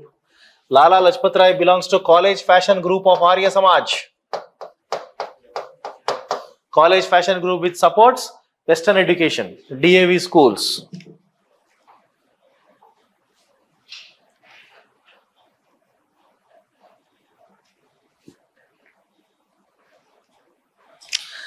Lala Lajpat Rai wrote a journal called Punjabi. He wrote a journal called Punjabi, and also Lala Lajpat Rai authored a book called Unhappy India. He wrote a book, Unhappy India.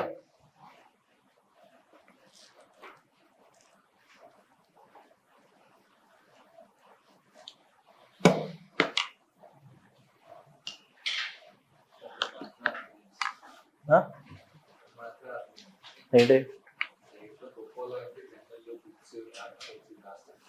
రాయాలి compulsory.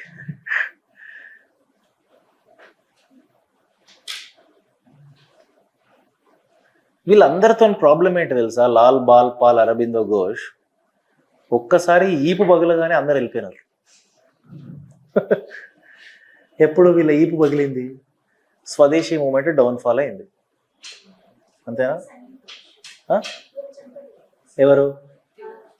లాలా లజపత్ రాయ్ చనిపోయింది 1928లో. కానీ మొత్తం పాలిటిక్స్లో నుంచి వెళ్ళిపోయింది. ఎప్పుడు పారిపోయినాడు నాకు తెలుసా? ఎక్కడికి వెళ్ళిపోయినాడు తెలుసా? 1909లో 1911 or 1912లో వందే మాతరం మూమెంట్ డౌన్ఫాల్ అవుతుంది. ఓకేనా? అప్పటి నుంచి ఇక ఎక్స్ట్రీమిస్ట్ లీడర్స్ బాలగంగాధర్ తిలక్ జైల్లో ఉన్నాడు. అరబిందో ఘోష్ పాండిచేరికి వెళ్ళిపోయినాడు. ద గ్రేటెస్ట్ బిపిన్ చంద్ర పాల్ ఏమైపోయినాడు? యాక్టివ్ పాలిటిక్స్ లో నుంచి రిటైర్మెంట్ తీసుకొని టీచర్ అయిపోయినాడు. మిగిలింది నేను ఒక్కడే. ఓకే, ఈయన ఏం చేశాడు తెలుసా, యూఎస్కి వెళ్ళిపోయినాడు. 1911, 1912లో యుఎస్కి వెళ్ళిపోయి అక్కడ యుఎస్లో 1913లో ఒక పంజాబీస్ వాళ్ళందరూ కలిసి రెవల్యూషనరీ పార్టీ పెట్టారు, ఆర్గనైజేషన్ గదర్. ఆ గదర్ పార్టీలో పోయి జాయిన్ అయిపోయినాడు. అక్కడ నుంచి ఫైట్ చేశాడు బ్రిటిష్. అర్థమైందా? యుఎస్కి వెళ్ళి అక్కడ హోమ్ రూల్ లీగ్ అని చెప్పి కూడా స్టార్ట్ చేస్తాడు. అక్కడ ఇండియన్ ఇన్ఫర్మేషన్ బ్యూరే అని చెప్పి కూడా స్టార్ట్ చేస్తాడు. ఇవన్నీ స్టార్ట్ చేసి అక్కడి నుంచి పనిచేస్తూ ఉంటాడు. మళ్ళీ ఎప్పుడో 1920స్లో ఇండియాకి వస్తాడు. వచ్చిన తర్వాత అప్పటికి ఎక్స్ట్రీమిస్ట్ ఫేసే లేదు, అప్పటికి తాత వచ్చేసిండు. అర్థమైందా? Gandhi, understand, Gandhian face start అయింది. మళ్ళీ ఈయన ఎప్పుడు కనిపిస్తాడంటే సైమన్ కమిషన్లో కనబడతాడు. That's all. Okay,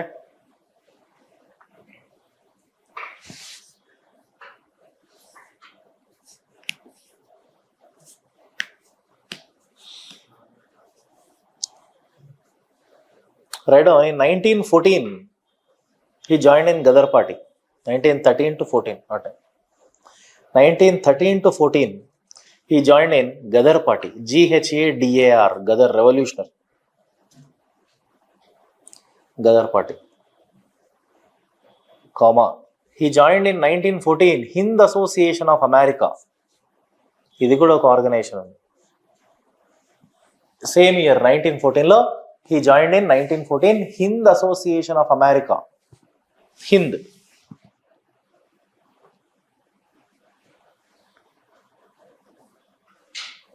Okay, in 1918 he established IIB, Indian Information of Bureau. IIB, Indian Information Bureau.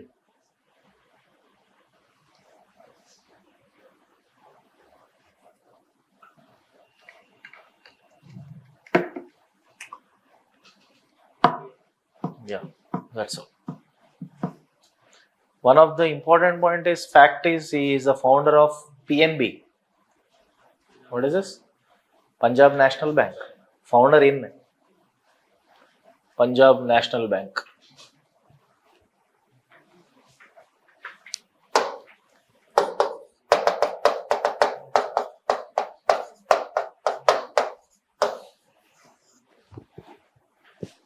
Bipin Chandra Paul.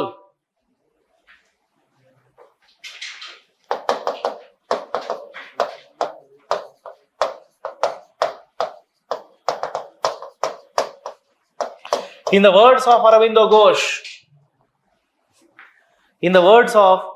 Ghosh, Bipin Chandra Paul is the mightiest prophet of Indian nationalism. Bipin Chandra Paul is the mightiest prophet of Indian nationalism.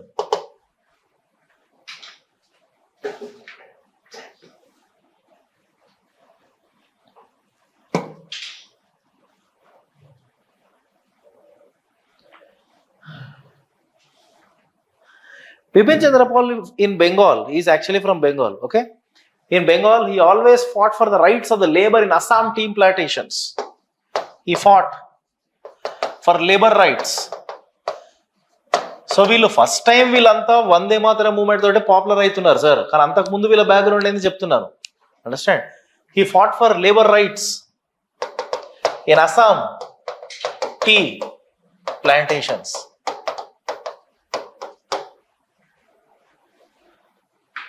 In Assam tea plantations. He wrote what? New India, Paridarshak, New India, Paridarshak, Bande Mataram. All these are revolutionary journals. Bande Mataram. These are all journals.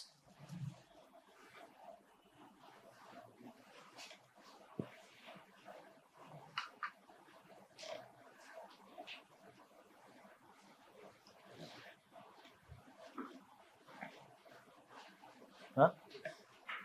Okay.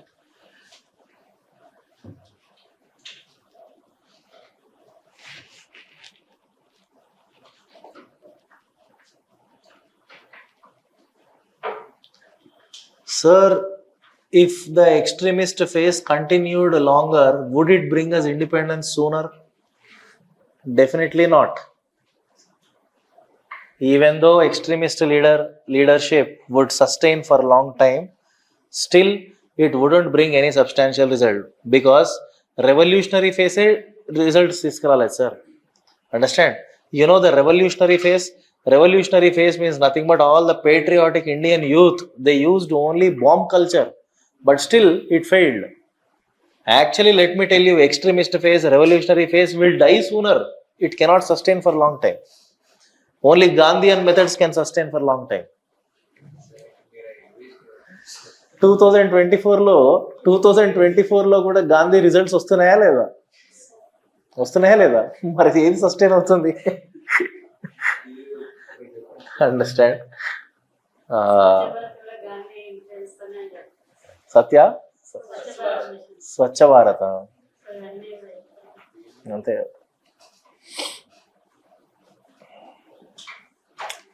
He is the first nationalist leader to tour the entire India. Understand? Before Gandhi ఒక్కడే యాక్చువల్గా freedom స్ట్రగుల్లో India మొత్తం tour చేశాడు. But before Gandhi he is the first leader. Padayatra కాదు, just టూర్కి పోయినాడు, problems ఏంటో తెలుసుకున్నాడు.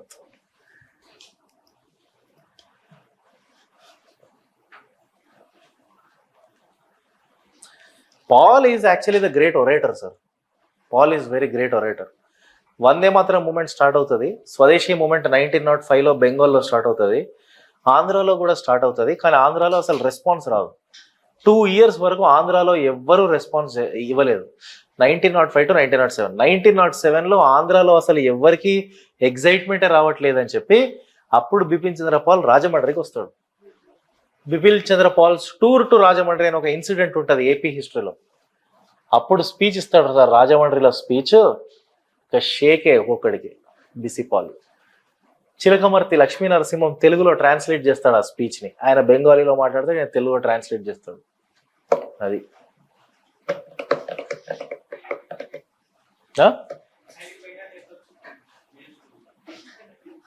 ఫస్టే ఇస్తారు కదా ట్రాన్స్లేషన్. రాహుల్ గాంధీ ఆంధ్రాకి వస్తే తెలుగులో స్పీచ్ ట్రాన్స్లేట్ చేసేవాడు ఉంటాడు కదా, అట్లా.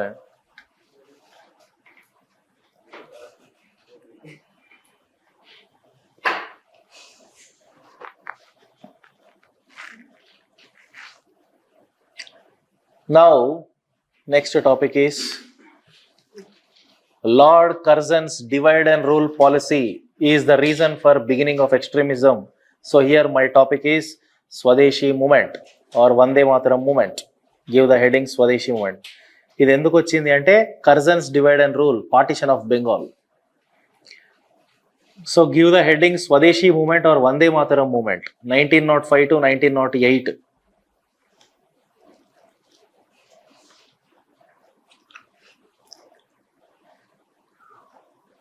Swadeshi movement or Vande Mataram movement 1905 to 1908. Reason, partition of Bengal. Curzon, partition of Bengal 1905 to 1908. Reason, partition of Bengal. Curzon's partition of Bengal.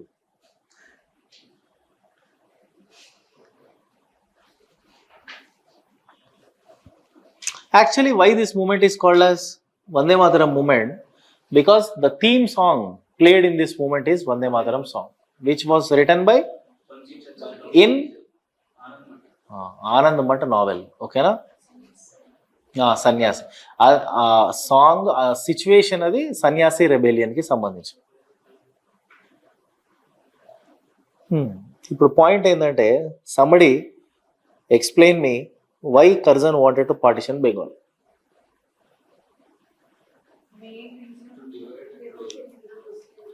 చెప్పండి. యూనిటీని బ్రేక్ చేయాలి. అదే నేను అడిగేది, ఎందుకు ఆ యూనిటీని బ్రేక్ చేయాలనుకుంటున్నాడు? అంటే అప్పుడే కాంగ్రెస్ అని మెల్లిమెల్లిగా వస్తుంది కదా ఫామ్ లోకి. కాంగ్రెస్ అంటే ఒక స్టేట్మెంట్ ఇస్తారు, I will dig the grave of the Congress. So ఆ రీజన్ వల్ల సో పార్టిషన్ చేస్తే కాంగ్రెస్ పవర్ తగ్గిపోతుంది. పార్టిషన్ చేస్తే ఈస్ట్ బెంగాల్ అనేది ఏర్పడుతుంది, అంతేనా? ఈస్ట్ బెంగాల్లో ఇప్పుడు ఏమవుతుంది, ఇంకొక ఆల్టర్నేటివ్ పొలిటికల్ పార్టీని తీసుకొస్తున్నారు, అదే ముస్లిం లీగ్. అందుకే ముస్లిం లీగ్ కూడా అదే టైంలో ఏర్పడుతుంది 1906లో. ఇప్పుడు పార్టిషన్ ఆఫ్ బెంగాల్ నేను ఎక్స్ప్లెయిన్ చేస్తాను.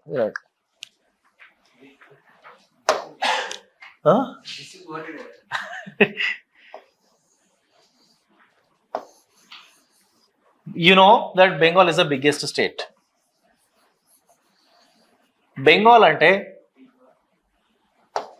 West Bengal, East Bengal, Bihar, Orissa, Assam, and few parts of even Northeast also comes under Bengal. Okay na? This is the entire Bengal state, such a biggest state. Now Curzon wanted to partition this state. Why?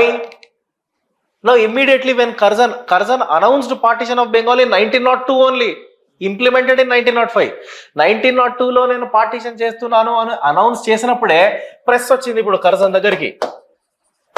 Press asked the question to Curzon, Mr. Curzon, why do you wanted to partition? Answer of Curzon. Answer of Curzon is very, very convincing and very logical. Bengal is the biggest state. It is not viable for us. Assam and Orissa are very, very far away distance from each other. The people of Orissa cannot travel to Assam because it is a hill station. The people of Northeast cannot come to Bihar. So transportation difficulty, administrative difficulty. So we wanted to partition. ఇది official గా answer ఇచ్చిన Curzon. అబ్బా ఎంత బాగా చెప్పాడు. కాంగ్రెస్ కూడా convince అయింది, వాళ్ళకి అర్థం కాలే, వీళ్ళు ఎంత లాజికల్ గా రీజన్ చెప్పాడు. కాంగ్రెస్ కూడా కన్విన్స్ అయింది, కాంగ్రెస్ కూడా ఒప్పుకుంది 1902లో. ఎట్లా పార్టిషన్ చేశాడు అన్నది పాయింట్. ఇది పార్టిషన్ చేసింది. Now west Bengal, Bihar, Orissa comes under one state. Assam, north east, east Bengal becomes another state. ఇప్పుడు ఏమర్థమైంది? అటు సైడ్ ముస్లిం మెజారిటీ ఎక్కువ ఉంది, ఇటు సైడ్ హిందూ మెజారిటీ ఎక్కువ ఉంది. ఇప్పుడు కాంగ్రెస్ కి లైట్ వెలిగింది. అచ్చా, పార్టీషన్ ప్రాబ్లం కాదు Bengal, the way Curzon partitioned is the problem, is creating the problem. అంటే he partitioned the Bengal state on the religious basis. ఓకేనా? వినండి ఇప్పుడు ఇంకా మంచిగా వినండి.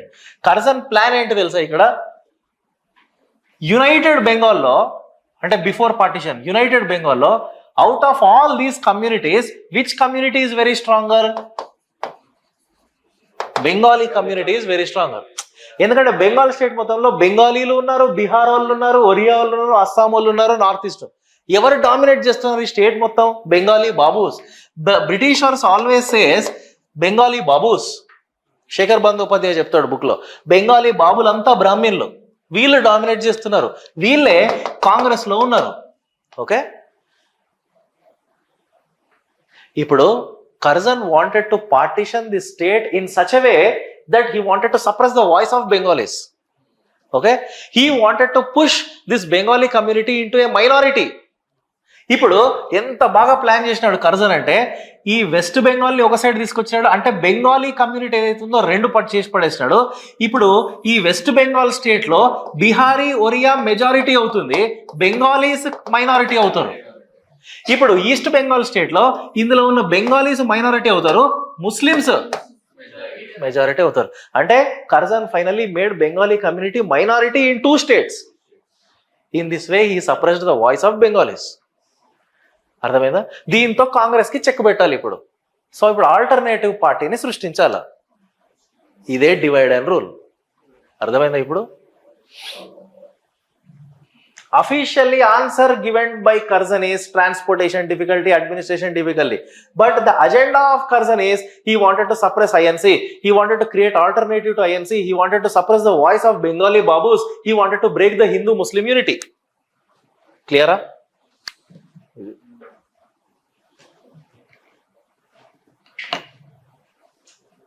అది రాయండి. Official agenda of Curzon is important. Hidden agenda of Curzon. He wanted to create alternative to INC. He wanted to break Hindu-Muslim unity. He wanted to suppress Bengalis' voice in 2 states.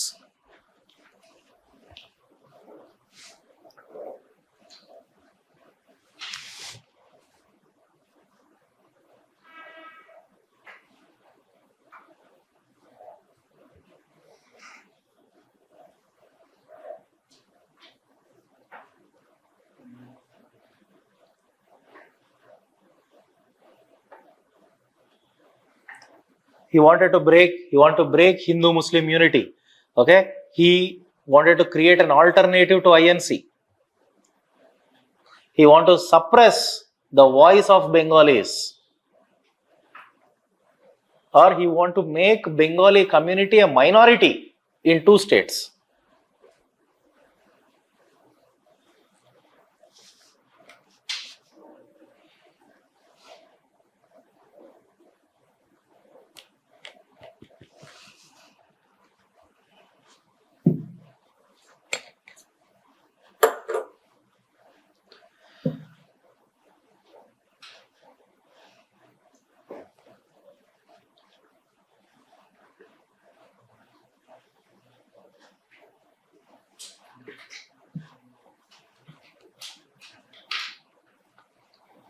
So now in partition of Bengal is implemented on October 16th, 1905. ఆ రోజే Rabindranath Tagore declared Raksha Bandhan Day, tied Rakhi to show example for brotherhood.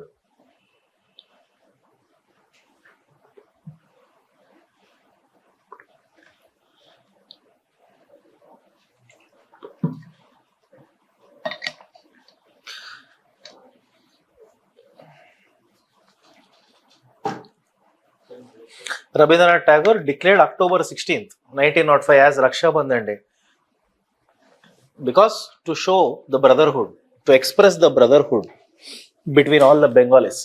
Sir, now tell me somebody, what is the response of Congress? Now we understood this agenda of Curzon. What is the response of Congress? ఎందుకంటే ఇప్పుడు ఈ decision వల్ల effect అయ్యేది ఎవరు? కాంగ్రెసే కదా. మరి కాంగ్రెస్ ఏం రెస్పాండ్ అయ్యింది? కాంగ్రెస్ లో మళ్ళీ 2 గ్రూపులు ఉన్నాయి sir, moderate group, extremist batch. Moderates wanted to start anti-partition movement, understand, and that anti-partition movement against the British will be done only in Bengal. ఎందుకంటే ఇష్యూ బెంగాల్ది కదా. సో బెంగాల్కి లిమిట్ అయి ఉందాము. ఎక్స్ట్రీమిస్టులు వినలేదు. Extremist wanted to start the movement across the nation, understand. ఆ ఎక్స్ట్రీమిస్ట్ల మూమెంటే వందే మాతరం మూమెంట్, స్వదేశీ మూమెంట్. అది మోడరేట్స్ మూమెంట్ కాదు, Vande Mataram movement extremist leaders movement. అది దీనికి మోడరేట్స్ ఒప్పుకోలేదు, కానీ 1906 ఐఎన్సీ సెషన్లో ఒప్పుకుంటారు. అందుకే స్వదేశీ రెజల్యూషన్ పాస్ చేస్తారు. అది సో ఇంత పెద్ద ప్రాబ్లం వచ్చినా కూడా కాంగ్రెస్లో యూనిటీ లేదు సార్. కాంగ్రెస్లో ఎప్పుడు ఈ ప్రాబ్లం ఉంటుంది, యూనిటీ ఉండదు. వాళ్ళకి యూనిటీ ఉండదు.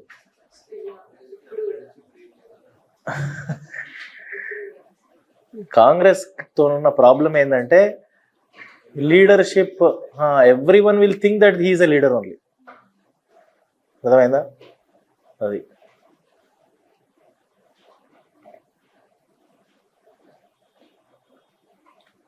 So remember one thing, one side extremists started Vande Mataram movement. Other side, along with the movement, tensions are continued in the INC. Within the INC, there are some tensions between extremists and moderates. ఈ tensions continue అవుతాయి, ఈ moment continue అవుతుంది. ఈ tensions continue అవ్వడమే సూరత్లో split అవుతుంది. Surat split 1907. Right. Now ఇప్పుడు మూమెంట్కి వద్దాం. Moment ఎప్పుడు స్టార్ట్ అయింది? October 16, 1905. Slogan of this movement, total boycott. Slogan, total boycott. Very, very important slogan. The man who gave this slogan, total boycott, is K.K. Mitra. Krishna Kumar Mitra antam, extremist leader K.K. Mitra. He gave the slogan, total boycott. The slogan, total boycott, was derived from the American Revolution. Understand? What do you mean by total boycott?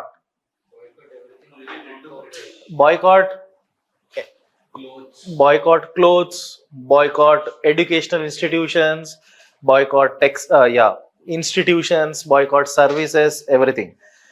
So with this, they wanted to create an adverse effect on the British economy. They wanted to cripple down the British economy by boycotting everything.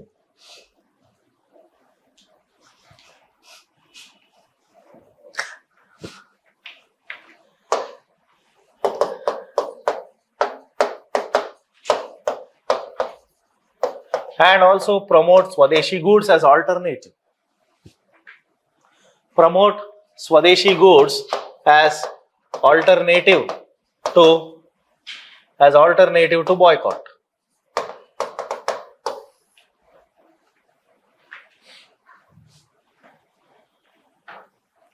Promote Swadeshi goods or otherwise Swadeshi institutions. Example, Aurobindo Ghosh started Bengal National College. Aurobindo Ghosh started Bengal National College. Rabindranath Tagore started Shanti Niketan. All these institutions will promote patriotism rather than British education. Okay. Then Satish Mukherjee started Dawn Society.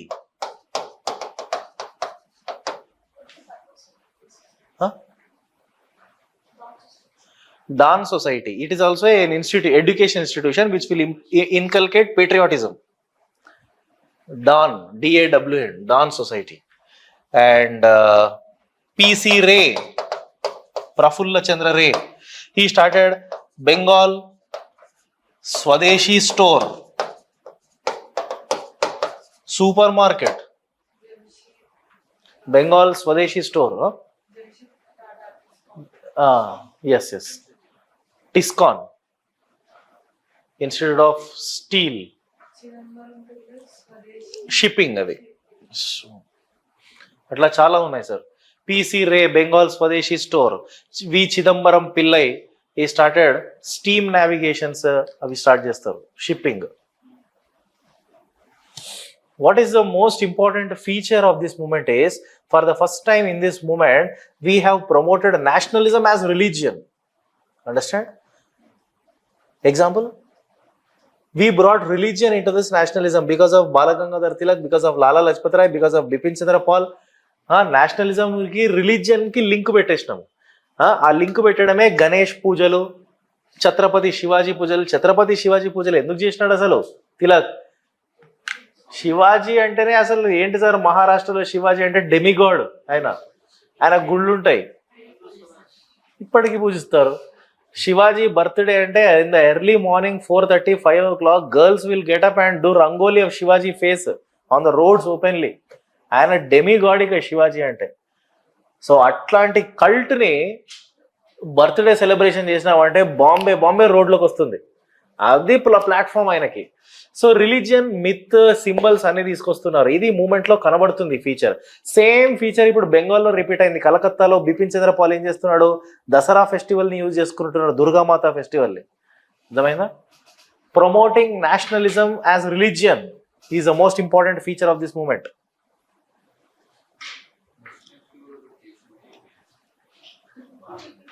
Muslims కి చేస్తారు కదా, జిన్నా అదే చేసినాడు కదా last కి. వీళ్ళేనా?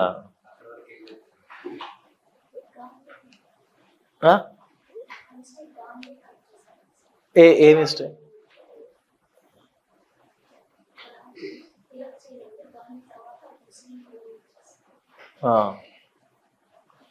Khilafat moment లో Gandhi religion తీసుకొస్తాడు ఆయన కూడా.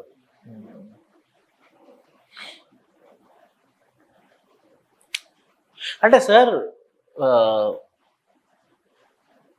శేఖర్ బందోపాధ్యాయ చెప్తాడు ఇది ప్లాసిడ్ పార్టిషన్ బుక్ లో, in India always politics and religion will both go hand in hand.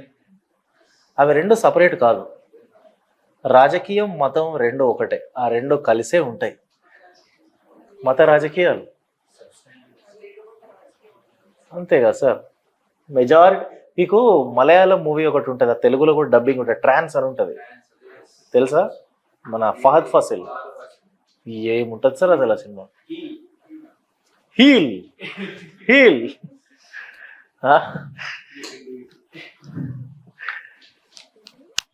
అంటే వాడు సైడ్ నుంచి మ్యూజిక్ని ఇట్లా ఎలివేట్ చేస్తూ ఉంటారు. వీడు మాట్లాడుతుంటాడు ఎమోషనల్గా మాట్లాడుతూ ఉంటే పక్కకు వీళ్ళందరూ హెడ్ ఫోన్స్ పెట్టుకొని ఉంటారు. ఒకడు గైడ్ చేస్తూ ఉంటాడు అక్కడ, ఈ మాటలు ఇచ్చినప్పుడు మ్యూజిక్ వెంటనే లేవాలి, ఆ గాడిదలందరూ లేవాలి అంటాడు. జనాలు ఎంత అమాయకులు అనేది ఎట్లా తెలుస్తుంది? అవి క్రిస్టియానిటీలోనే కాదు సార్. మీరు స్వామి నిత్యానంద ఉంటాడు, వాడి దాంట్లో కూడా ఇట్లానే ఉంటారు. వాడు వేసే జోకే కాదు, ఫస్ట్ వీళ్ళందరూ నవ్వుతారు. ఫారినర్స్ కూడా ఉంటారు మళ్ళీ దాంట్లో, వాళ్ళే ఎక్కువ ఉన్నారు దాంట్లో. అంటే గొర్రెలు మన దగ్గర వాళ్ళ దగ్గర కూడా ఉన్నారు అన్నట్టు.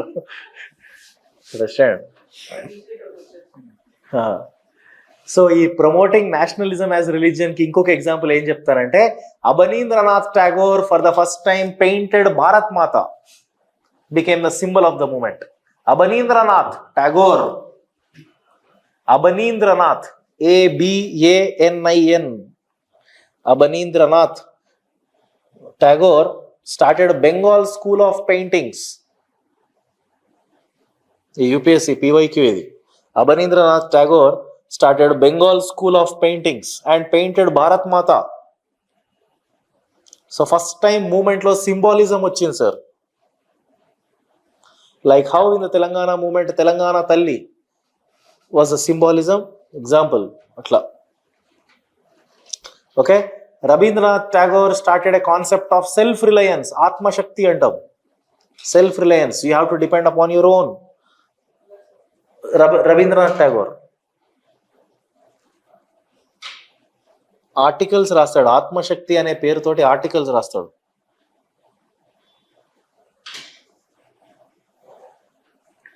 ఆత్మశక్తి. Okay.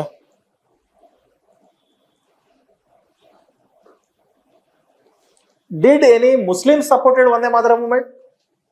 What is your opinion on Muslims when it comes to Vande Mataram movement? Majority of the Muslims were kept aloof. Understand? They were alienated. ఎందుకు ముస్లిమ్స్ పార్టిసిపేట్ చేయలేదు సార్ మూమెంట్ లో? కాదు. Of course that is one reason only. అది only పూనాలో కదా గణేష్ అనేది, India మొత్తం చేయలేడు కదా తిలక్. మహారాష్ట్రలోనే ఆయన హీరో, మహారాష్ట్ర దాటి బయటకు వస్తే తిలక్ ఎవరో వాడికి తెలీదు. ఎందుకు ముస్లిమ్స్ పార్టిసిపేట్ చేయలేదు? No because Muslims got their own state కదా, East Bengal. When Muslims got their own state East Bengal, they are satisfied with the partition of Bengal. So when they are satisfied with the partition of Bengal, why would they involve in this Bengal anti-partition movement, Swadeshi movement? Adokati. Inkokati endante, we are promoting nationalism as religion. So their sentiments were hurted, they were alienated. But still, there were some Muslims who supported this movement. Then those Muslims are actually elite Muslims. వాళ్ళు చదువుకున్న Muslims, వాళ్ళు understand చేసుకున్నారు. అందులో ఒకడే Maulana Abul Kalam Azad. Right, some few Muslims who supported the movement.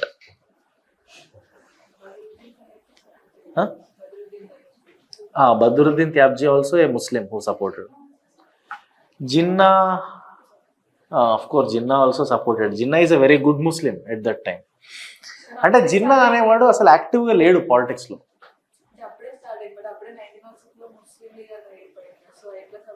No, Jinnah is not member of Muslim League initially. Jinnah 1914-19 తర్వాత అప్పుడు start అవుతాడు, ముస్లిం league వస్తాడు. Jinnah is right. Jinnah is not part of even INC also. Jinnah is just a sympathizer of Congress. And do you believe if I say Jinnah is a die-hard fan of Tilak? Tilak, Jinnahకి తిలక్ అంటే చాలా ఇష్టం. అర్థమైందా? Jinnah is a follower of Tilak. Understand? Even when in 1907 Surat session, when everyone said that some kind of injustice was happened to the Tilak, because Tilak was despite repeatedly asking for the presidency of INC, Tilak was rejected multiple times. అప్పుడు జిన్నానే ఇంకా ఫ్యూరియేట్ అవుతాడు అందరిపైకి, మా తిలక్కి ఎందుకు ఇవ్వట్లేదు leadership అని. అంత staunch supporter తిలక్కి ఎవరంటే, right hand ఎవరంటే జిన్నానే. అర్థమైందా? మీకు ఇంకో విషయం తెలుసా? 1947లో పాకిస్తాన్ వచ్చినప్పుడు, పార్టిషన్ అయిన తర్వాత జిన్నా గవర్నర్ జనరల్ అవుతాడు పాకిస్తాన్. రావల్పిండిలో తిలక్ స్టాచ్యూ కడతాడు. ఉండొచ్చు, రావల్పిండి అనే ప్లేస్లో తిలక్ స్టాచ్యూ కట్టాడు జిన్నా పాకిస్తాన్లో. అంత అడ్మిరేషన్ జిన్నాకి తిలక్ అంటే.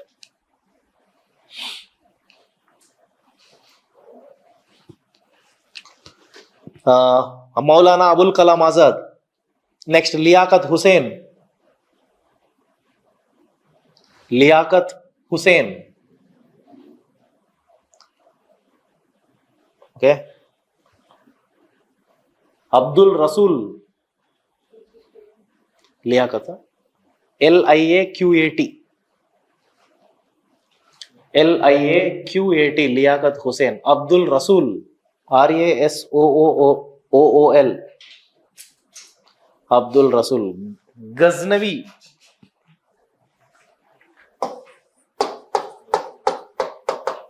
He is a Muslim businessman. He also supported partition of Bengal. Sorry, opposed partition of Bengal.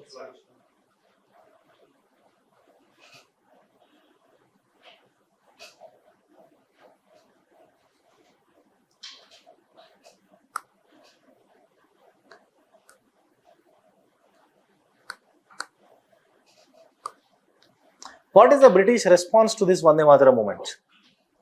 British response to Vande Mataram movement is Sedition Act. They imposed the Sedition Act. They imposed Explosive Substances Act. They imposed Newspapers Act, Indian Press Act. ఇవన్నీ acts తీసుకొచ్చి అందరినీ జైల్లో పడేసినారు. అట్లా movement downfall start అవుతుంది. Okay. Seditions, sedition act, newspapers act, Indian press act.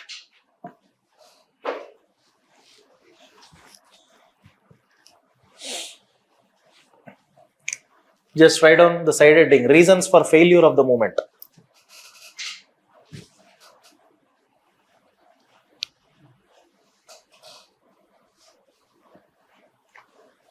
Okay, reasons for failure of this movement.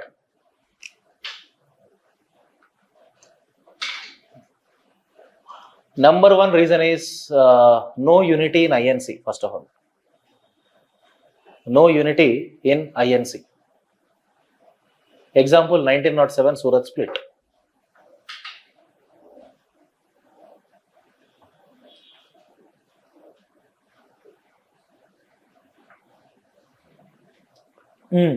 ఇప్పుడు stop writing and listen. Why there is a split in INC? Why there is Surat split? Because Balagangadhar Tilak was denied multiple times presidentship. 1905 INC session was held in Benares. Gopalakrishna Gokhale is the president. ఎందుకు ఆయన అయ్యాడు? తిలక్ నవ్వని ఇవ్వకూడదు అని చెప్పి ఆయన అయ్యాడు. అర్థమైందా? అంటే తిలక్కి అగైనిస్ట్ గానే ఒక ప్రాపగాండా జరుగుతుంది పార్టీలో. ఇది రాజకీయం లోపటి internal politics.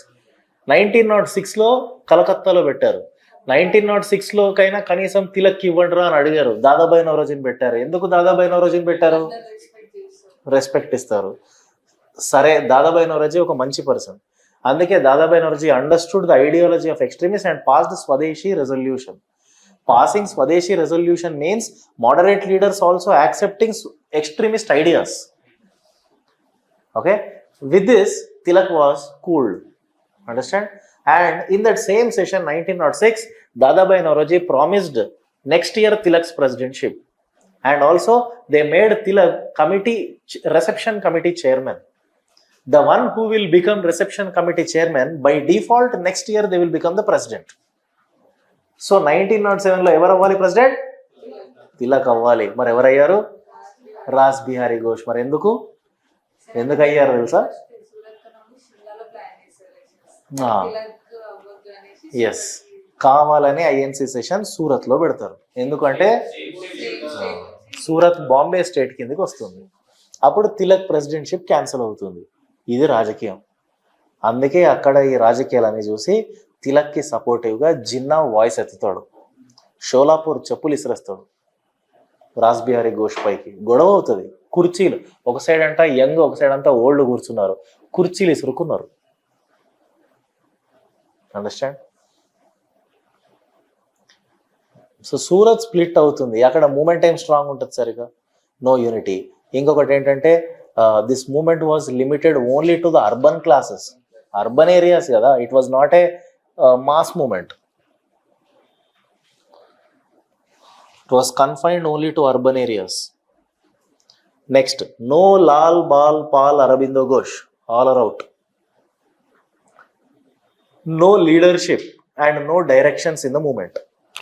Failure of leadership. Lal, Bal, Pal and Arabindo Ghosh. అర్థం కాలేదు. అందరు అరెస్ట్ అవ్వరు. తిలక్ ఒక్కడు అరెస్ట్ అయ్యాడు. అదే 1908లో తిలక్ అరెస్ట్ అయ్యాడు. లీడర్షిప్ లేనప్పుడు డైరెక్షన్స్ ఎవరిస్తారు? లాలా లజపత్ రాయ్ క్విట్ అయిపోయాడు మూమెంట్లోంచి, స్లోగా డైవర్ట్ అయిపోయాడు, తర్వాత యుఎస్కి వెళ్ళిపోతాడు. Next Bipin Chandrapal retired from politics, became teacher. Aurobindo Ghosh took out సన్యాసి.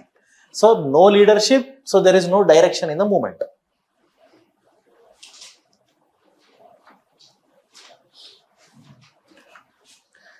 British passes Carlisle Circular. British passed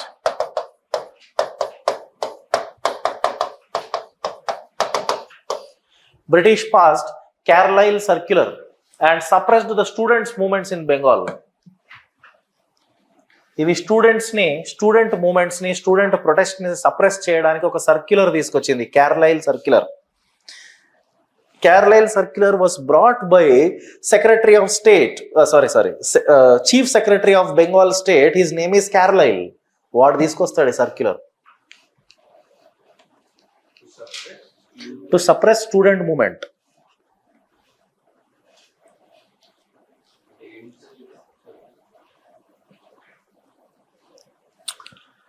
ఏ కాలేజ్లో అయినా, ఏ ఇన్స్టిట్యూషన్లో అయినా, ఏ స్టూడెంట్ అయినా కూడా వాడు చదువు కాకుండా ఇట్లాంటి ప్రొటెస్ట్లో ఇన్వాల్వ్ అయినాడు అంటే ఆ ఇన్స్టిట్యూషన్ లైసెన్సే క్యాన్సిల్ అయిపోతుంది అని కర్జన్ తీసుకొచ్చాడు ఆ సర్క్యులర్. ఆ సర్క్యులర్ని డిజైన్ చేసింది క్యార్లైల్. వాడు చీఫ్ సెక్రటరీ, వాడు Bengal.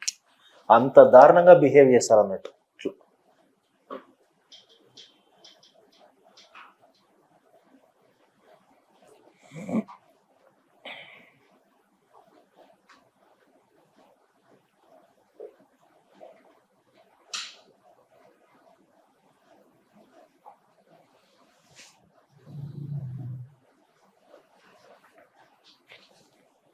Any other reason you want to tell why movement failed?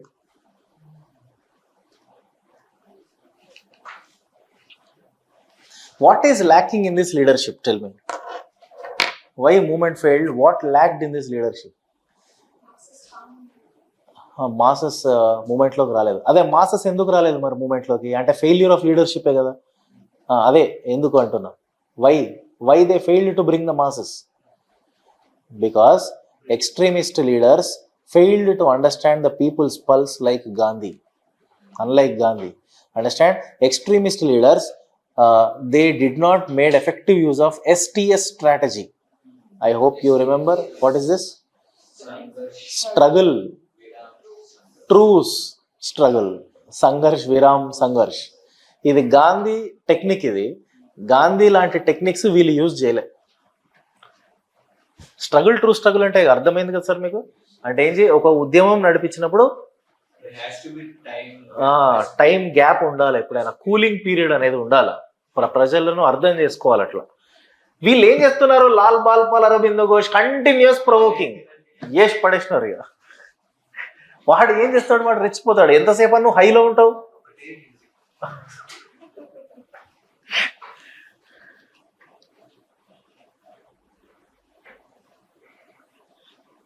So no STS strategy, right? Next, consequences of Vande Mataram movement. Consequences. In consequences, we have positive and negative. First, write negative.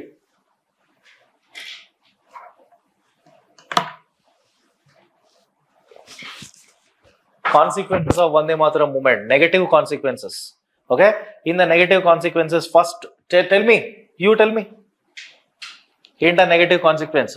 Sir, with partition of Bengal for the first time Indian society was polarised into Hindu society and Muslim society. State religion base పైన divide అయినప్పుడు polarisation అనేది అవుతుంది.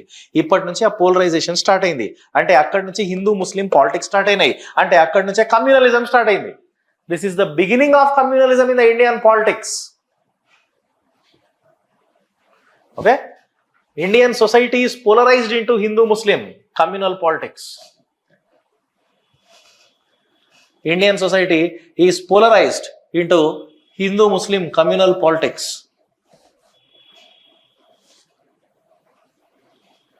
ఇంకా ఎట్లా negative result. Next number 2, 1909 Minto Morley reforms granted separate electorates for Muslims. ఎందుకు ఇది వాళ్ళకి ఎందుకు ఇచ్చాడు? అపీజ్మెంట్ చేయడానికి. అండర్స్టాండ్? డివైడ్ అండ్ రూల్ అంటే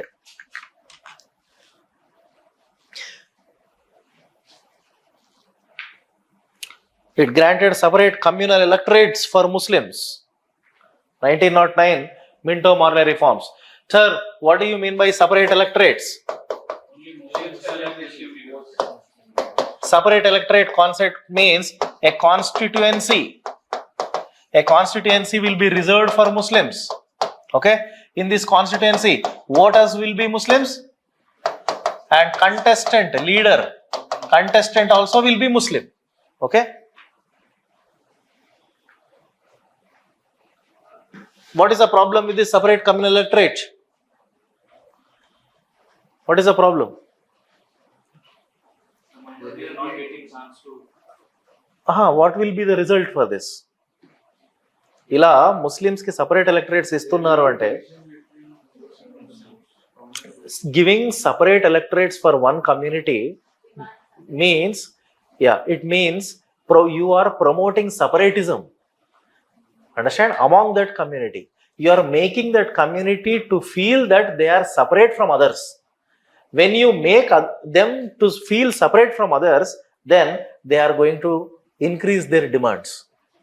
ఇవాళ సపరేట్ కాన్స్టిట్యుయెన్సీ అన్నారు, రేపు సపరేట్ డిస్ట్రిక్ట్ అంటారు, సపరేట్ స్టేట్ అంటారు. It goes to separate nation. So the foundation for India's partition lies in separate electorates.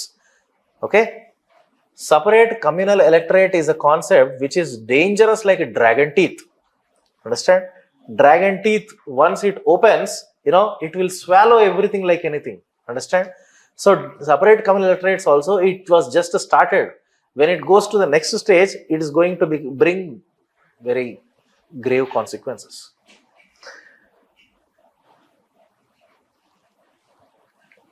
ఇది కూడా ఎట్లా వర్కౌట్ అవుతుంది తెలుసా?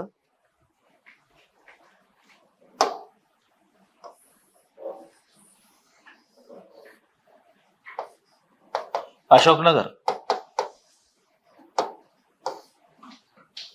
Okay, Ashok Nagar, let's say total population 15,000. Now Ashok Nagar is a constituency of 15,000 population. In this 15,000 population, majority 12,000 Muslims are there, let's say, and 3,000 are others, all caste people or religion people ఉంటారు. ఇక్కడ majority Ashok Nagar లో ఎవరున్నారు? Muslims ఉన్నారు. ఇప్పుడు government ఏం చేసింది, అశోక్ నగర్ మొత్తంలో ఉన్న ఈ 12,000 ముస్లిమ్స్ ఎక్కడైతే మెజారిటీలో ఉన్నారో వీళ్ళకి ఇది సపరేట్ కాన్స్టిట్యుయెన్సీ. అర్థమైందా? ఇది ఇప్పుడు అశోక్ నగర్ లో ఈ 12,000 ముస్లిమ్స్ ఎవరైతే ఉన్నారో వీళ్ళకు ఒక ఎలక్షన్ జరుగుతుంది. ఈ 3,000 అదర్స్ ఎవరున్నారో వీళ్ళకు ఒక ఎలక్షన్ జరుగుతుంది. ఓకేనా? ఇక్కడ జరిగిన ఎలక్షన్ లో ఈ 12,000 ముస్లిమ్స్ లో నుంచే ఒక ముస్లిం కంటెస్ట్ చేస్తాడు. అన్ని పార్టీస్ లో నుంచి ముస్లిమే కంటెస్ట్ చేస్తాడు. సో ఓటర్స్ 12,000 ముస్లిమ్సే, ఓటర్స్ ముస్లిమ్సే, ఇందులో నుంచి వచ్చిన వాడే కంటెస్ట్ చేస్తాడు. అంటే Muslims are electing their own Muslim leader. ఓకేనా? ఇప్పుడు ఇదే అశోక్ నగర్ లో ఈ 3,000 అదర్స్ కి ఇంకొక ఎలక్షన్. ఇది జనరల్, ఇది రిజర్వ్డ్ కాదు. Anybody can contest this election, anyone can vote, all can vote. అర్థమైందా? రేపు ఎలక్షన్స్ అయిపోయినాయి. ఇదే అశోక్ నగర్ లో నుంచి 2 ఎమ్మెల్యేలు వచ్చారు. ఆ 2 ఎమ్మెల్యేలో ఒకతను ముస్లిం, ఒకతను అదర్ హిందూ అనుకుందాం. అంటే అశోక్ నగర్ 2 ఎమ్మెల్యేలను ప్రొడ్యూస్ చేసింది. ఈ 2 ఎమ్మెల్యేలు పోయి అసెంబ్లీలో కూర్చుంటారు. 2 ఎమ్మెల్యేలు అశోక్ నగర్ కోసం ఫైట్ చేస్తారు. అర్థమైందా? ఇదే divide and rule. Divide and rule అంటే ఏదో అనుకోవద్దు, అశోక్ నగర్ సొసైటీని డివైడ్ చేసినావు హిందూ ముస్లిం అని. అర్థమైందా సార్? ఇది ఇండియా మొత్తంలో ఎక్కడెక్కడ ముస్లిమ్స్ అనే వాళ్ళు మెజారిటీలో ఉన్నారో అక్కడ ఇది గ్రాంట్ చేసింది. సో ఎక్కడెక్కడ ఈ సపరేట్ రిజర్వేషన్స్ వచ్చాయో అక్కడ పోలరైజేషన్ జరుగుతుంది. వీళ్ళిద్దరు ఎమ్మెల్యేలు అసెంబ్లీలో పోయి కూర్చుంటే ఫస్ట్ వీళ్ళిద్దరు అనుకుంటారు, అశోక్ నగర్ కోసం నేను ఇది చేస్తా అంటే నేను ఇది చేస్తా అని. వీడు ముస్లిం, వీడి డిమాండ్స్ వీడుకుంటాయి, హిందువులు వాళ్ళ డిమాండ్స్. ఇద్దరు కలిసి ఇంత గొడవల దగ్గర ఒక కాన్స్టిట్యూన్సీని ఎట్లా డెవలప్ చేస్తారు సార్? కమ్యూనల్ ఫీలింగ్స్ వస్తున్నాయి, హేట్రెడ్నెస్ వస్తుంది ఒకరిపైన ఒకరికి. ఇప్పుడు ఇక్కడ సపరేటిజం వస్తుంది. రేపు 12,000 ముస్లిమ్స్ మా కాన్స్టిట్యుయెన్సీ ఏదైతే ఉందో మమ్మల్ని జిల్లా చేయండి అని అడుగుతాడు. అర్థమైందా? This is what promoting separatism. ఎగ్జాక్ట్గా ఎక్కడెక్కడైతే ఇండియాలో సపరేట్ కమ్యూనల్ ఎలక్టరేట్స్ వచ్చాయో అక్కడే పార్టిషన్ అయింది, ఇండియా పార్టిషన్. అర్థమైందా? ఇంత dangerous decision divide and rule అంటే ఇది ఎగ్జాక్ట్ మీనింగ్ కదా. ఆ రోజు అది ఆపడానికి ఎవరు లేరు. The same thing was demanded by Ambedkar also. He demands Dalit separate electorates. Then tomorrow one day definitely Dalits will demand separate Dalit nation. ఇవ్వలేదు. ఎక్కడెక్కడ వాళ్ళకుందో అక్కడ మమ్మల్ని సపరేట్ చేయండి అని అడుగుతారు. దాన్ని ఆపింది ఎవరు? ఇది ఆపడానికి అక్కడ ఎవరు లేరు. కనీసం అదన్ని ఆపాడు గాంధీ. అట్లా ఒక ముక్క విడిపోకుండా ఇంకా కాపాడినాడు ఆయన దేశాన్ని. అండర్స్టాండ్? అది ఎందుకు ఇవ్వాలి మరి ఇట్లా? అసలు ముస్లిమ్స్కి ఎందుకు ఇవ్వాలి ఇట్లా division? No, because in Ashok Nagar constituency these 12,000 Muslims are very backward. ఈ 3,000 others వాళ్ళు చాలా ఫార్వర్డ్ ఉన్నారు, ఎకనామికల్లీ ప్రాస్పరస్ ఉన్నారు, వీళ్ళంతా బ్యాక్వర్డ్ ఉన్నారు.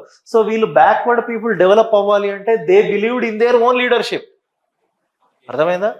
దళిత్స్ కూడా అంతే సార్. దళిత్స్ ఇంకా చాలా బ్యాక్వర్డ్ వాళ్ళు అప్లిఫ్ట్ అవ్వాలి అంటే అంబేద్కర్ ఇచ్చిన solution Dalits should be ruled by their own Dalit leader. As long as Dalits are depending upon upper caste people, there is discrimination. There is no development. ఇదే ఒక negative effect due to Vande Mataram movement.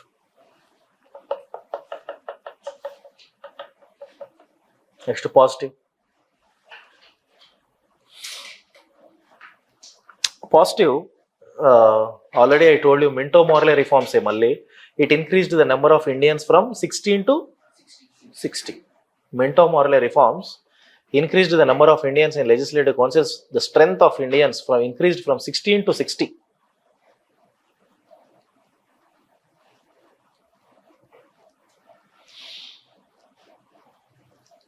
Anta moderate demands ivanni. Okay.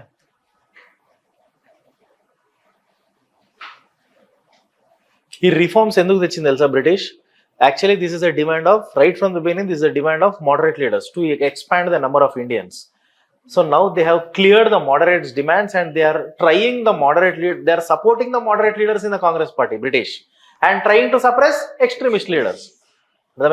So division within the Congress party is an advantage to British.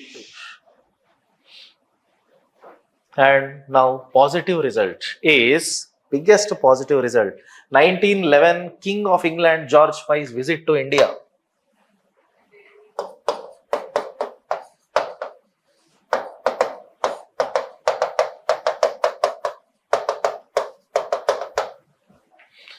Delhi Darbar was conducted. Delhi Darbar. In this, George V took a sensational decision called as annulment of partition of Bengal. Annulment of partition of Bengal. He took one more decision, that he shifted the capital city from Calcutta to Delhi.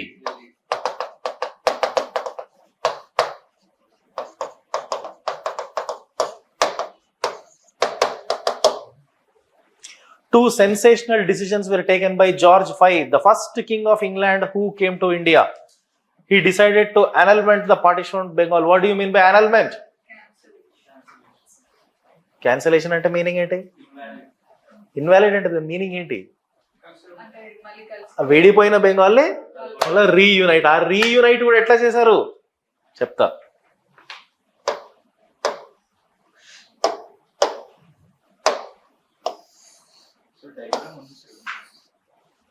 దొరకలేదు.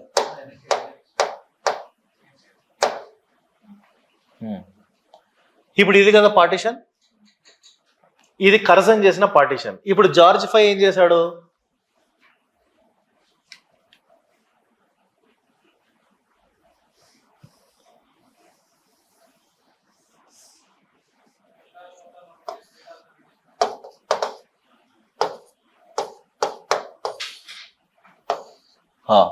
ఇప్పుడు Curzon ఏం చేసినాడు? ఇట్లా partition చేశాడు. Sorry, George five అంటే already divided Bengal is reunited. West Bengal reunited with East Bengal. Bihar and Orissa is separated. అర్థమైందా? This is what annulment of partition of Bengal. అంటే divided Bengal is reunited but Bihar and Orissa is separated. క్లియరా?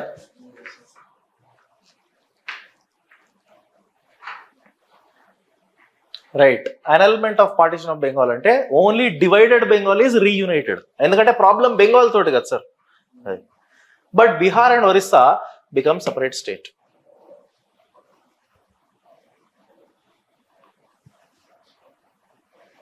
ఇప్పుడు ఈ బీహార్ అండ్ ఒరిస్సాలో నుంచి కూడా ఒరిస్సా సపరేట్ అవుతుంది మళ్ళీ. ఎప్పుడు? 1936లో. అది 1935 గవర్నమెంట్ ఆఫ్ ఇండియా యాక్ట్ వస్తుంది. యాక్ట్ ప్రకారం Orissa is separated from Bihar. అట్లా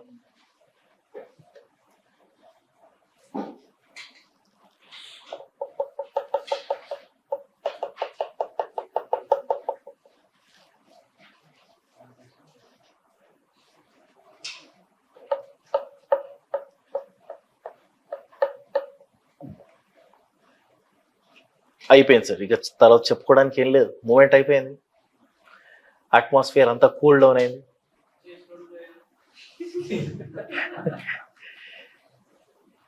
ఎవరెవరు ఎక్కడికో వెళ్ళిపోయారు. ఒక్కొక్కరు ఒక్కొక్క దగ్గరికి వెళ్ళిపోయారు. ఒక ఆయన అయితే సన్యాసమే తీసుకున్నాడు. ఇక మళ్ళీ చెప్పుకోదగ్గ ఇన్సిడెంట్ ఏంటి అంటే 1914 బిగినింగ్ ఆఫ్ వరల్డ్ వార్ 1. 1914లో వరల్డ్ వార్ 1 అవుతుంది. 1915లో తాత వచ్చాడు ఇండియాకి. ఎవరు? Gandhi. 1915 Gandhi is back to India once for all. Okay.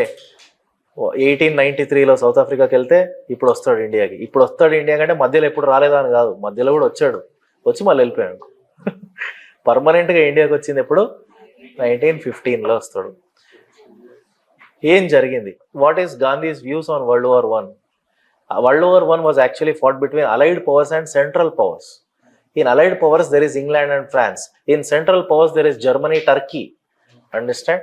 Germany, Turkey వీళ్ళు ఉన్నారు. ఈ రెండు గ్రూప్స్ లో గాంధీ ఎవరికి సపోర్ట్ చేస్తాడు? అలైడా, సెంట్రలా? ఇంగ్లాండ్, ఫ్రాన్సా, జర్మనీ, టర్కీయా? British, England. అంతేనా? Gandhi gave call to even Gujarati peasants to go and join in the world war 1. Join in the army of the British. వాళ్ళకి సపోర్ట్ చేయమన్నాడు. ఎంత పెద్ద మాట అన్నాడు sir. Understand? British gave the title Kaiser e Hind. క్వీన్కి ఇచ్చిన టైటిల్ అది ఈయనకి ఇచ్చారు, కైజరే హింద్ అని. కైజరే హింద్. ఈ కైజరే హింద్ తిరిగి మళ్ళీ వాళ్ళకే ఇస్తాడు. ఎప్పుడు? జలియన్ వాలాబాగ్ అప్పుడు ఇస్తాడు. 1914 మంచిగా అబ్జర్వ్ చేయండి. World war 1 central powers versus allied powers కదా. ఈ వార్లో గాంధీ బ్రిటిష్కి సపోర్ట్ చేస్తాడు. యానీ బిసెంట్ అప్పుడు ఇది చాలా ఇంపార్టెంట్.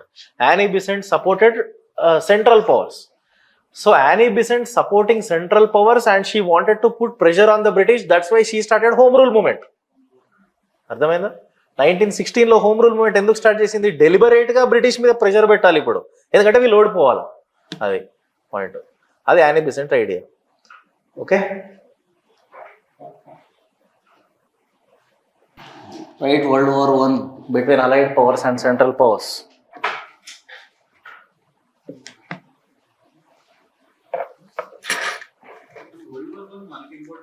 ఇంపార్టెంట్. అంటే మెయిన్స్ కి ఇంపార్టెంట్, ప్రిలిమ్స్ కి కూడా ఇంపార్టెంట్, మెయిన్స్ కి. World war 1 and it's impact on India. ఇంకొకటి ఏంటంటే ప్రిలిమ్స్ కి ఎవరి వ్యూస్ ఎలా ఉన్నాయి వరల్డ్ వార్ పైన, who is supporting which group. ఇట్లా World War I between Allied powers and Central powers.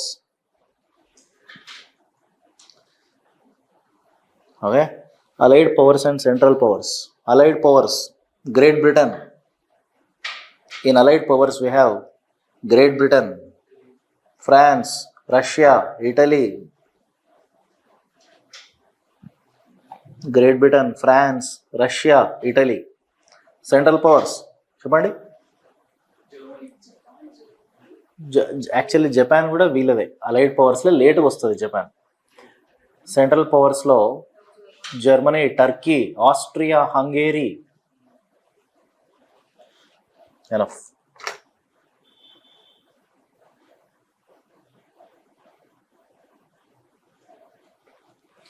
Sir British వాడు వరల్డ్ వార్లో ఉన్నాడు అంటే he will make use of India at its maximum possible level.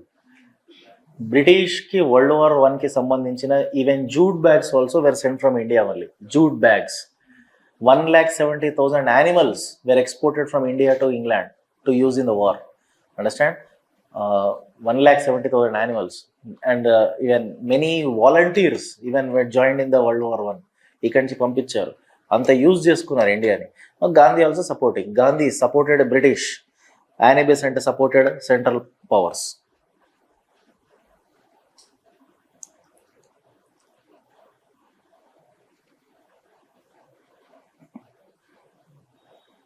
Annie Besant supported central powers and wanted to create pressure on the British.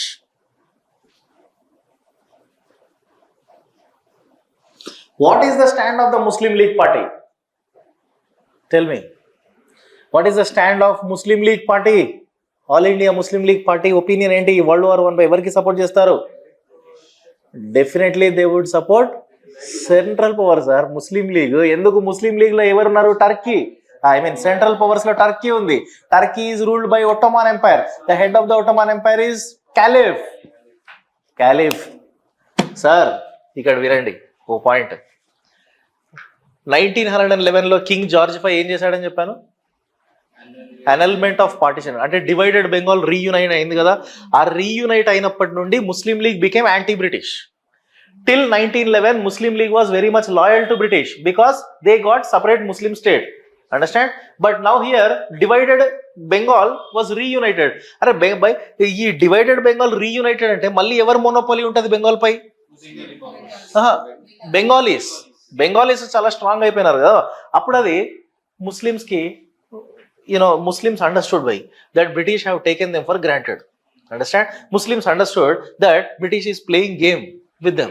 That's why Muslims now they are becoming anti-British and they supported central powers Caliph. Revolutionaries of India, they wanted to utilize this war and wage war on the British. Understand? అది రెవల్యూషనరీస్కి ఏంటి sir, మీరు కొట్టుకొని ఏమని చేసుకోండి sir, మాకు ఇది opportunity ఇది. Understand? These are all different opinions of different people. Right, next point. 1915, Gandhi is back to India. 1915, Gandhi is back to India. Gandhi returned to India. Next point also you write. 1914, Tilak was released from jail. 1914, Tilak was released from jail. Okay?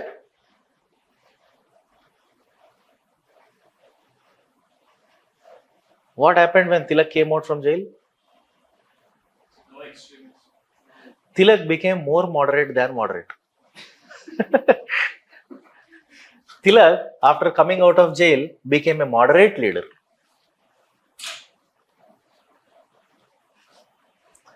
Why? An extremist and a dangerous Tilak turned into a moderate leader. Why?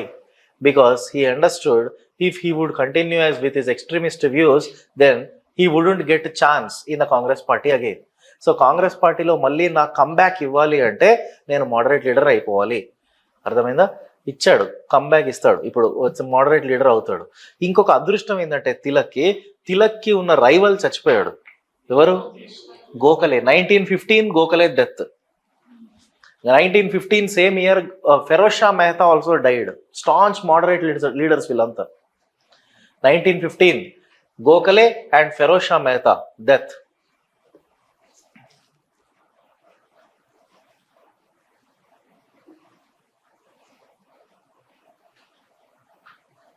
Now comes the actual one, 1916 Lucknow session.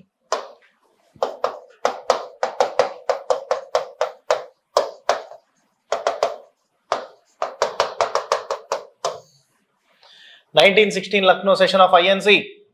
President A.C. Majumdar. Now in this Lucknow session of INC, two things are very, very important. Two incidents are very important.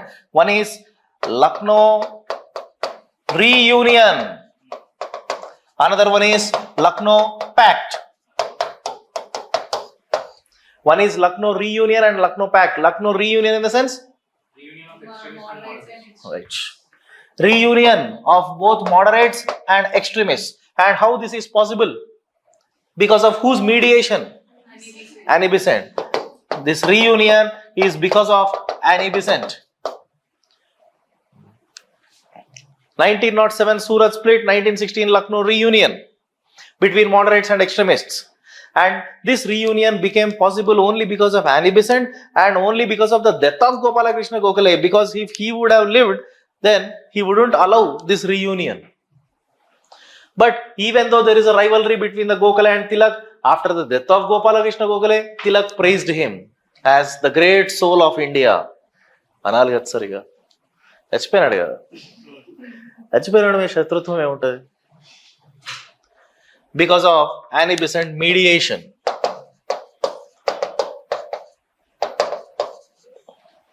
Lucknow Pact. Lucknow Pact was signed between INC and All India Muslim League.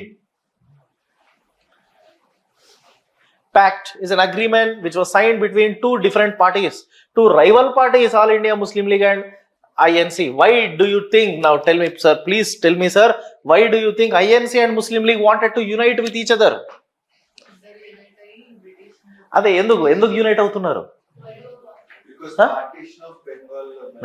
అది ఎందుకంటే partition of Bengal చేసి మళ్ళీ reunite చేశారు అంటే ముస్లింలను మోసం చేసినారు so ఇప్పుడు హిందూ ముస్లిం ఒకటైపోవాలి because both of them understood that this is a game divide and rule game going on so two different ideological parties got reunited with each other and signed a pact so according to the Lucknow pact point number 1 Hindu Muslim bhai bhai Understand? So according to Lucknow Pact,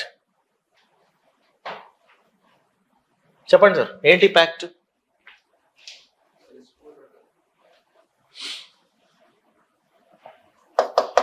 INC and All India Muslim League shall unite and fight against British. Shall unite and fight against British. INC and All India Muslim League shall unite and fight British. INC shall agree to the separate electorates of Muslims. INC shall agree to the separate communal electorates which were granted to the Muslims.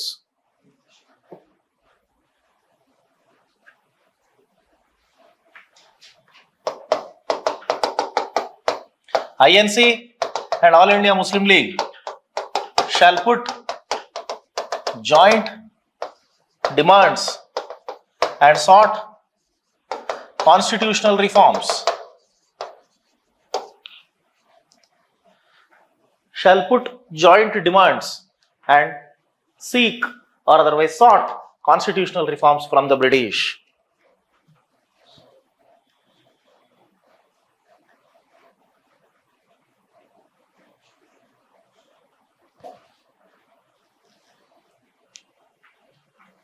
And also both demand a self-government.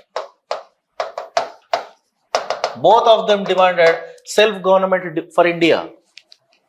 Self-government, where India shall be ruled by Indians in all the administrative departments.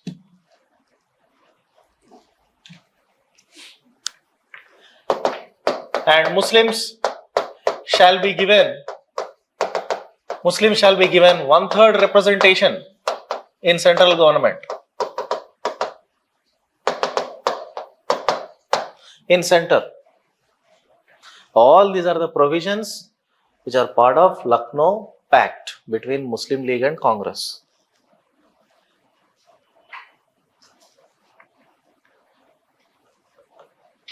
So whatever the demands Congress have, whatever the demands Muslim League have, both combinedly they wanted to put it forward to the British because they wanted to create such an impression towards the British that Hindus and Muslims are united. Understand? Hindu Muslim unity is prevailing అని చూపించాలా, అందుకు ఇద్దరు కలిసి డిమాండ్లు ముందు పెడుతున్నారు. But still, despite putting forward their demands, despite projecting themselves as Hindu Muslim unity, but in the very next year 1917, there was Hindu Muslim communal rights. Understand? ఈ unity fail అయింది. ఈ యూనిటీ ఒకటే సంవత్సరం ఉంది, తర్వాత మళ్ళీ దన్నుకున్నారు. హిందూ ముస్లిం బాయ్ బాయ్ అన్నారు, మళ్ళీ దన్నుకున్నారు. Bhai bhai, no bhai bye.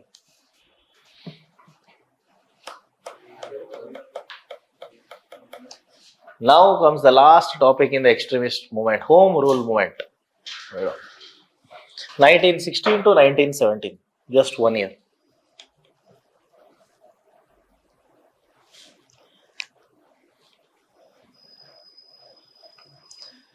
(1916 to 1917) home rule movement.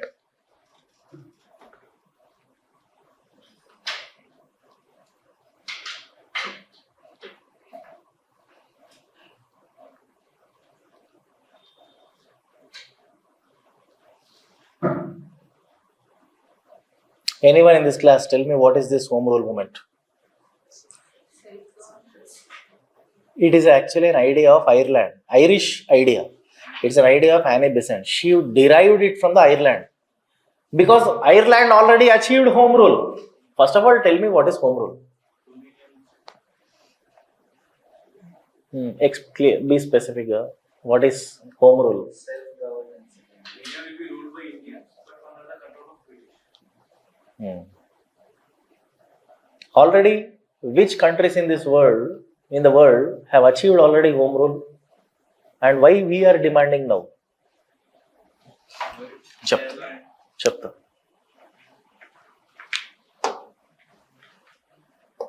British Empire లో వైట్ కాలనీస్ ఉంటాయి, బ్లాక్ కాలనీస్ ఉంటాయి, అంతేనా? Sun never sets in the British Empire. RRR. Okay. White colonies, black colonies. Tell me what are the white colonies? ప్రపంచం వరల్డ్లో తెల్ల దేశాలు, నల్ల దేశాలు. యుఎస్ఏకి ఇండిపెండెన్స్ వచ్చింది సార్ ఎప్పుడో. బ్రిటిష్ రూల్డ్ కాలనీస్ ఇవన్నీ. White colonies sir, white colonies. Ireland, Scotland, Canada, అంతేనా? Australia, New Zealand, all these are white colonies of British Empire. What are the black colonies? India, Sri Lanka, Myanmar, Africa, all these are the black colonies or brown colonies. Anko edana anko Indians black untaru kada anaku ippudu.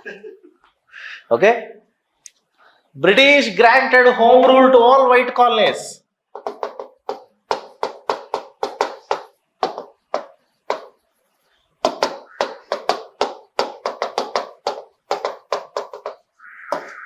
British granted home rule to all white colonies, but did not grant home rule to black colonies. What did you understand now? White man better. Racism, racial discrimination. This is what the problem of Anne Besant. Now Anne Besant demands home rule to even India. The country from where Anne Besant comes already achieved home rule, but still she wanted to fight it for India. Understand? Adi Annie Besant అందుకు great. ఆమె పుట్టిన దేశం కన్నా ఇక్కడ ఎక్కువ ప్రేమ చూపించింది ఆమె.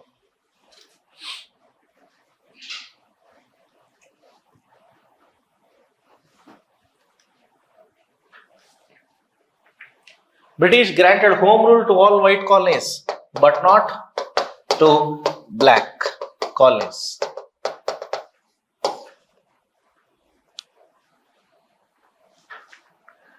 Ganesh, can I change the page? Home rule definition. What is home rule? Home rule definition from panchayat level to national level, there shall be self-government.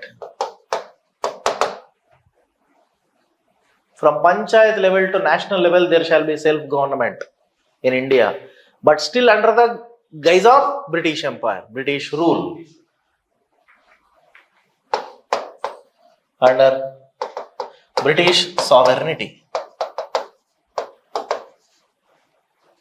This is actual definition of self-rule. Home rule. Home rule is nothing but Indian version of Swaraj. Swaraj definition kuda ade. వీళ్ళే దాన్ని home rule అన్నారు. అంతేగాని dominion status కి difference వేరే ఉంటుంది, చెప్తాడు dominion status తర్వాత. Now who are the leaders of this movement? Two leaders are there. Can I change the page? Tilak started home rule movement. Tilak started home rule movement in April 1916. Annie Besant started home rule movement in September 1916.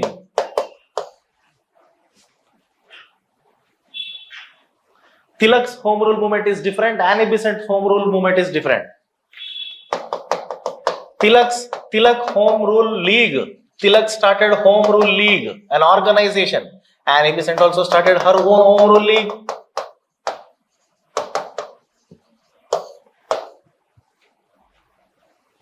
Okay? To collect the funds and start some institutions, promote their ideology, express their views, ఒక organisation support కావాలి. Tilak Home Rule League. Is Tilak Home Rule League powerful or Annie Besant's Home Rule League? Who is the most powerful leader in this two? Why? How can you say that? Tilak's only bent. So many?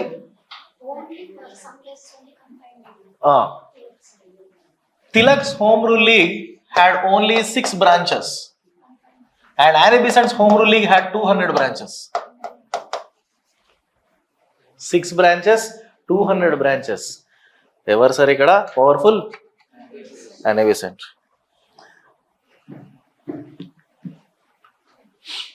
Tilak Home Rule movement only confined to few places. Tell me what are they? Maharashtra. Next. In Maharashtra, remember, no Bombay. అర్థమైందా? బాంబేలో Annie Besant is powerful. Except Bombay, the entire Maharashtra, Tilak is powerful. In Bombay, Annie Besant having a huge network. Next, Berar. Next, CP. Next, Karnataka. What is CP? Madhya Pradesh, Central Province. Karnataka. Only E areas lone Tilak is having a very good network. Rest of India, Annie Besant.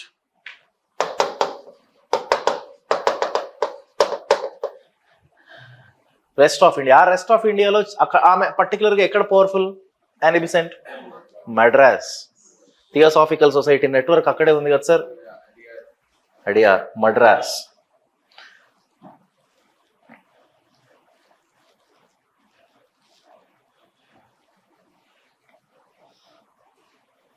Annie Besant ఎందుకు powerful అంటే ఈ ఇద్దరు organisations home rule leagues లో Annie బెసెంట్స్ home rule league కి funding ఎక్కువ వచ్చింది.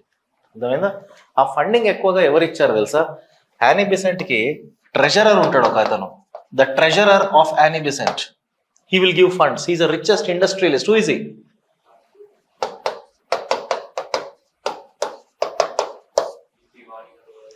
BP.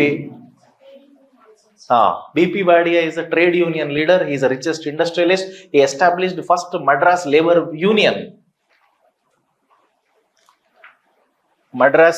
He established first Madras Labor Union. Factories lo pan chese laborers ki union start chestadu BP Wadia. Okay?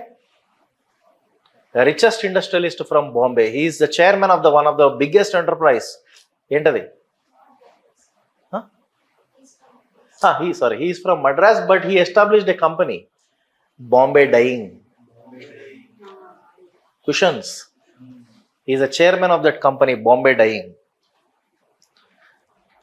No, I think actually he is from Bombay only. He is not a Hindu. I think they are Parsis. Parsil from Bombay only. Kani Madras lo labor union start chestadu. Theosophical Society toti associate avutadu kabatti Madras lo start chestadu.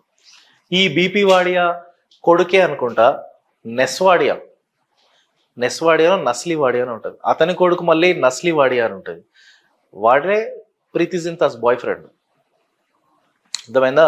Bollywood Preity Zinta, Kings 11 Punjab IPL team chairman Preity Zinta boyfriend వీళ్ళ family వాడు ఇప్పుడున్న generation. Okay, వాళ్ళిద్దరు breakup కూడా అయిందిలే. ఇట్లా big shots వీళ్ళు బాంబేలో. So ఈ BP Wadia home rule league. And one more secretary for home rule league, secretary is George Arundale. George Arundel, Arundale. He is a secretary. And also one more person is very important, associate of Annie Besant, C.P. Ramaswamy Iyer is also an associate. Okay? Huh? Periyar. No. C.P. Ramaswamy Iyer. ఆయన Ramaswamy Naicker. C.P. Ramaswamy Iyer. Annie బిసెంట్కి ఐడియాలజీకి పెరియార్ ఐడియాలజీకి total difference. వాళ్ళిద్దరు ఒకరికొకరు పడదు. ఈమె Hindu revivalist కదా, Periyar complete anti Hindu. ఆయన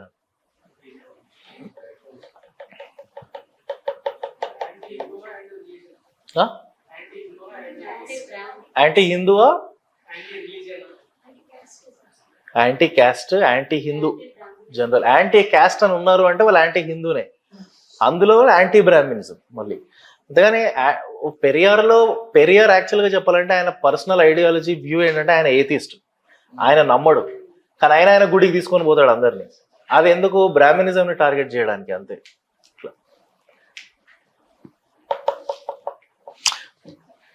though they both started or initiated their movements from different places and with their different network, but still both of them ideologically they are same. What are their views? What is the main demand of this home rule movement? Number one, states must be reorganized on the basis of language. Demand or objective. States reorganization on the basis of language. దీన్ని linguistic states అంటాం.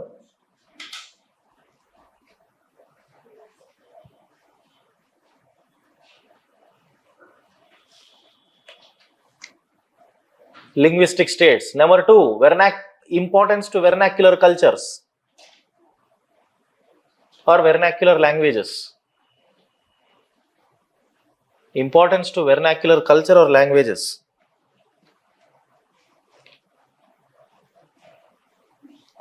నేను క్లాస్లో ఉన్నా, ఒక 10 నిమిషాల తర్వాత చేస్తాను.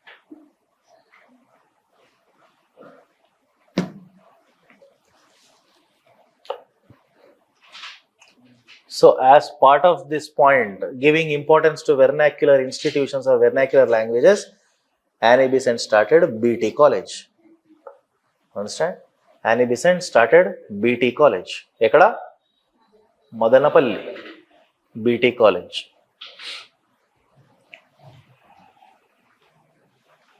Annie Besant started an institution.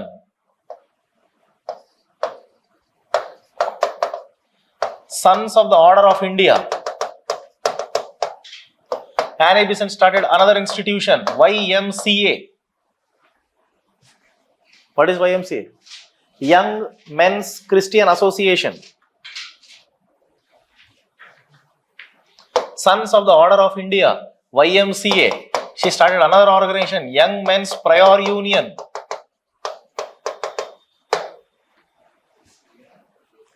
Young men's Christian association, YMCA. ఇక్కడ నారాయణగూడ దగ్గర ఉంటుంది వైఎంసీఏ. వైఎంసీఏ ఇది కదా నారాయణగూడ దగ్గర. ఆ ఏరియా పేరు వైఎంసీఏ అంటాం. YMCA branch. Young men's Christian association. క్రిస్టియానిటీలో వాలంటీర్స్ని తయారు చేసింది. ఇవన్నీ ఇన్స్టిట్యూషన్స్ ఎందుకు తయారు చేస్తుంది? She is bringing up the volunteers and motivating them, giving them money to go for social charity work. అర్థమైందా? For charity. ఆమె ఇట్లాంటి పనులు చేసి యానీ బెసెంట్, ఆమెకు టోటల్ నెట్వర్క్ ఇండియా వైడ్ ఆమెకు ఎంతమంది ఉన్నారు తెలుసా? 80,000 ఫాలోవర్స్ ఉన్నారు. అంత ఫ్యాన్ బేస్ ఉన్నది యానీ బెసెంట్కి. Being a foreigner, she gathered huge support. But the problem with Annie Besant, suddenly she disappeared from politics in 1917 after becoming president of INC. Jiddu Krishnamurti వాళ్ళ వల్ల 1917లో వెళ్ళిపోతుంది. అదే 1917లో హీరో వచ్చిండు, ఇక తాత వచ్చిండు. ఇప్పుడు తాత తెలివి ఎట్లుంటుందో తెలుసా? తాత తెలివి ఎవరైనా లీడర్కి ఇంటెలెక్చువాలిటీ ఎట్లుంటుందో తెలుసా? ఆల్రెడీ ఒక పాపులర్ లీడర్కి ఉన్న నెట్వర్క్ అంతా వీళ్ళు లాగేసుకుంటారు.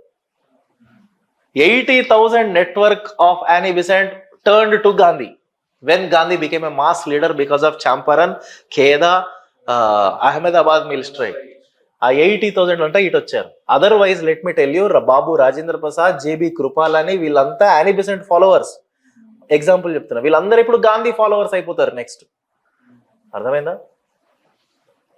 అది లీడర్కు ఉండే తెలివి.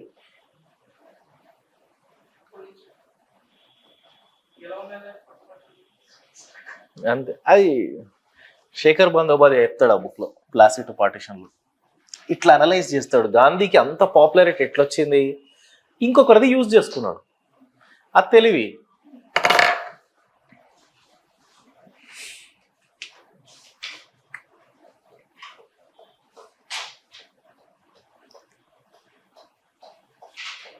Already I told you about BT college కదా. Now, rising popularity of Annie Besant is becoming problematic for the British. British arrested Annie Besant. Understand? ఆమెను అరెస్ట్ చేసిన తర్వాత British passed an ultimatum from England. Secretary of State Edwin Montag, in the month of August 1917, he passed a declaration called Montag Declaration. Understand? It is also called as August Declaration. According to the Montag's declaration, that Annie Besant have to stop the movement, and British promised self-governance for India, self-government for India, phase by phase wise. అర్థమైందా? ఏం చెప్తుంది ఆ declaration? British is ready to grant home rule to India, self government to India, but not at once. ఎట్లా? Condition after the end of world war 1, because now we are under pressure. Let the world war 1 be finished, then after that we will grant autonomy to India phase by phase wise. This is what you write. In August 1917, Edwin Montag passed a declaration, Secretary of State.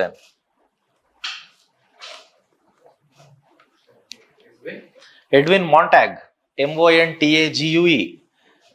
In August 1917, Edwin Montag passed a declaration which says, underline that word, Montag Declaration.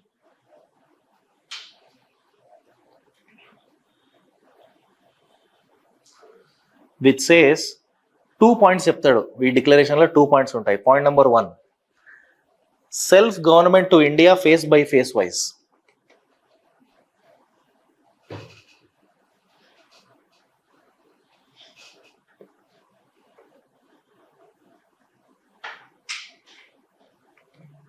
Okay, self government to India phase by phase wise. Next, number 2, responsible government to Indians.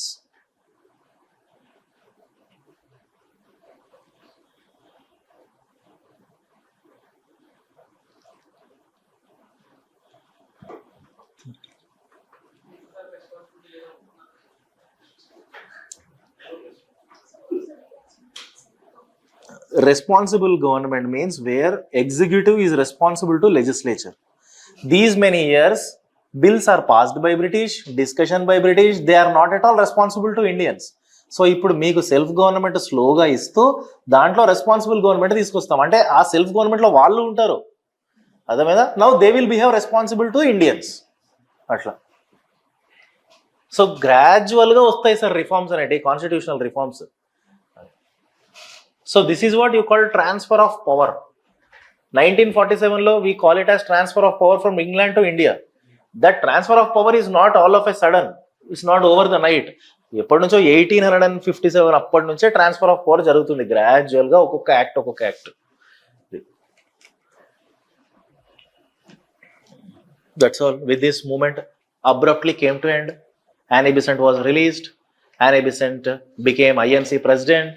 Congress party recognized Annie Besant. Understand? One more thing I want to tell you. Is there any relationship between the Congress party and home rule movement?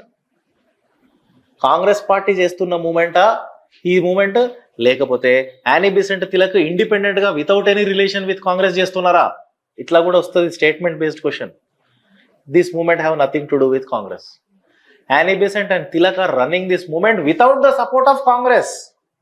Understand? Right. Congress may endorse it, but Congress కి indirect సపోర్టే ఇచ్చింది. కాంగ్రెస్ ఎక్కడ involve అవ్వలేదు. ఇది వీళ్ళిద్దరి moment మాత్రమే, party moment కాదు ఇది.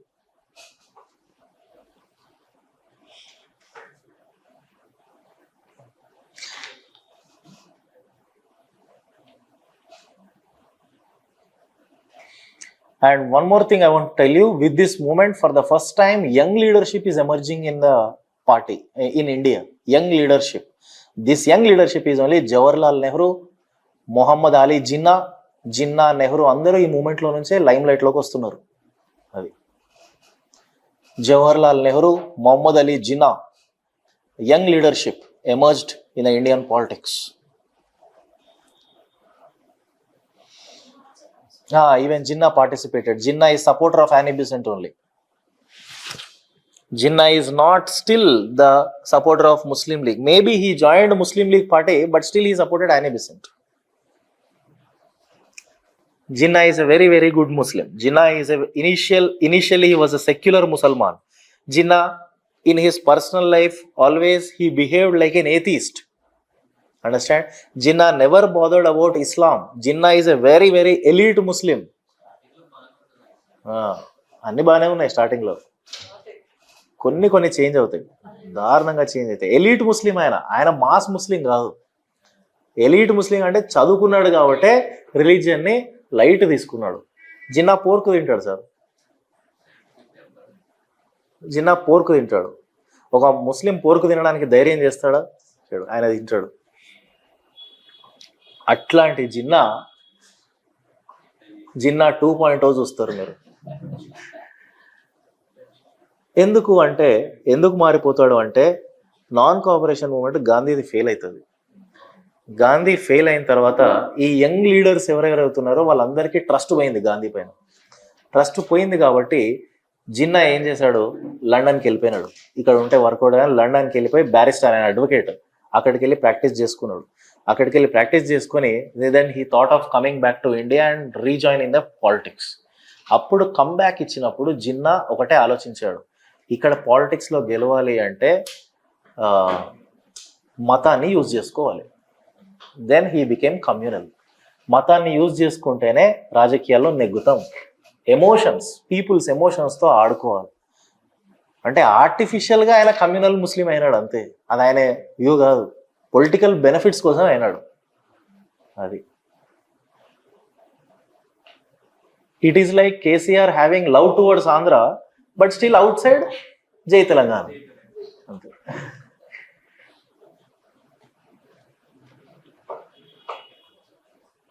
ఎందుకు అంటే గాంధీని అందరికీ ఎగ్జాంపుల్ సెట్ చేసినాడు. ఎట్లా అంటే Gandhi used Muslim appeasement in Khilafat movement. Gandhi brought religion into the politics. Understand? With this, Gandhi had great following among the Muslim community. Understand? And now when Khilafat movement failed, Muslims lost hope on Gandhi. ఎందుకంటే Muslims were already provoked on the name of religion. Gandhi చేసిన పెద్ద blunder mistake Khilafat మూమెంట్లో ముస్లిమ్స్ని provoke చేసినాడు. అక్కడ ఎవరో క్యాలిఫ్ ఉంటే ఆడికి support చేస్తానని వీళ్ళకి అర్థం కాలేదు కదా. సో అక్కడ ముస్లిమ్స్ టోటల్లీ డైరెక్షన్ చేంజ్ అయిపోయింది. నా Muslims majority of the Muslim masses అంటున్నా, not every Muslim, majority of the Muslim masses instead of fighting for nation, okay, they got diverted towards communalism. అర్థమైందా? ఇప్పుడు డైవర్ట్ అయిన ఈ communal ముస్లిం section ఉన్నది కదా, వాళ్ళని ఇప్పుడు జిన్నా ఇంకా పీక్స్కి తీసుకొని పోయినాడు. అర్థమైందా? అట్లా జిన్నా మాస్ లీడర్ అయిపోతాడు. This is the end of, అంతేనా? This is the end of extremist phase. Okay, right. See you tomorrow.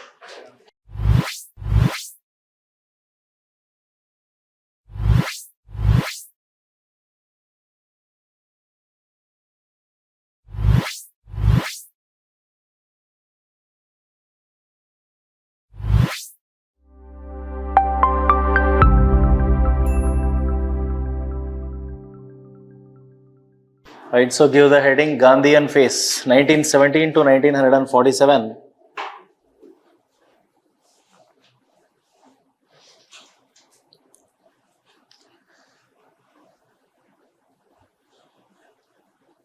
So already we discussed what happened in 1917. Champaran, Kheda, Ahmedabad mill strike. But after that, after 1917 and after 1918, in 1919, this is the very important year, 1919. You know, 1919 in the modern Indian history, it is the darkest year. Understand? Why?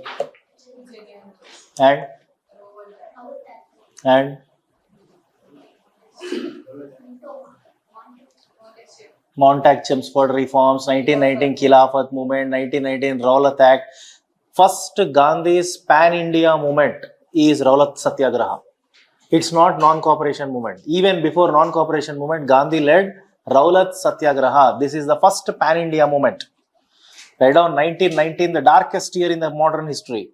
1919. Okay?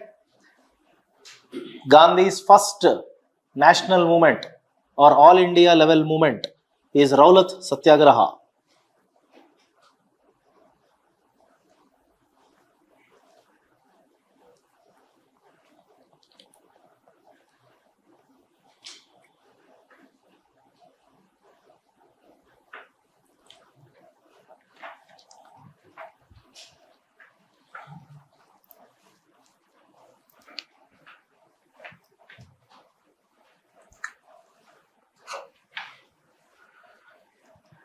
But we will see about that a little later.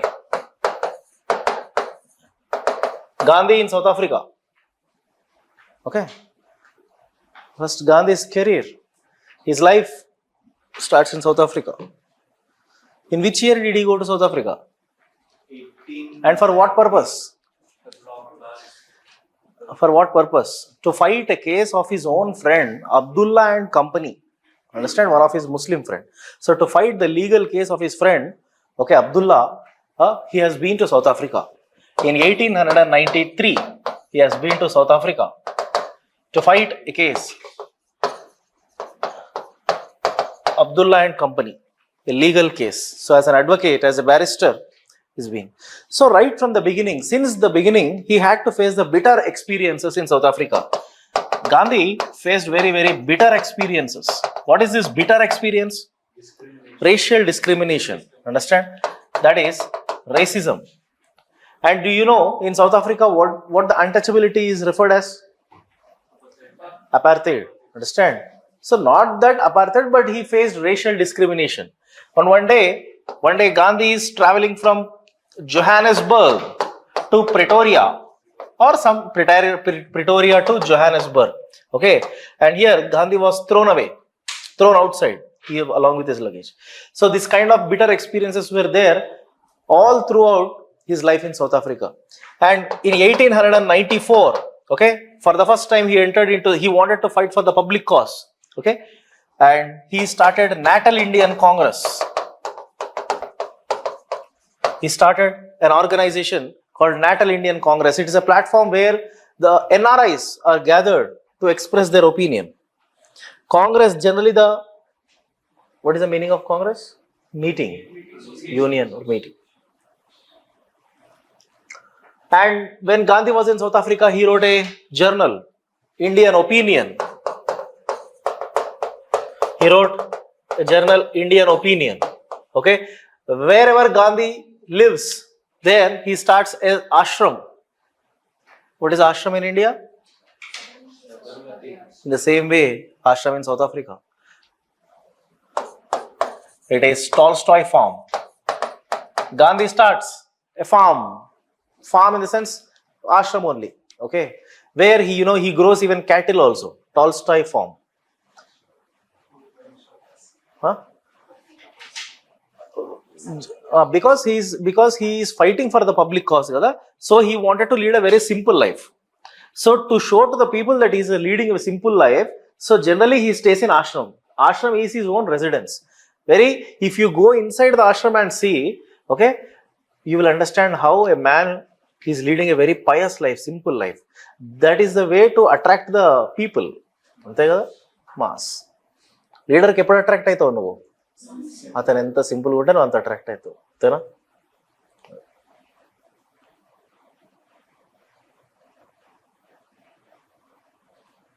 When he comes to India, he became more and more simple. He became a half-naked man. Winston Churchill says he is half-naked fakir. Winston Churchill. In 1909, he wrote Hind Swaraj.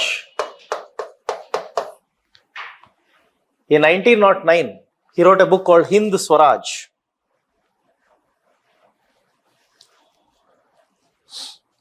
So in this Hind Swaraj text, Gandhi gives a definition of Swaraj. Understand? Generally in the modern Indian history, Swaraj means, according to different people, there are different definitions. Okay? Swaraj, according to Gandhi, does not mean only India must be, only to expel the British from India. Okay?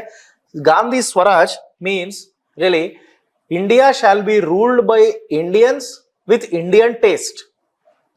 Are you getting my point? There is a very, in-depth meaning is there in this. India shall be ruled by Indians with Indian taste. Okay. So Gandhi says there is no use that if India will be ruled by Indians with English taste. Okay. Sovereignty will be there. India shall be ruled by Indians only, but within the British sovereignty, but with total Indian taste. Indian taste in the sense Indian ideas. What are those Indian ideas? According to Gandhi, Gandhi's ideas. Number one, Gram Swaraj. What is Gram Swaraj? Self-sufficient village economy. Not Panchayati Raj. Gram Swaraj, self-sufficient village economy. Gandhi is against urbanization. Understand? So he believes in village economy only. So villages are the heart for India. It's like a heart for India. So self-sufficient village economy is necessary for India because all the resources are concentrated in the villages, agriculture, minerals, everything. So Gandhi is against development of urbanization. Gandhi is against heavy industries. Heavy industries and large scale industries. Gandhi always support cottage industry, small scale, khadi we call. Gandhi supports khadi.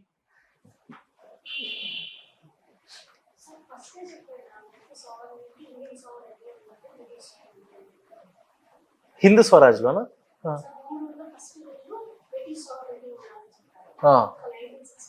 అవును.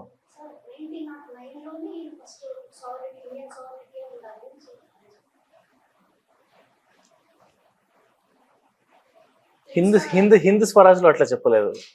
ఎందుకంటే even Gandhi knows that in 1909 time has not yet been ripen to demand complete independence. Otherwise, when Gandhi enters into politics in 1918, 1919, he would have demanded total freedom. He never demanded. Gandhi's definition of Swaraj is different. Same home rule lagane ఉంటుంది. So Indian sovereignty అని నాకు తెలిసి I never heard it. Okay. So next, Gandhi's idea, one more idea of Gandhi is Ramarajya. అంతేనా? What is this Ramarajya? Dharmic state, welfare state, Ramarajya. This is an ideal state. It's highly impossible, but this is a utopian idea. Is Gandhi a moderate or an extremist? Is he a moderate or extremist? రెండు కలిపా? రెండు కాదా? మరి ఏంటి? No సిమిలర్గా ఉంటాయి. Moderates, extremist రెండిట్లలో ఉన్నాయి, గాంధీలో ఉంటాయి. In thoughts Gandhi is an extremist. In action Gandhi is a moderate. This you will understand when I explain non cooperation moment. Understand? In thoughts, Gandhi is an extremist. In action, he is a moderate.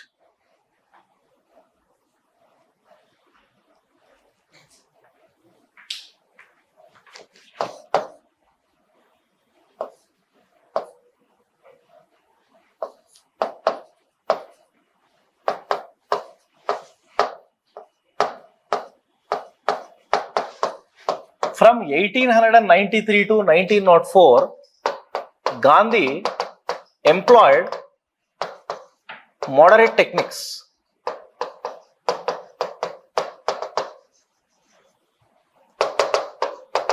In South Africa, against racism, Gandhi employed moderate techniques. What is that moderate technique? Pre-petition protest. Even Gandhi also employed the same techniques when he was in South Africa from 1893 to 1904 against racism. These ideas only Gandhi used to impose on the people in the Natal Indian Congress meetings. Okay. Then from 1904, Gandhi used passive resistance technique.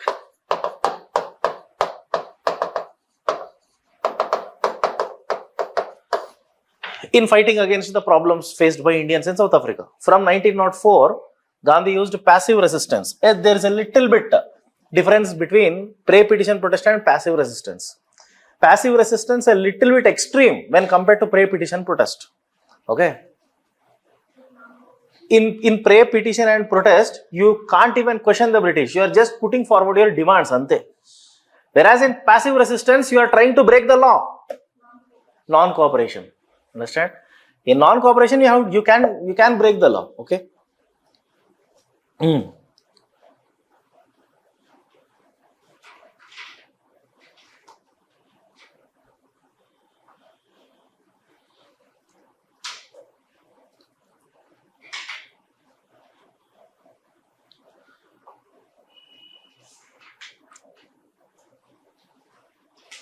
Who are those people who influenced Gandhi? Who influenced Gandhi? I told you yesterday one statement. Gandhi got influence from both Indian philosophy and Western philosophy. Number one, right? Leo Tolstoy.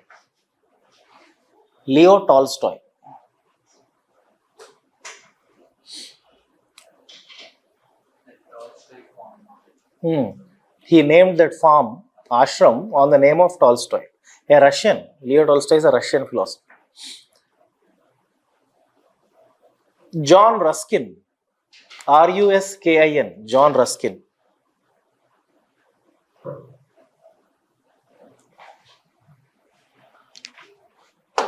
John Ruskin.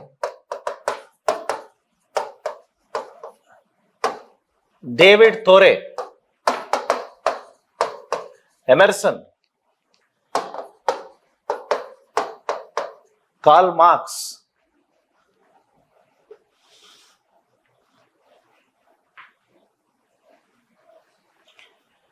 Whereas Gandhi was very much inspired by Vaishnavism.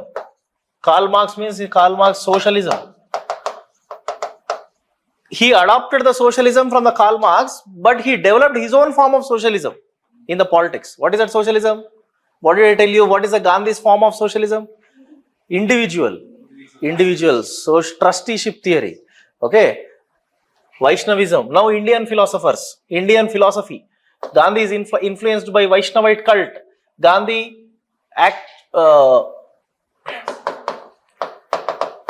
is a great follower of Narsingh Mehta.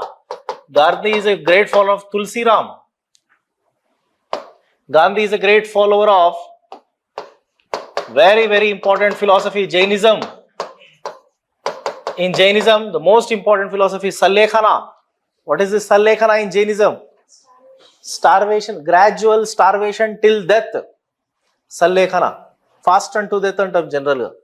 So this is the philosophy inspired Gandhi. Jaina Tirthankara's philosophy. In Jainism, you know that there are total 24 Tirthankars. You are not done with your ancient India, Gada? Total 23rd Tirthankars. Who is the 23rd Tirthankar? 23rd. 24. 23rd. Huh? Total 24. Sorry. Total 24. 23rd is Parswanatham. 24th is Vardhaman Mahal.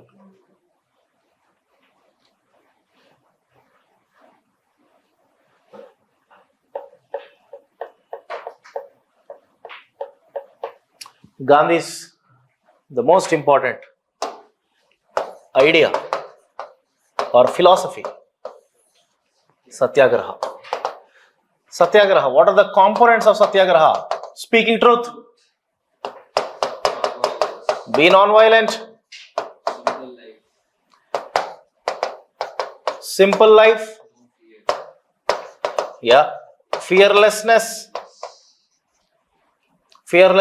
then patience, absolute justice,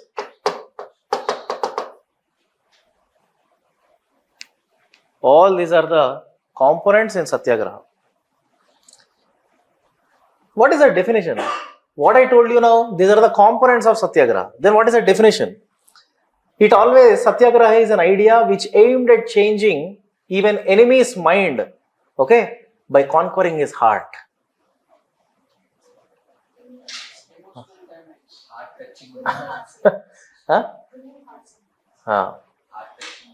Bonda?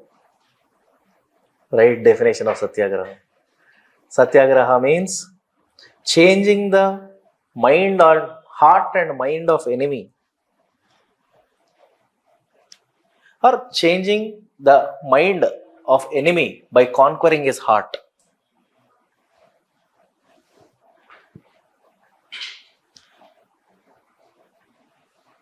This is a definition. Okay, changing enemy's mind by conquering his heart. Inkokati, changing the heart and mind of enemy even through self-suffering.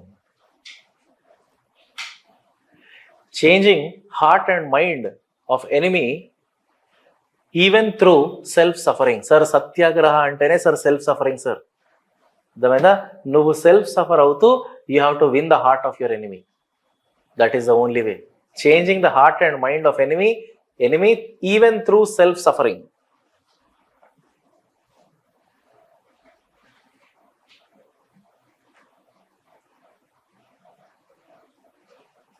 That's why in most of the movies, Gandhi based movies, एक गाल पे मारे तो दूसरा गाल. Question. Patience. That is the only way. Sir, these are all the techniques to catch the pulse of the people. You understand? These techniques Gandhi used to teach to his students in Sabarmati Ashram. Understand? One of the Telugu leader who joined as one of the member in the Sabarmati Ashram in Gujarat and learned all the Satyagraha techniques and employed those techniques in his native place and became a mass leader. Gandhi ento mandini leaderలను చేసినాడు sir ఆయన. Is Potti Sriramulu from Nellore. Understand? He fought against, what you know? Anyone? No, that is different. Satyagraha used చేసుకొని what he fought against in Nellore particularly. Liquor. He fought against consumption of alcohol. In Andhra, maximum population got addicted to drinking. They got addicted to liquor during the freedom struggle.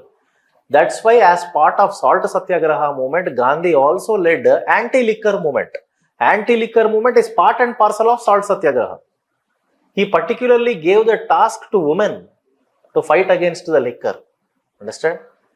Now what Potti Sriramulu have done, he went to the bar shops, wine shops, and he sat in front of the wine shops.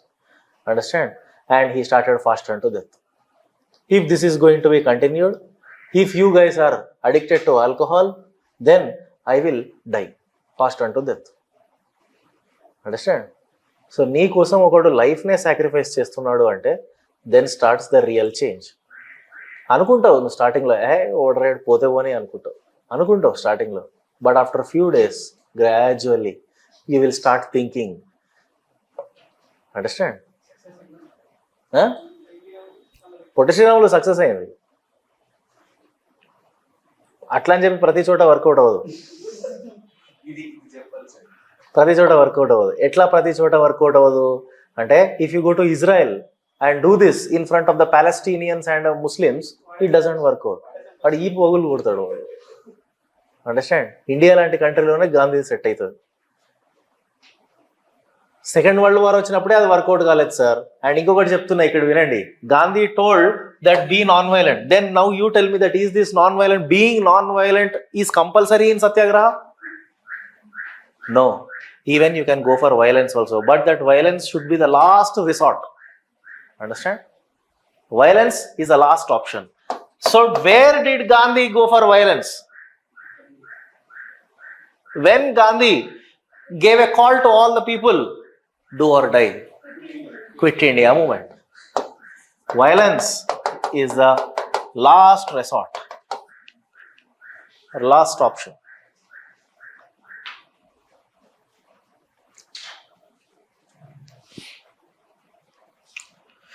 No, in Satyagraha, among all these ideas, which is the most important one is non-violence only. Ahimso Paramadharma antam dinne. It was adopted from Jainism. Okay, Jain Dharma, Jain philosophy says Ahimso Paramadharmam. Understand?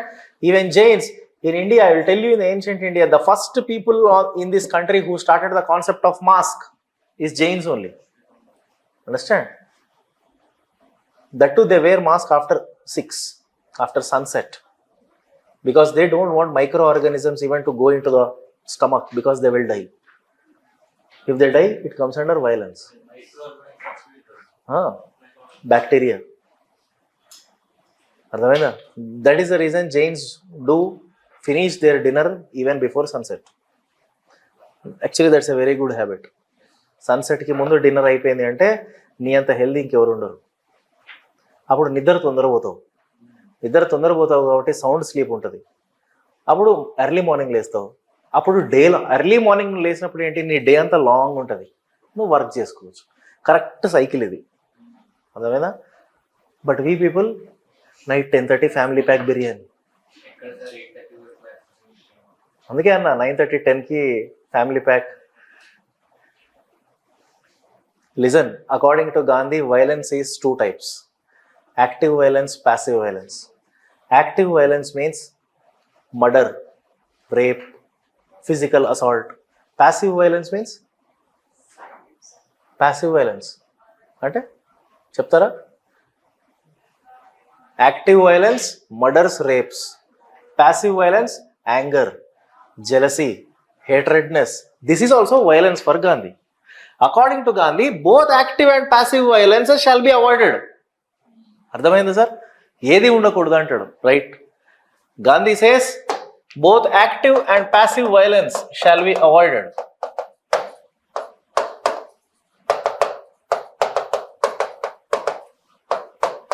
Shall be avoided. Active, passive. Active violence, murder. Passive violence, anger, your internal attributes, anger, jealousy, hatredness, ఇది కూడా ఉండకూడదట. అది కూడా violence అయిన దృష్టిలో.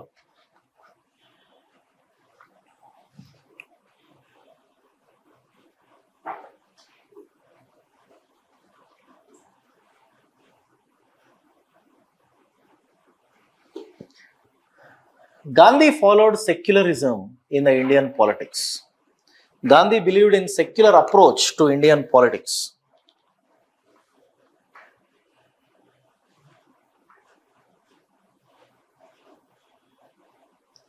Who is a staunch opponent of Gandhi in the Indian politics? Tell me. Staunch opponent of Gandhi's in Indian politics. Right. Ambedkar inka? Anyone? Who is opponent of Gandhi? Sir, Gandhi ki evariki ఏ leader కి ideological differences ఉంటాయి వాళ్ళే కదా sir opponent. Gandhi versus Bose only in some aspects, not in everything. Gandhi versus Ambedkar. And even Gandhi versus Annie Besant. Annie Besant is also opponent of Gandhi. Where did this Annie Besant criticize Gandhi? Where did she find fault with Gandhi? In Satyagraha only. Understand? Because according to Annie Besant, Satyagraha model of Gandhi is highly complicated. Understand? It's highly technical. It cannot be understood by common man. So please do not use this technique on the common man. Understand? Enduku ante, according to Satyagraha, okay, even Gandhi gives call to all the people in non-cooperation movement to not to pay the taxes. Important call is non-payment of taxes. With this, nobody paid tax in Andhra Pradesh. There was a local movement in Andhra Pradesh during non-cooperation movement. Non-cooperation movement at all India level. Local movement in AP is Chirala Perala. All the people who belongs to Chirala Perala, 15,000 population, nobody paid taxes. With this, government itself, crippled down. And now Annie Besant find fault with Gandhi. Why did you give the call to all the people to not to pay the taxes? Because farmers or peasants will be habituated for this even after independence. Are you getting? You are habituating the people to not to pay tax, not to pay tax. Repu freedom వచ్చిన తర్వాత కూడా అదే అలవాటు అవుతుంది. Here Annie Besant find fault with Gandhi. Even Gandhi also found fault with Annie Besant. ఎప్పుడు తెలుసా? Home rule movement. 1916. Yesterday I told you, Tilak and Annie Besant led the home rule movement. Okay, and why? What is the purpose of Annie Besant leading this movement? What is the reason I told you? Because she wanted to put pressure on the British during World War I. And Gandhi supports British in World War I. So Gandhi finds fault with Annie Besant for putting pressure on the British during World War I. Understand? ఇక్కడ చిన్న చిన్న differences ఉన్నాయి. On Hindutva model, Gandhi versus V.D. Savarkar. On casteism, Gandhi versus Ambedkar. On socialism, Gandhi versus Bose. Clear? Lanta Gandhi opponents. Who are the followers of Gandhi? Staunch followers of Gandhi. Rajendra Prasad, Sardar Patel, later on Nehru. Initially is not, but later Jawaharlal Nehru, J.B. Krupalani, Anugraha Narayana. These are all followers of Gandhi.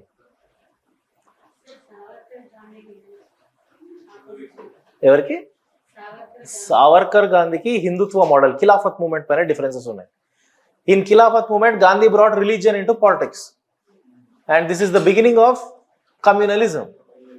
So according to Savarkar, so Muslim now Savarkar it made Savarkar to start a new idea called Hindutva.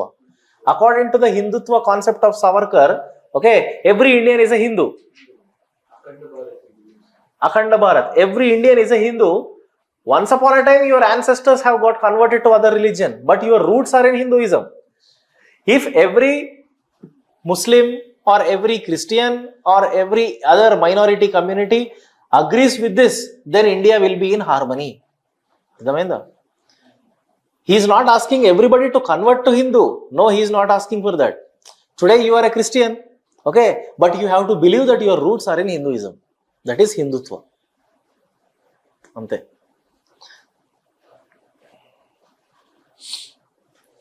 Up to 1919, Gandhi did not intervene in the politics, in the Indian politics. He was only, a man who always tried to develop his image in the people. Ante. He never intervened in the politics. From 1919, he started to interfere in the politics. And when Gandhi was about to enter into the politics, there was no support from Congress party. Let me tell you this. Understand? In between 1893 to 1905, when he was in South Africa, sometimes Gandhi used to come to India to attend INC sessions. Understand? Who is the guru of Gandhi? Gopalakrishna. Gopalakrishna Gokhale used to invite Gandhi to INC sessions. When Gopalakrishna Gokhale was the president of INC session in 1905 in Benares, Gandhi visited that session.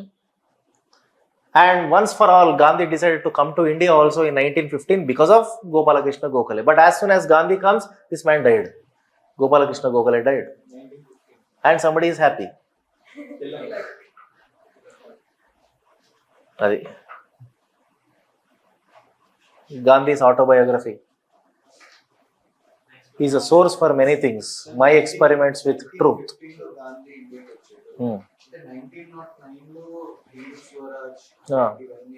South Africa. Yes.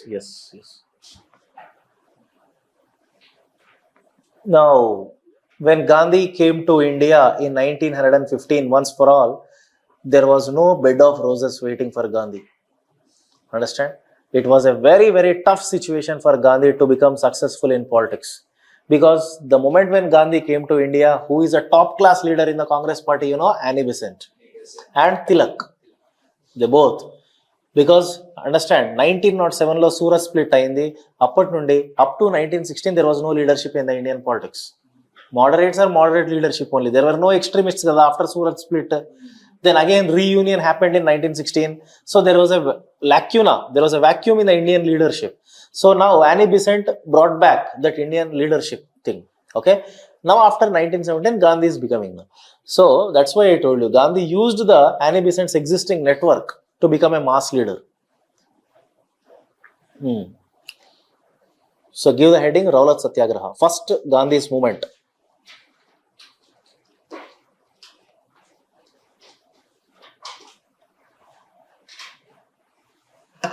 Rowlatt Act. Reason is Rowlatt Act.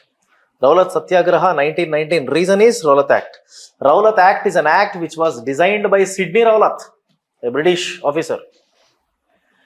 Rowlatt Satyagraha. Reason, British introduced Rowlatt Act. R-O-W-L-A-T-T. It was designed by Sidney Rowlatt.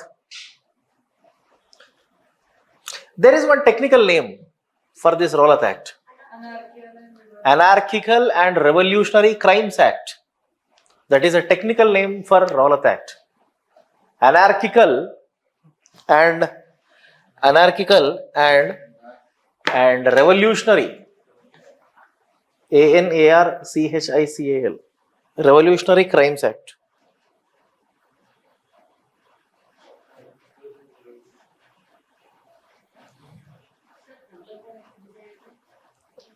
Sidney Rowlatt. On the basis of the recommendations of the Sidney Rowlatt, British government passed Rowlatt Act. Technical name inkokoti untundi. And Revolutionary Crimes Act.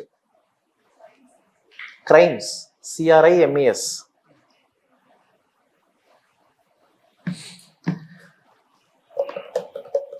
Gandhi says this act is Black Act. Understand? Black Act. Why? What is this act?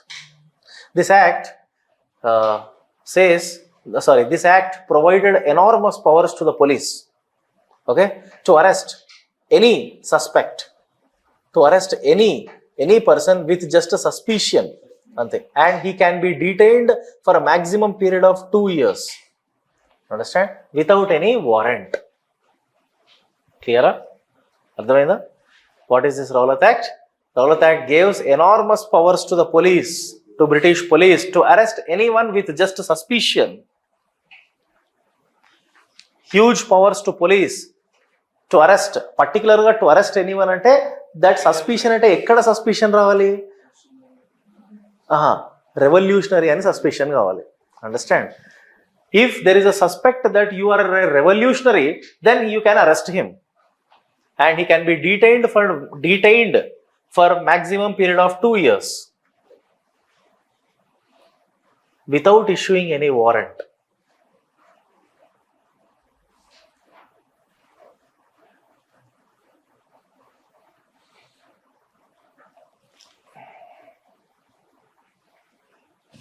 So what is violating here? What is this violation? Habeas corpus. Habeas corpus says you have to give the reason. You cannot detain. So even though you detain somebody, you must be prosecuted. You must be presented in the court within the 24 hours. So violation of habeas corpus. Now Gandhi actually ఎందుకు తెచ్చింది తెలుసా ఈ act? Why do you think British introduced this act? This act was introduced in India just after the completion of World War I. Understand? Because as part of World War I, there was increasing suspicion of British among the revolutionaries in Punjab. Punjabilo revolutionaries ekkunaru sir. Okay, suspicion perigindi. So they wanted to arrest some people. They have an idea who are those revolutionaries. For that, ordinance, emergency purpose ga తీసుకొచ్చిన act ఇది. Ordinance వచ్చింది. Now in Viceroy's Executive Council, debate was held. Total number of members in the Viceroy's Executive Council at that time are 35 members are there. Out of 35, 22 members opposed to this bill. Understand? Because very dangerous, man. There is no freedom at all. Understand? How can you arrest somebody with just suspicion? So there is a threat. So 22 people opposed this bill. In this Viceroy's Executive Council, one of the Indian, his name is Shankaran Nair. Understand? He also opposed that bill. And remember, in the same year, 1919, Jallianwala Bagh will happen in 13th April. Okay, on 13th April. For that, Shankaran Nair resigned from Viceroy's Executive Council. Now, against Rowlatt Act, Gandhi led All India Hartal. Gandhi led All India Hartal on April 6th, 1919. Strikes, demonstrations, Hartal. And several violent incidents took place here. When Gandhi led All India Hartal, everywhere, even Gandhi comes to Andhra Pradesh also. Gandhi came to Vijayawada. In Vijayawada, he gave speech in Ram Mohan Library. When Gandhi was giving speech in Gujarati language, some local person was translating into Telugu. But situations took seriously a different turn. So violence perigipayindi ikkada. So Gandhi decided to stop. Whenever violence will be there, Gandhi will decide to stop the movement. Because it will totally change the course of the movement. Violence anedi. Then, now according to Rowlatt Act, British arrested whom? Dr. Satyapal and Kichlu and Saifuddin Kichlu, two Punjabi leaders were arrested with suspicion. Satyapal and Kichlu was arrested.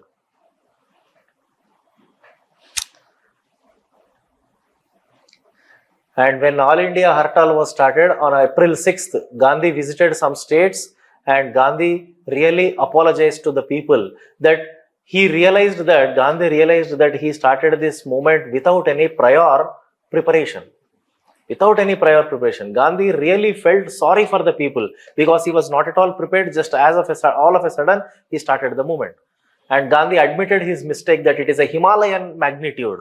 This mistake is having an Himalayan magnitude. Understand? Gandhi never did that kind of mistake without prior preparation from next onwards. So, next succeeding the Rowlatt Act, next entika non-cooperation movement. Kani, ఇది ఎప్పుడు జరిగింది sir hartal?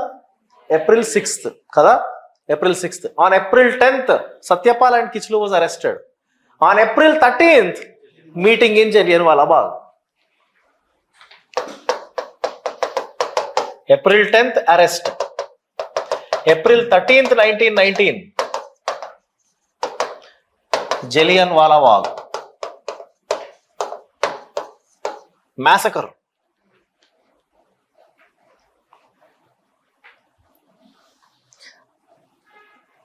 There was one of the courtier whose name was Jella.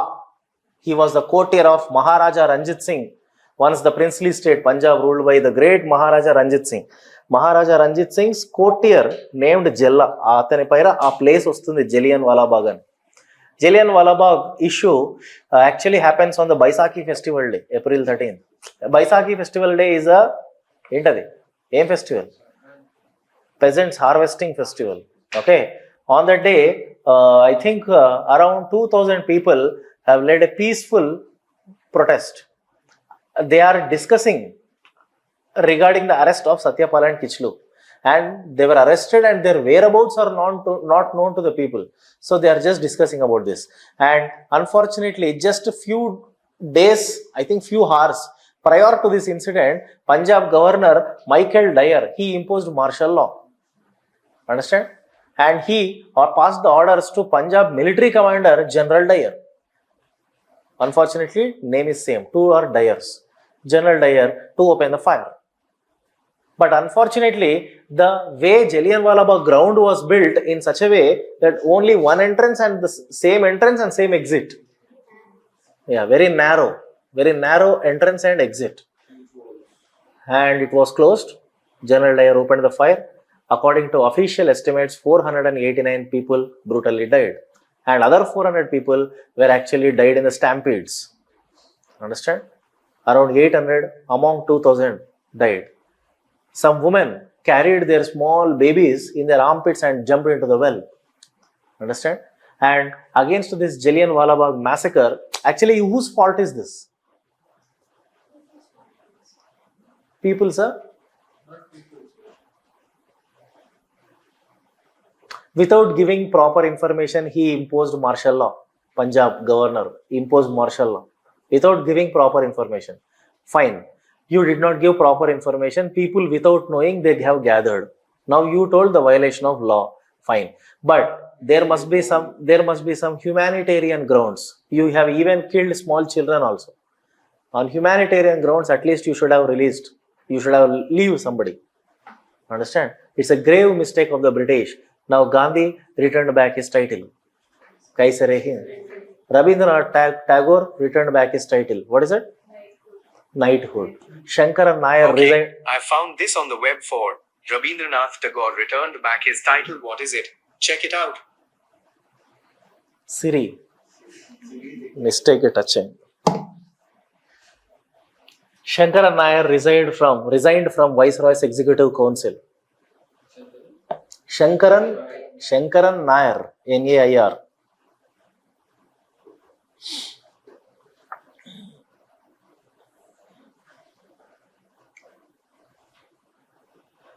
And Gandhi demands to appoint a committee. What is that? Hunter Commission. Hunter Commission to investigate on Dyer, to investigate the Jallianwala Bagh issue. What is the report given by Hunter Commission? They gave clean chit to Dyer. And Gandhi says this judgment is grave error. Understand? What Hunter Commission gives a judgment is seriously disappointing for Indians. You know, there is a lot of sympathy built for even this fellow, Dyer, in London. A newspaper, Morning Post is a newspaper in London which collected 20,000 pounds and everyone in London supported Dyer. Understand? And somebody decided to kill Dyer. Sardar Udham Singh. Eppudu champadu Udham Singh? Sardar Udham Singh killed Michael Dyer, not General Dyer. Michael Dyer champadu, governor. Eppudu 1940 in London. Sardar Udham Singh's family members died in this Jallianwala Bagh. Udham Singh decided to become revolutionary. Understand? Udham Singh decided to go to London and join as a slave. Understand? Under the Michael Dyer. So, strategical ga bodam anukunnadu. Job leదని request chesadu. He got a job. Understand? After working for many years, Udham Singh decided and he tore the book, all the pages in the book in such a way where the gun fits properly in the book. And he closed the book and he is carrying the book into the, there was a book opening ceremony. Meeting అవుతుంది point bank లో call చేశాడు Udham Singh Vicky Kaushal.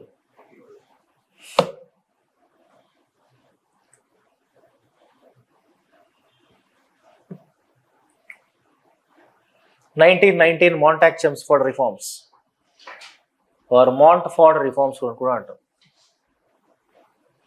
1919 Montford reforms.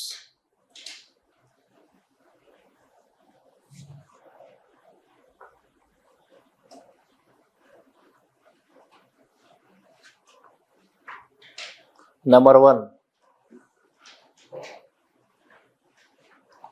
voting rights were given to women. Voting rights were given to women. ఎందుకంటే direct elections introduce అవుతున్నాయి sir. Okay, voting rights were decided on the basis of property.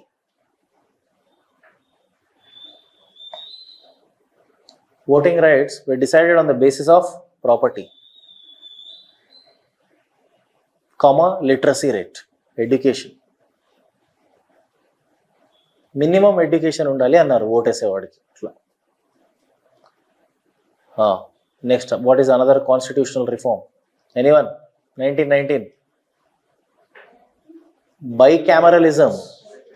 Bicameralism is introduced at? Anyone? No, only at center. 1935 Government of India Act introduced bicameralism in 6 states. Appudu 6 provinces. ఇక్కడ at centre, bicameralism at center. Next, diarchy in provinces. Diarchy. What do you mean by diarchy? The subjects have been divided into two different categories, powers. One power is called as reserved power and another one transferred power. Reserved and transferred. What do you mean by reserved powers? Reserved powers are those powers which are reserved with the British members in the provincial legislative councils. What are those powers? Defense. Actually, provinces ki kabatti defense undadu. Police, law and order. Okay, law and order. Revenue, finance. Revenue is different, finance is different. Next, jails. Jails also was given in the reserved powers only. Okay, justice. Antena? Number 1 em cheppanu? Law and order. Revenue, finance, justice, jails. Okay, justice, jails, ఇవన్నీ. Transferred powers. Next, చెప్పండి. Transferred పవర్స్లో కూడా ఒక రకంగా Indians are satisfied with transferred powers only in one aspect, education. Education was given to transferred powers. Transferred powers. Okay, education, comma, health, comma, sanitation, comma, local bodies. Education, health, sanitation, local bodies, etc. etc.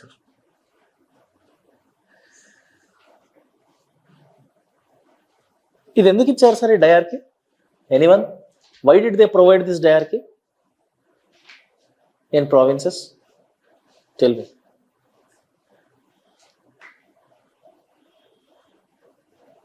Transferred powers is nothing but they are transferring powers. Now, the Indian members in the imperial legislative councils can make laws on transferred powers. Indians for transferred, British for reserved. ఎందుకు ఇచ్చారు?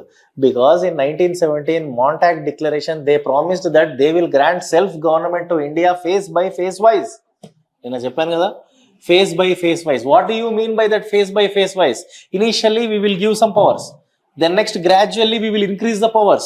So initially they gave us only local level powers, transferred powers. But what is the difference between reserved and transferred powers now? Tell me. No.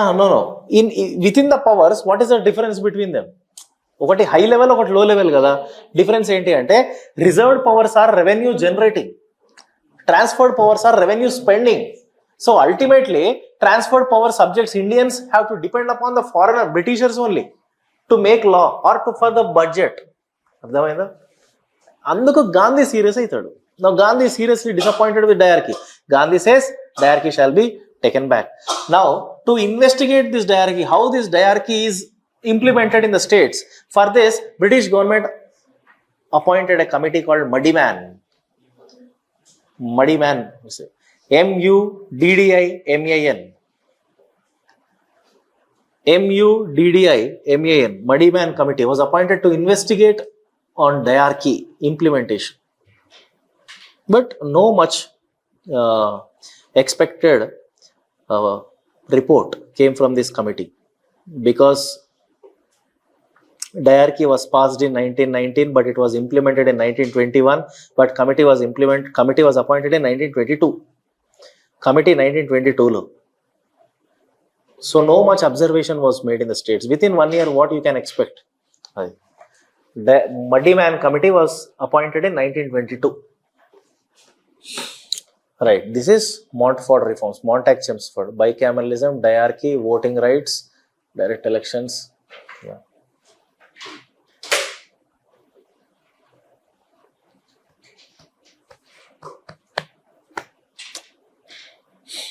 Next, give the heading non-cooperation movement.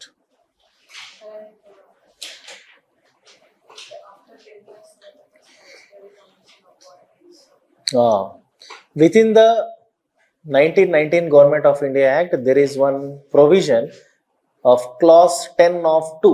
ఏమనుంటుందంటే within the implementation of the 10 years after the implementation of the 1919 Government of India Act, a statutory commission shall be appointed to review the whole act. ఆ commission ఏంటి? Simon commission. 1927లో వస్తుంది.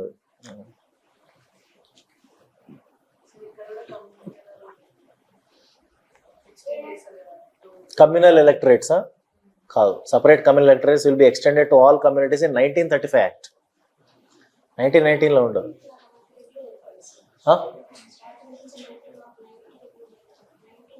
1919కి review వచ్చింది. ఎందుకంటే diarchy only because of diarchy అక్కడ. ఎందుకంటే first time power transfer to Indians, local subjects.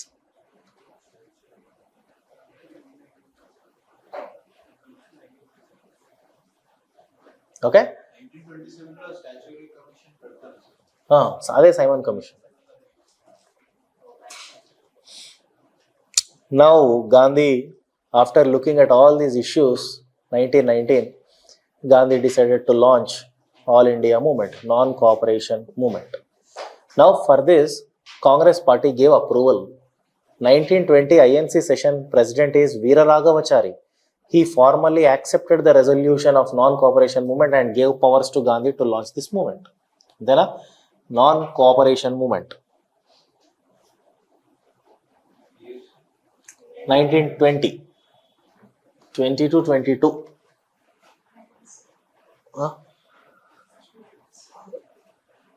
1920 INC session was held actually in Nagpur. అక్కడ వీర రాఘవచారి ఉంటాడు ప్రెసిడెంట్. ఆయన పాస్ చేస్తాడు resolution. Now here what is this non cooperation moment? It is according to Gandhi, non-cooperation is the mildest form of hesitation in cooperating with the government. You have to hesitate to cooperate with the government. That's what non-cooperation. Hesitate to cooperate with the government. It is a mildest form of hesitation in cooperating to the government. అంటే in every aspect you have to non-cooperate with the government so that you are going to break down the whole government's machinery. అది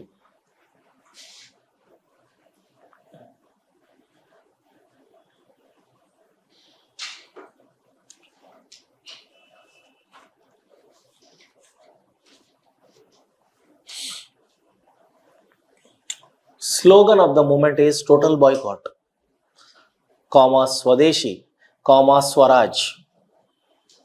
Slogan of the movement is total boycott, Swadeshi, Swaraj. Now do you see this as a very new? Same in Vande Mataram movement. Ante Gandhi adopted whose views? Extremist movement కదా sir Vande Mataram, Lal Bal Pal, total boycott, swadeshi, ఇవన్నీ extremist ideas. అందుకే అన్నాను Gandhi is extremist in thought. So Gandhi employed extremist techniques in non-cooperation movement. Total boycott, Swadeshi, Swaraj. Then as part of this movement, what is the symbol? Charaka. Gandhi employed charaka as a symbol of this movement. So khadi. Everyone have to spin cloth. Now what is the definition of this total boycott? Gandhi gave the definition. Total boycott. Total boycott lo number 1, boycott of titles, civil services, boycott of titles, civil services, goods, textiles. This is very very important, textile. ఎందుకంటే textile market is the biggest market. Intoxicating drinks,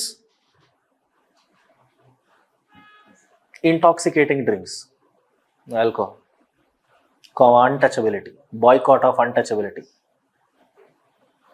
What is the greatness of Gandhi? What is the uniqueness of Gandhi is, what is the difference between Gandhi and other leaders? Gandhi will bring even social aspect also into the movement. Boycott of untouchability అన్నాడు. Understand? అది కూడా తీసుకొచ్చినాడు. అంటే ఎక్కడ ఏ section of సొసైటీని touch చేయాలో ఆయనకు తెలుసు.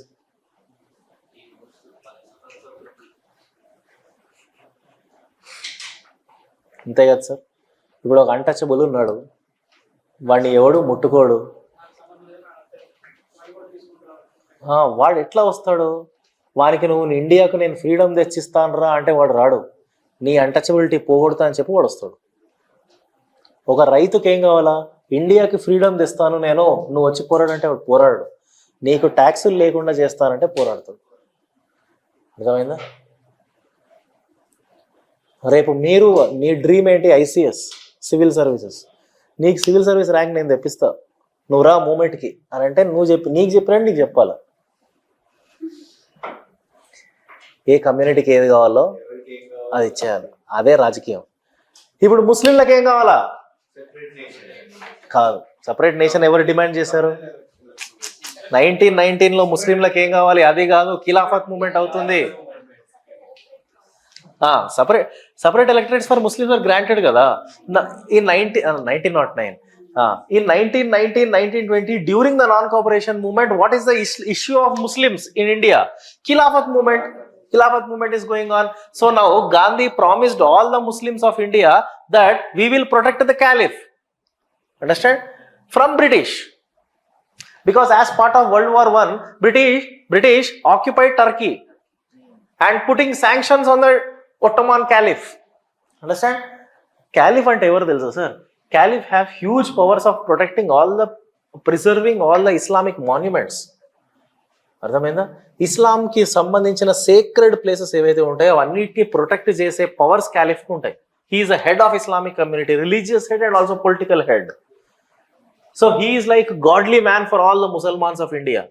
దో Musalmans of India have never seen caliph, though caliph have never come to India, but still emotional bond is there between Muslims and caliph. Understand? And Gandhi, something promising to the Indian Muslims which is very, very, very unnatural. And it will never happen. How can Gandhi protect that caliph man from the British? That too from India. How can you protect the caliph? But Muslim masses will not understand this. Kada? అంటే ఇక్కడ Gandhi idea ఏంటి? He just wanted to appease the Muslims and bring them into the movement to unify with Hindus, to unite with Hindus. Kani Gandhi did a grave mistake, a gross mistake, sorry. This was the exact expression used in UPSC mains question. Gandhi made a gross mistake in accepting the Khilafat movement's leadership. Discuss or analyze. ఇది అడిగాడు. అంటే అసలు consequences ఎట్లా ఉంటాయి next అనేది గాంధీ ఆలోచించలేదు. He just wanted to use the Muslims in the movement to bring the unity. Fine, your idea is so great, but what are the consequences? Why? What happened? Tomorrow, you did not protect caliph. Do you know something? What happened in Turkey? In Turkey, Muslims of Turkey only have removed the caliph from power. And today here, you are promising the Indian Muslims that you will protect caliph. టర్కీలో ఉన్న ముస్లిమ్సే క్యాలిఫ్ని వద్దన్నారు sir. అక్కడ young leadership వచ్చింది, అక్కడ democracy వచ్చింది. టర్కీలో Mustafa Kamal Pasha, a young president of Turkey. Now you failed man. Now Muslims of India stopped believing you. They got diverted from the nationalism and they went to communal path. They have chosen communal path. అందుకే 1921 మోప్లాలో riots అయినాయి. అర్థమైందా? కేరళలో Moplah riots అయినాయి. ఇది ఖిలాఫత్ మూమెంటే అన్నిటికీ underlining statement. After Khilafat movement Muslims got diverted to communal path. During Khilafat movement Muslims are very good, they got united with Hindus. అది sensitive ఇష్యూని గాంధీకి హ్యాండిల్ చేయడం రాలేదు. రాజకీయాల కోసం మతాన్ని వాడుకున్నాడు, ఎమోషన్ని వాడుకున్నాడు. తర్వాత ఏమవుతుందో తెలుస్తుంది. అర్థమైందా sir? This is what you have to project in mains answer. Gandhi made a gross mistake. He himself gave the question. So this using religion in the politics is a technique of Gandhi, which was then later on followed by Jinnah, Ilandur.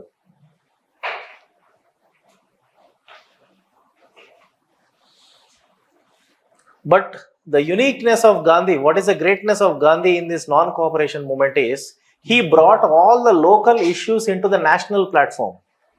That is actually the character of a leader. Understand? He brought local issues into the national platform. Example? What are the local issues? Just now I told you in Andhra Pradesh one local movement is going on.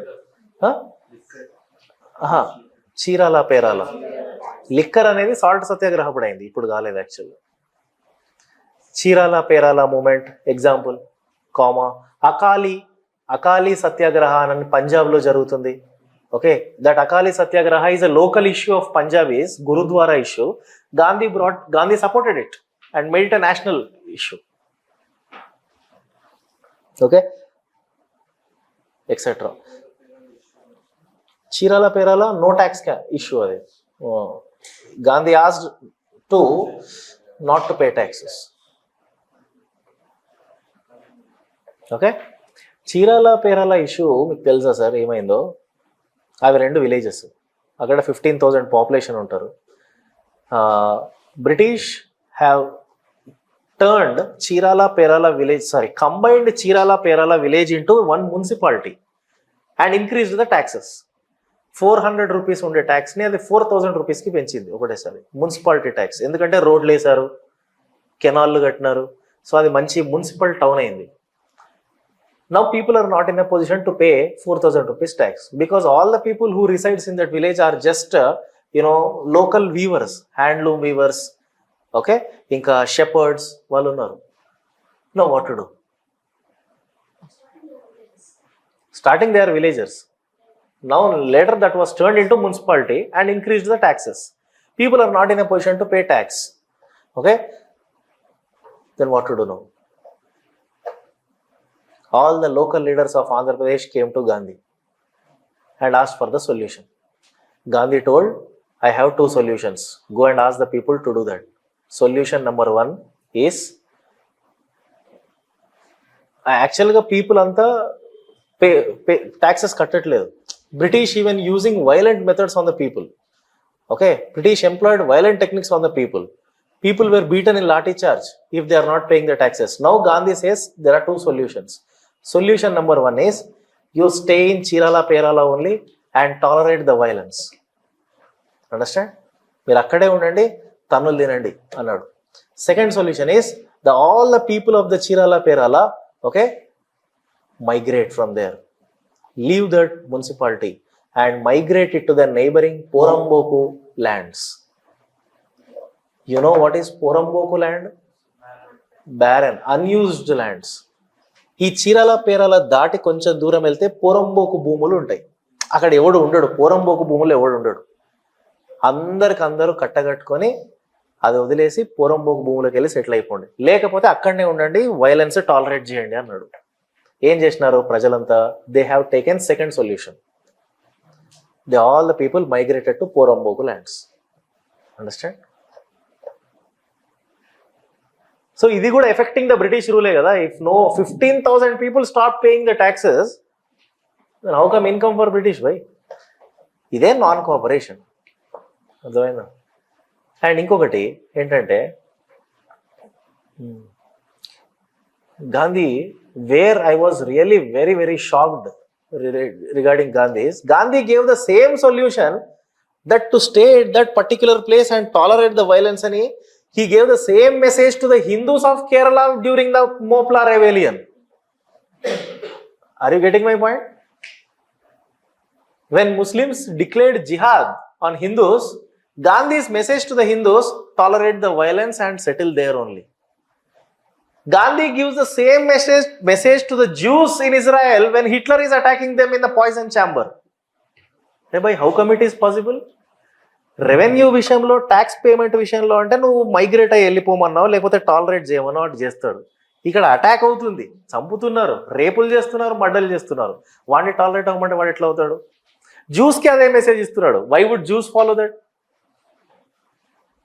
అరే గటే కొన్ని utopian ఉంటాయి గాంధీ, అవి impractical ఉంటాయి. And one more thing, so when you give that slogan total boycott, as an alternative you have to start local institutions, Swadeshi institutions, with the help of these 2 brothers, ఎవరు Khilafat moment start చేసిన వాళ్ళు ఇద్దరు ఉంటారు, Muhammad Ali and Shaukat Ali. They started Jamia Millia Islamia University in Delhi. Understand? అది non cooperation mode అప్పుడే start చేస్తారు. Jamia Millia, it's a local education institution. అదొకటి. Gandhi came to Vijayawada 1921. 2 times. Gandhi came to Andhra Pradesh 2 times.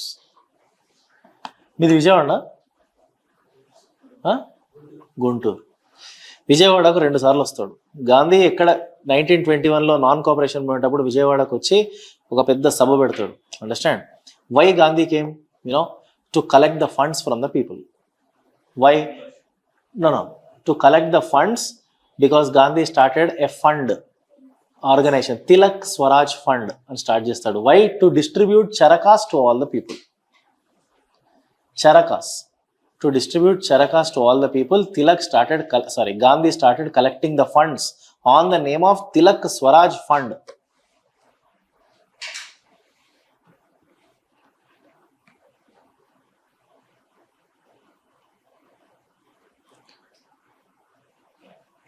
When Gandhi is giving speech in Vijayawada in this Sabha, there was immense response from the people. Almost more than 2 lakh people attended that meeting. 2 lakh people.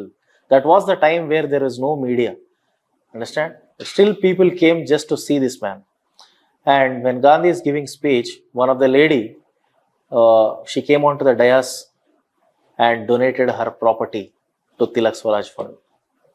Maganti Annapurnamma అని ఉంటుంది ఒక ఆమె ఇచ్చేసింది property. ఇంకొక ఆమె ఉంటుంది Yamini Purna Tilakam. Understand? She is a prostitute. Understand? She donated her jewellery to Gandhi. Gandhi means Tilak Swaraj fund. Understand? Look at the response from the people. Understand? ఇది Tilak Swaraj fund అని ఎందుకు పెట్టారంటే 1920 తిలక్ డైడ్, అందుకు తిలక్ పేరు పెట్టారు. అర్థమైందా? అది. When Gandhi is giving speech in Vijayawada, Pingali Venkayya from Machilipatnam came onto the dais and presented our national flag. Pingali Venkayya presented national flag.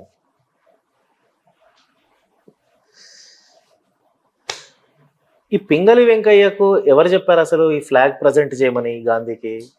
Gandhi చెప్తాడు ముందు రోజు. నేను ఆ రోజు స్పీచ్ ఇస్తాను, వచ్చే ఫ్లాగ్ ఇవ్వమని. వీళ్ళిద్దరికి ఎట్లా పరిచయం అసలు? Pingali Venkayya and Gandhi know very well each other even South Africa only. అది పాయింట్.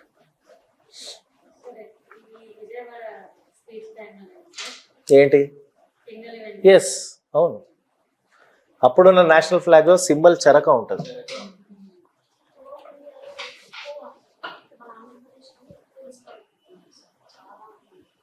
నాన్ కోఆపరేషన్ మూమెంట్లో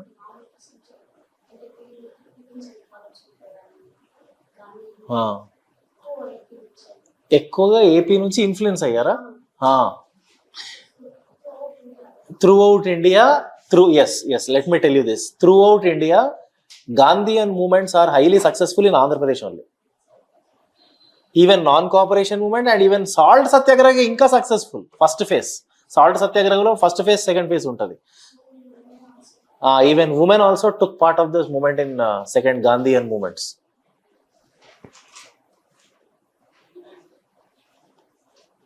ఎందుకని ఏం లేదు దానికి. యాక్చువల్గా చెప్పాలంటే ఫౌండేషన్ బిపిన్ చంద్రపాలే ఇచ్చాడు. స్టార్టింగ్లో ఆంధ్ర నుంచి రెస్పాన్స్ లేదు, అర్థమైంది. అందుకే Bipin Chanderpaul tour to Rajahmundry and gave speech. Not only to Rajahmundry, came to Vizianagaram, Visakhapatnam, Machilipatnam, Vijayawada అన్నీ చేశాడు. Created a base.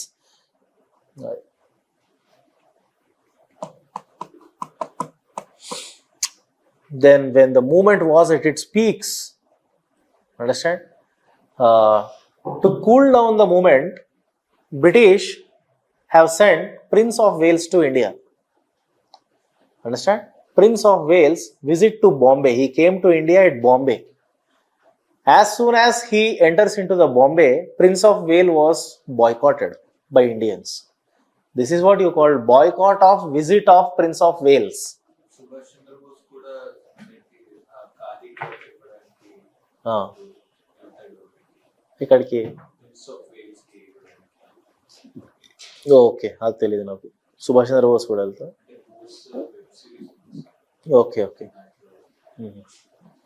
తెలియదు.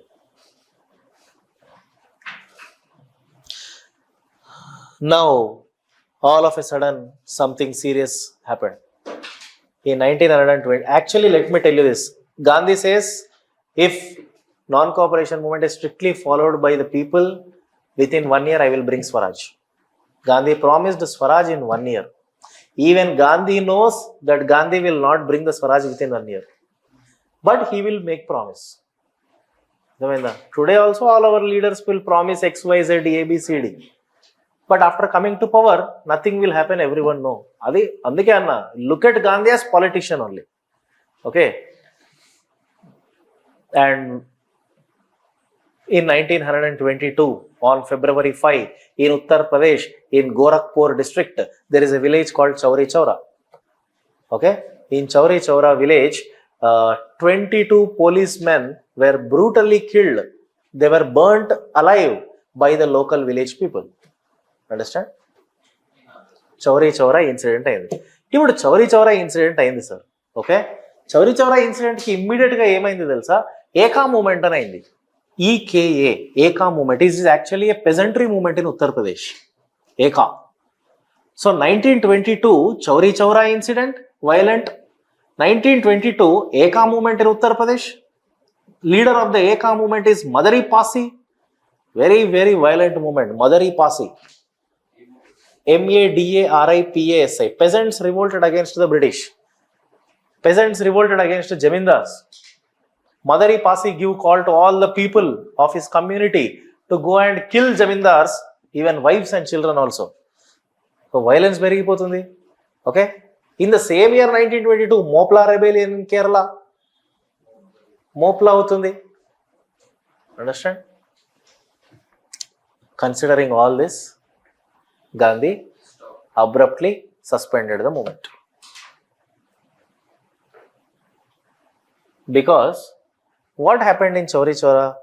People went and burnt alive policemen. They have burnt alive policemen. Do you think the police is going to see the tamasha? No. Police immediately reacted and killed most of the village people and burnt alive to the tree. They have hanged to the tree, you know. And what's happening by a non-cooperation movement? Violence and counter-violence. Violence and counter-violence. Definitely, this will go in a wrong way. Okay, that's why Gandhi stopped the movement. And one more thing, why Gandhi suspended the movement, nobody understood. Subhash Chandra Bose, the first man who criticized Gandhi. Bose says, here and there, small things will happen. What is the need to stop the movement when it is going at a national level? Understand? M.N. Roy, the founder of Communist Party of India, he says failure of Gandhism ideology. Understand? M.N. Roy entered a matter. Even Lala Lajpat Rai also made comment on this.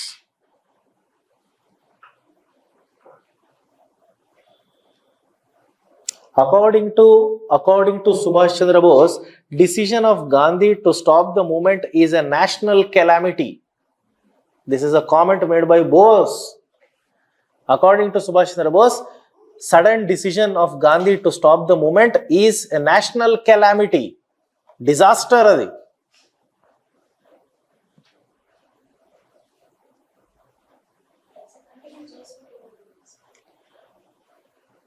If the movement would have continued, all the nationalist leaders expected Swaraj within 6 months. ఇంకొక 6 months అయితే మనకు స్వరాజ్ వస్తుండే. స్వరాజ్ అంటే not independence, Swaraj. What is Swaraj? No, listen. What is Swaraj? Already British gave us transport powers. Now we will expect even reserved powers also. అదే స్వరాజ్. అన్ని powers మనకే వచ్చేసాయి. అర్థమైందా?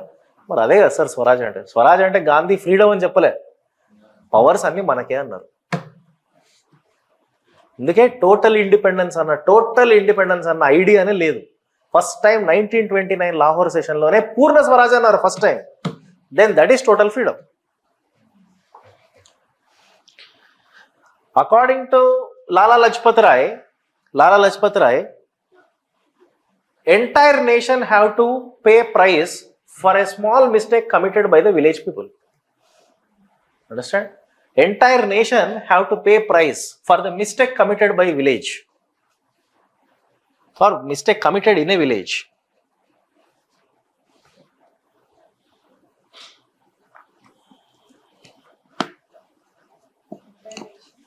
Entire nation have to pay price. Entire nation have to pay price for the mistake committed in a village. So these are all comments. Criticism on Gandhi idanతా.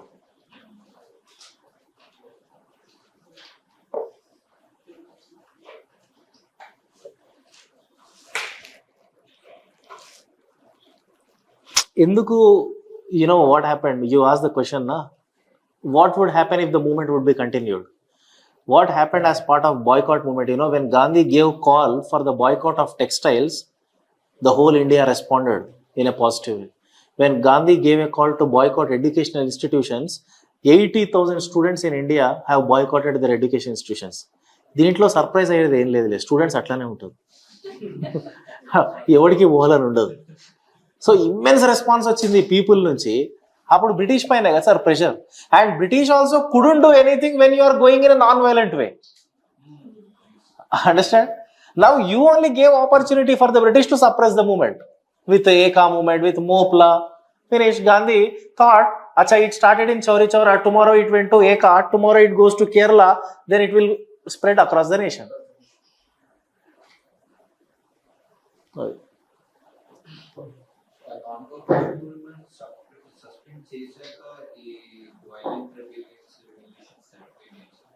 లేదు, అప్పుడే start అవుతాయి.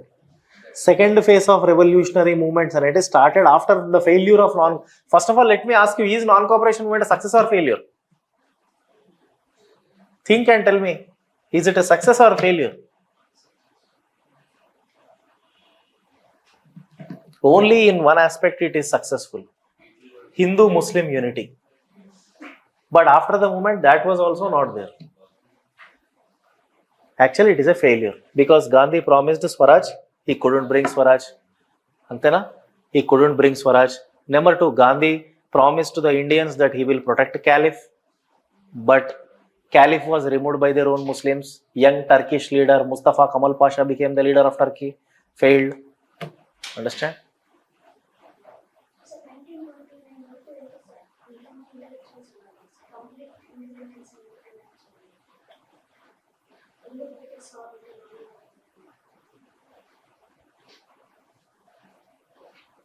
అదే sir, one of the reason is idea ఇంకా mature అవ్వలేదు. Okay, ఎందుకంటే అప్పుడు ఉన్న prevailing conditions అనేది we have to take into consideration. What are the prevailing conditions? You cooled everybody by giving some powers. So Indians are not ready to take the whole independence now. అచ్చా, you gave us transferred powers, now our demand is you also give reserved powers. So total independence idea రాలేదు, non cooperation movement fail అయింది. Non cooperation movement తర్వాత అసలు Congress party యాక్టివ్గా లేదు ఇక. Okay, so no nationalist leader demanded independence. What happened after non-cooperation movement? I'll tell you. Gandhi is in jail. Gandhi was imprisoned for 18 months. Jail punishment వచ్చింది 6 years. 6 years punishment వచ్చింది. For 18 months he was in jail. Then Gandhi came out of bail. By the time Gandhi comes out from jail, a group of leaders from the Congress party started another party, Swaraj party. Swaraj party founded by C.R. Das and Motilal Nehru. Understand? అంతే, trust వచ్చింది అక్కడ, వీళ్ళు ఇస్తారు ఈ powers కావాలి అని. ఎప్పుడు మరి 1929లో ఎందుకు వచ్చింది అంటే because of the failure of Nehru report. After a lot of dedication and hard work of 10 months that Indian nationalist leaders and intellectuals sat and prepared or drafted a constitutional report, you guys just rejected it like a piece of a paper.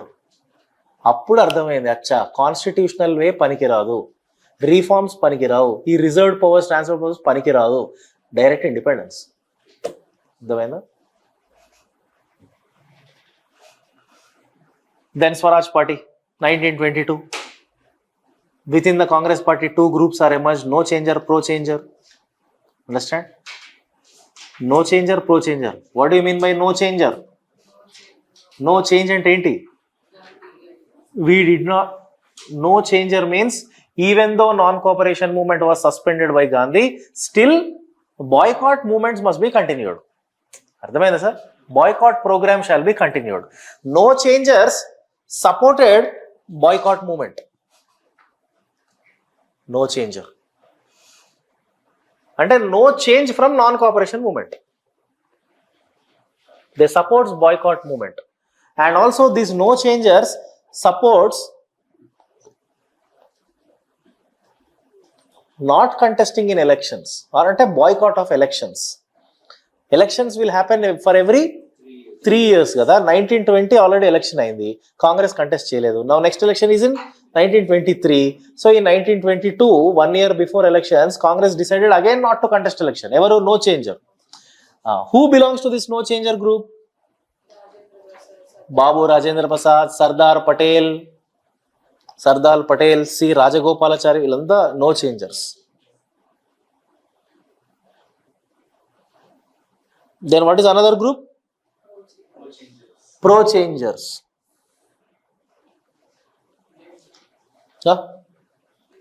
Pro changer ante they want to participate in elections.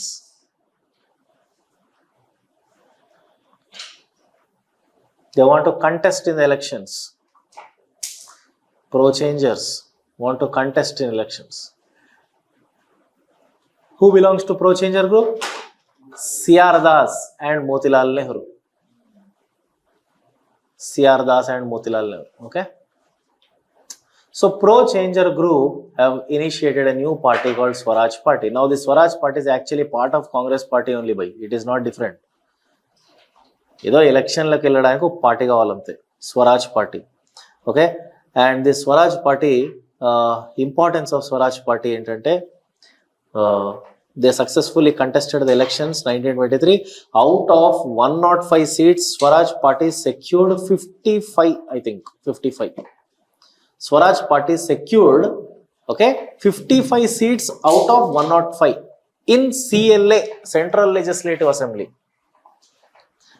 Today, how many seats in the CLA? At a parliament? 545 or 3? 543. In those days, 105. Out of 105, Swaraj Party ke 55 వచ్చాయి. అంటే good result or bad result? Highly good. Bumper majority.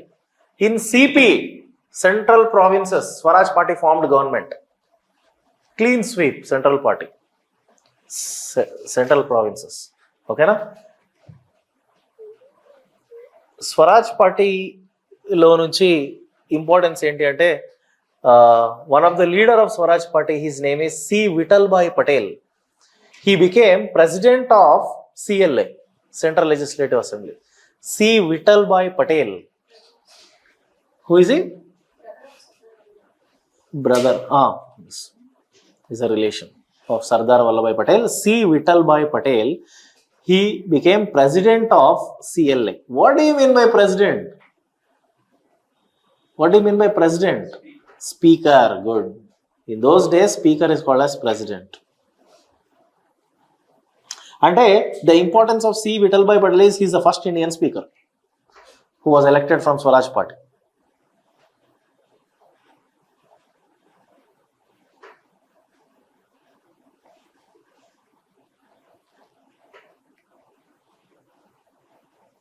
Swaraj Party successfully followed the policy called end or mend. Policy end or mend. What is mend? Amendment. End or mend policy. Put it in inverted commas. End or mend.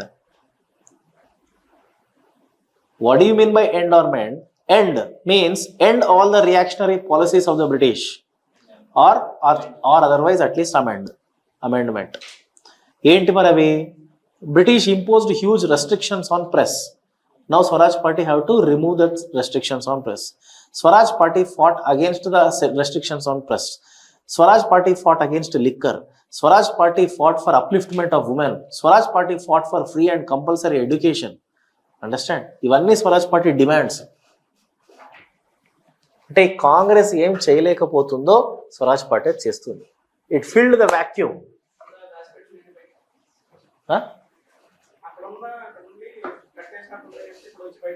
అంతే. Because what is the result of this boycott program? అదే through Swaraj Party also want to fight against the British, but by entering into legislature, they wanted to fight the British. Now, all of a sudden in 1925, the founder of the party, pillar of the party died, C.R. Das. Death of C.R. Das, 1925, 1 year before election, 1926 elections.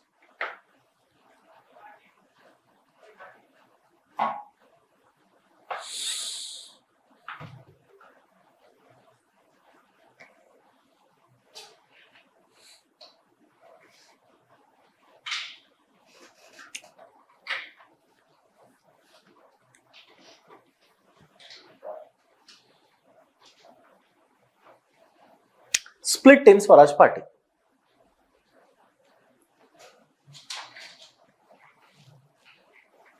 Two groups emerged in Swaraj party. Responsivists and non-responsivists. Responsivist and non-responsivist group. This group became very loyal to British.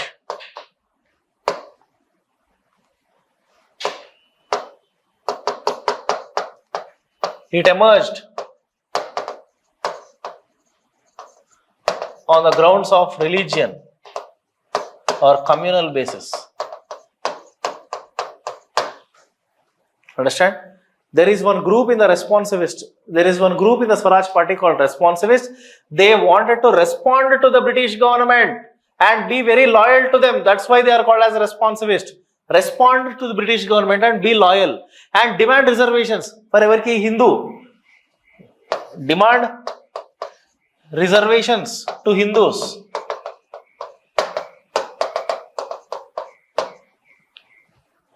This is Hindu group. Kattar Hindu group. Example, which person belongs to this group? Madan Mohan Malaviya. He belongs to this group.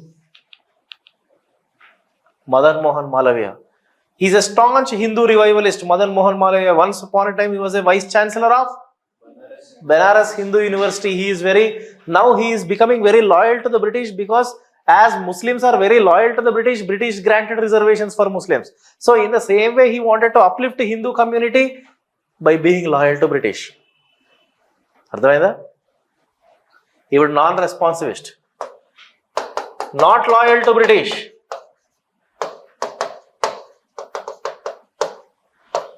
And this group is very secular. They wanted to protect the secular fabric of the party. Swaraj party is based on secularism, but yeah, non-responsivist. And example, who belongs to this group? Motilal Nehru. Motilal Nehru belongs to this group. So, communal grounds paina sir, Swaraj party got divided into two groups. This is the reason for the downfall of the Swaraj party. Now, in the next year, 1926 election, Swaraj party contested, but zero majority. Failed utterly. This party failed in securing very good number of seats. Why? Because of internal conflicts in the party. Religion, communalism వచ్చింది వీళ్ళకి.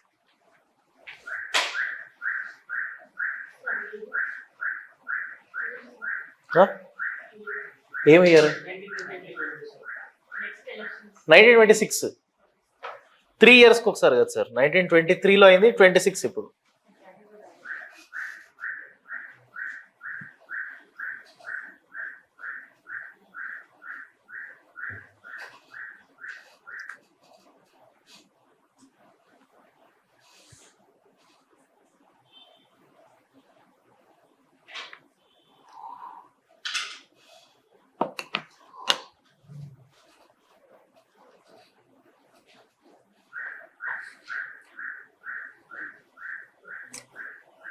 So ఈ Swaraj party ఎప్పుడైతే ఓడిపోయిందో, ఈ Hindu group ఏదైతే ఉందో, so the result of Swaraj party is actually the emergence of new Hindu communal group. They are fighting for the interests of the Hindu community only. ఇక్కడే Hindu communalism కూడా start అయింది. Why? To give counter to Muslim communalism. That's why in 1925 a Hindu party was founded. ఏంటది?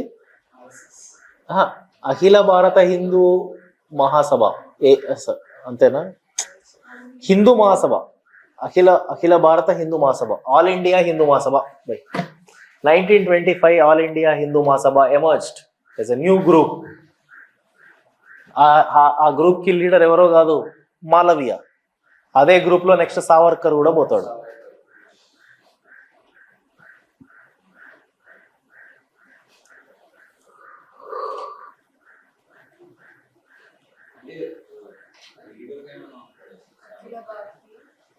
Hindu Mahasabha, all India Hindu మహాసభ. Savarkar leader అయిపోతాడు.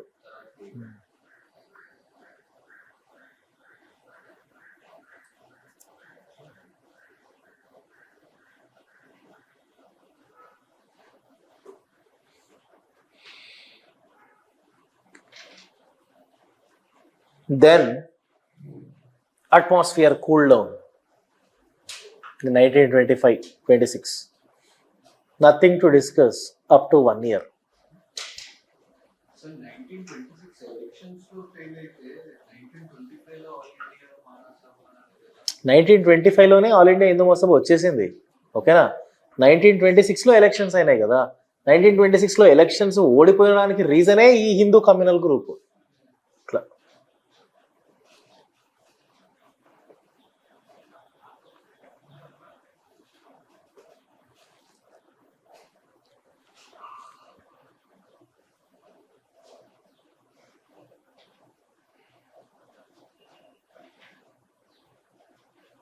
give the heading Simon Commission.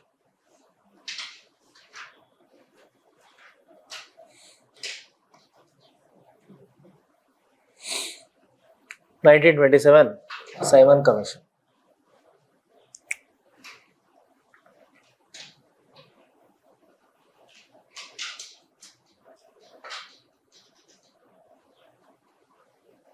What is the purpose of Simon Commission? To review Government of India Act 1919. Number 1 adi. Purpose of Simon Commission. Point number 1, to review Government of India Act 1919. Number 2, to propose further constitutional reforms.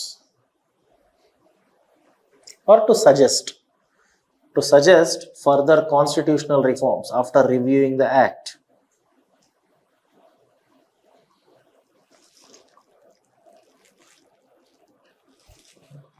Okay, so they have to review, they have to suggest the changes. So important commission. Why? Because based on the recommendations of this commission, next act will be implemented in India. 1935 అంటే 1935 government of India act కి బేసిసే Simon commission. అంత important Simon commission లో ఒక్క Indian లేడు, total 7 members ఉన్నారు. And Simon commission is arriving to India in 1928 January. 1928 జనవరిలో వస్తుంది ఇండియాకి, అది ఇంకా రాలేదు. 1927లోనే Congress party decided to boycott the commission. Simon go back.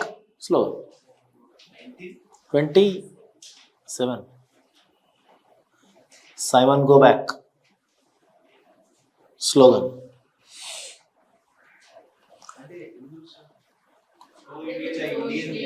Indian layer, because you are going to decide the political future of this country. Such a big decision where you are not including any Indian. Domaina?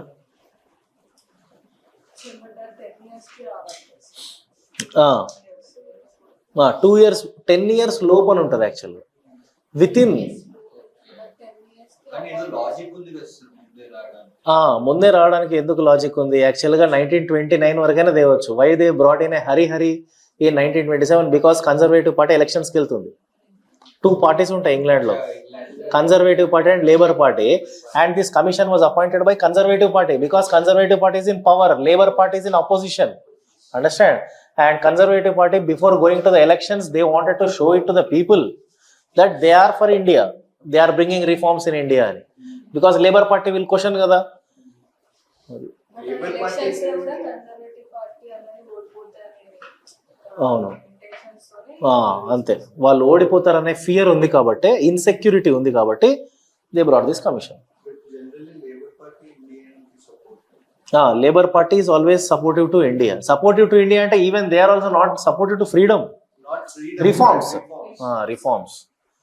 And one more thing, Butler Commission అని appoint చేస్తారు. Butler. What do you mean? Why Butler Commission? To study center-state relations. Butler Commission. అదే year 1927. Center state, even princely states and British Crown. Butler Commission is to study center-state relations and also the relations between princely states and British Crown. 7 Butler Commission.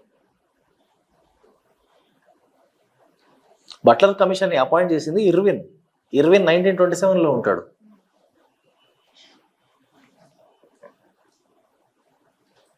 Is to study the center-state relations and also the relations between princely states and crown.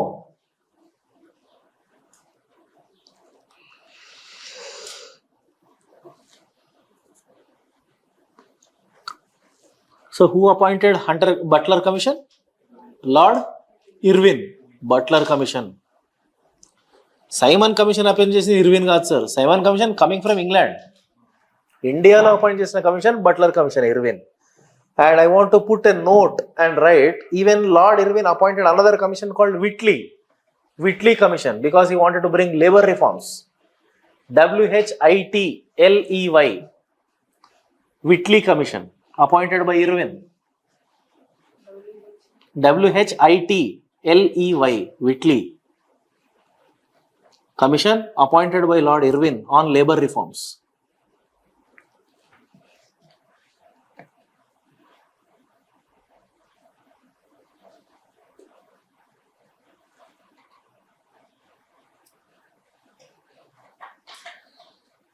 And when Simon Commission came to India, despite these protests or in the midst of all these protests, Simon Commission came to India, it reached India, it was traveling through all the states, it was having consultation with the local state governments, understand? And all parties of India boycotted Simon Commission except a few. Number 1, Justice Party of Madras. Number 2, Ambedkar. ఏంది వీళ్ళందరూ they supported Simon Commission or welcomed Simon Commission to India. Rest of all boycotted Simon Commission. Number 1, Justice Party. Number 2, Ambedkar. Okay. And number 3, Unionist Party of Punjab. Unionist Party.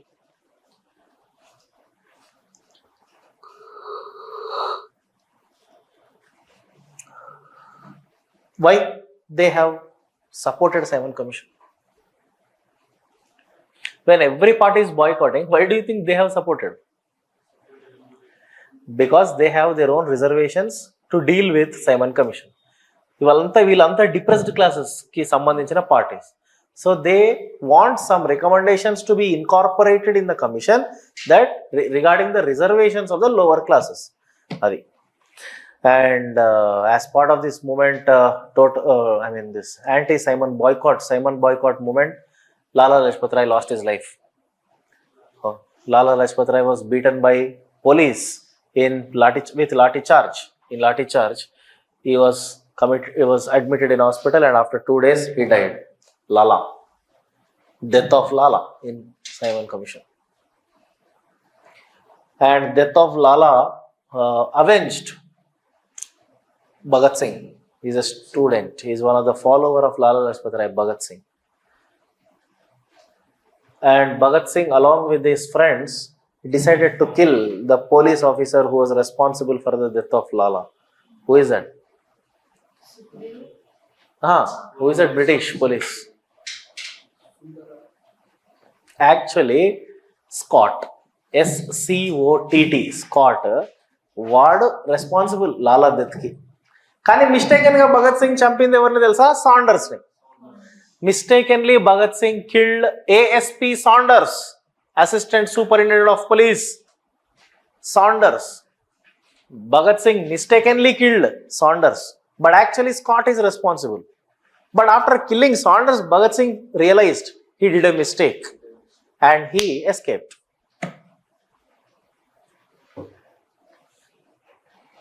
Legend of Bhagat Singh movie lo untadi.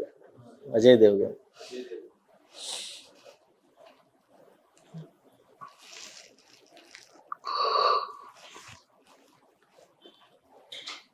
దీంట్లో కూడా assumption లో కూడా Bhagat Singh Friends. Great sir, Bhagat Singh. Chala great. After this, Bhagat Singh, after this killing of Saunders, Bhagat Singh escaped from Lahore. This happened in Lahore. And there was a case filed against Bhagat Singh, Lahore conspiracy case and Tamdin. Bhagat Singh escaped. Bhagat Singh in a disguised form, he is roaming in Lahore. Okay. Ide Lahore conspiracy case for killing Saunders. Okay. And Tarvata, Bhagat Singh decided to throw bomb in Central Legislative Assembly. Okay, Bhagat Singh along with his friend Batukeshwar Dutt, understand? Batukeshwar Dutt hurled the bombs in the Central Legislative Assembly, and these bombs are just smoke bombs. It will not kill the people. It will just release the smoke. Ante. The purpose of this bomb is to disturb the people. Ante akada. Because Bhagat Singh hurled this bomb because of two bills, Trade Disputes Bill and Public Safety Bill. Public Safety Bill and Trade Disputes Bill. Same exam? Group 1 mains, Telangana main, UPSC mains.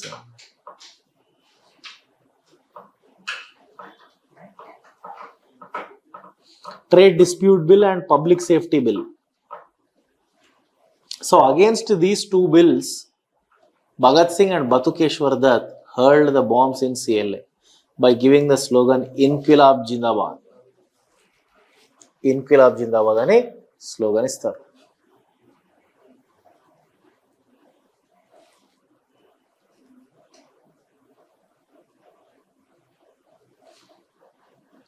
Bhagat Singh surrendered. Bhagat Singh was in jail. కానీ భగత్ సింగ్ ని ఉరి తీస్తారు కదా, భగత్ సింగ్ ని hang చేసింది, it was not based on this bomb case, it was based on Lahore conspiracy case. Bhagat Singh was along with his friend Rajguru and Sukhdev, he was hanged. Let's say today in the afternoon Bhagat Singh is going to be hanged. In the morning, just a few minutes before, in the afternoon, just a few minutes before the death of Bhagat Singh, the jailer came to Bhagat Singh and released him, and he asked to come out. Understand? What do you expect what Bhagat Singh was doing in jail at that time? Just before few minutes. Before few minutes is death. Before his death, Bhagat Singh was reading a book of Lenin. Russia's first president Lenin, a communist. Bhagat Singh is a communist. And a communist ideas untai. Bhagat Singh devuni nammadu. Bhagat Singh wrote a book, Why I am an Atheist. Jailer was really shocked. Huh? But Bhagat Singh also is inspired from Veer Savarkar's Maybe inspired అయ్యి ఉంటాడు. అంటే ఈ bomb చేసిన Ah. he reads the book of Veer Savarkar on independence. అచ్చా, అది 1857 India's independence. 57 పైన Savarkar book రాస్తాడు. కరెక్టే, అది పాపులర్. ఆ బుక్ చదివాడు అంతే, కానీ భగత్ సింగ్ ఫాలోవర్ అని చెప్పలేదు. ఎందుకంటే Bhagat Singh in multiple times in multiple speeches he is preaching secularism. But Savarkar Hindu ideology కదా. But Savarkar used to be secular. He used to be secular only. Later he became communal. Bhagat Singh చచ్చిపోయే కొన్ని minutes ముందరే he is going through Lenin book. Jailer was shocked and jailer was asking, what man, what are you doing, what do you think of yourself? Just within some time you are going to die, just wait for a few minutes, Bhagat Singh told. Okay, ek क्रांतिकारी दूसरे क्रांतिकारी से बात कर रहा है అంటాడు Bhagat Singh.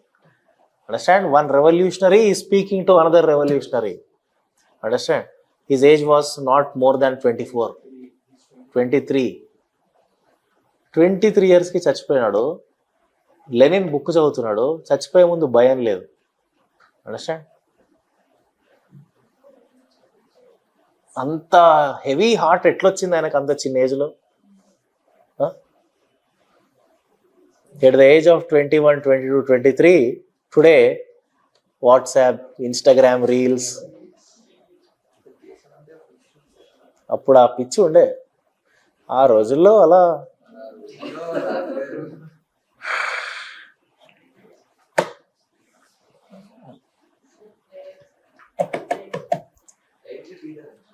take break. There was serious opposition from Labour Party.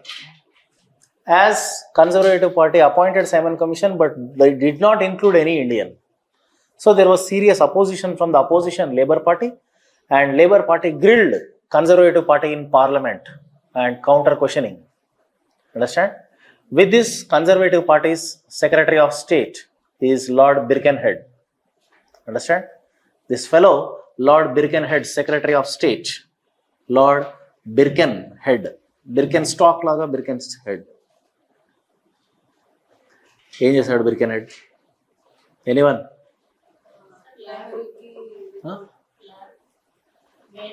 Lord Birkenhead, BIRKEN HEAD.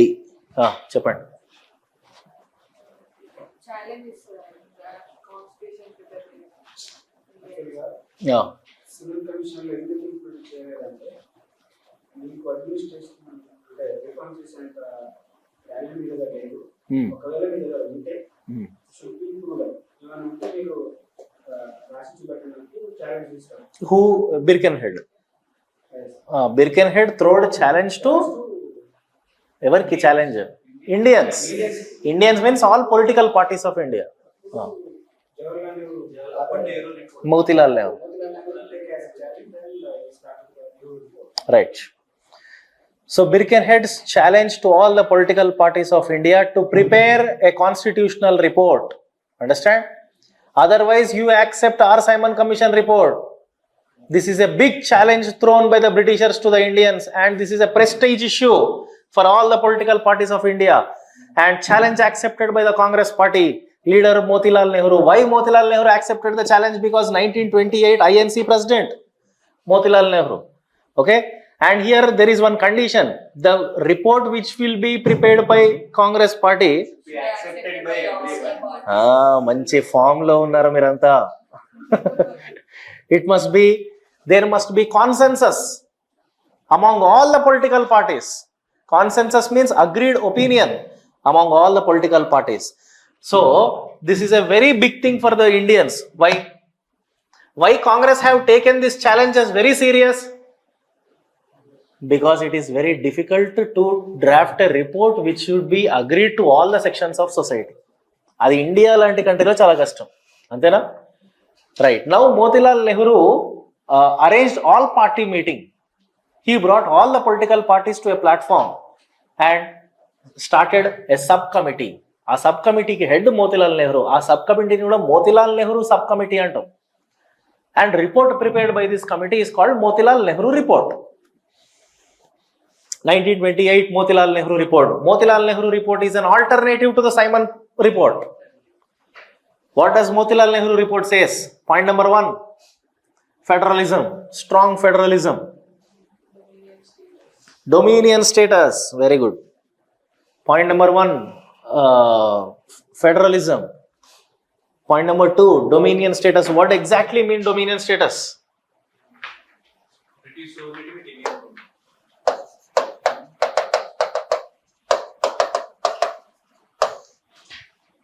Listen, dominion status.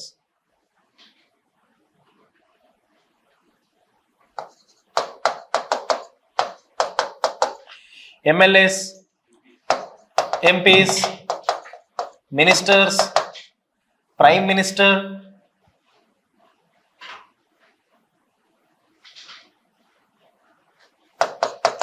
ICS officers, all are Indians. Okay na? Listen everyone, all are Indians. Every department shall be headed by Indian. Only Governor General should be Britisher.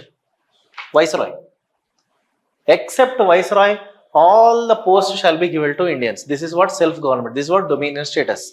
And this Governor General Britisher, okay, is the weak link between India and Britain. He is the weak link between India and Britain. Unnadante undadu. He is something like President of India without any powers. Understand? And in the dominion status, still India is part of Commonwealth of Nation. Ante kada, British sovereignty. So India is still part of Commonwealth of Nations. Understand? India can have its own domestic policy. India can have its own defense policy. Everything its own policies only. But still, India is not sovereign. This is the definition of dominion status. Governor General is there still, but he is a link. Link between Crown and India. Home రూల్కి ఏంటంటే స్పెసిఫిక్గా define చేయలేదు. Home rule కూడా same ఇదే, కాకపోతే home రూల్లో governor general బ్రిటిషరా, ఈ governor general బ్రిటిషర్కి ఏం powers ఉంటాయి ఏమీ డిఫైన్ చేయలేదు, స్పెసిఫిసిటీ లేదు, జస్ట్ సెల్ఫ్ గవర్నమెంట్ అన్నారు అంతే. ఇక్కడ ఒక క్లారిటీ వచ్చింది 1928 వరకు. Okay, next secular state. Secular state India shall be secular. Okay. Next, adult suffrage. Adult suffrage. Next, parliamentary type of government. Adult suffrage. SUFFRAGE. Next, parliamentary type of government. Okay, where the executive is responsible to legislature. Parliamentary type of government. Okay. Then next, linguistic states. Linguistic states.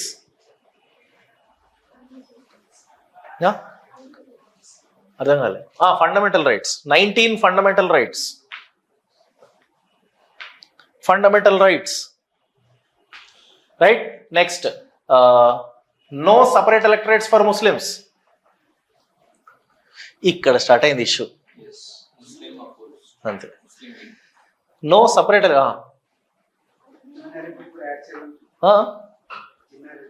జిన్నది I will next చెప్తాను.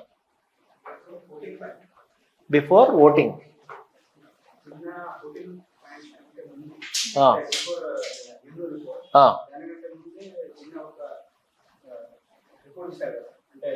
జిన్నాస్ own formula, 14-point formula. Jinnah 14-point formula కూడా Nehru report తర్వాత వస్తుంది. కాదు sir, ఒకటి గుర్తుపెట్టుకో, Simon commission report కి alternative Nehru report, Nehru report కి alternative Jinnah. ఇప్పుడు నెహ్రూ రిపోర్ట్ అనేది ఫెయిల్ అవుతుంది కదా, కాన్సెన్సస్ లేదు. జిన్నాకు ఇందులో కొన్ని అబ్జెక్షన్స్ ఉన్నాయి, అప్పుడు జిన్నా ఫార్ములా తీసుకొస్తాడు. అంటే మేబీ సైమల్టేనియస్ కావచ్చు, సేమ్ టైంలోనే వచ్చినట్టున్నాయి రెండు.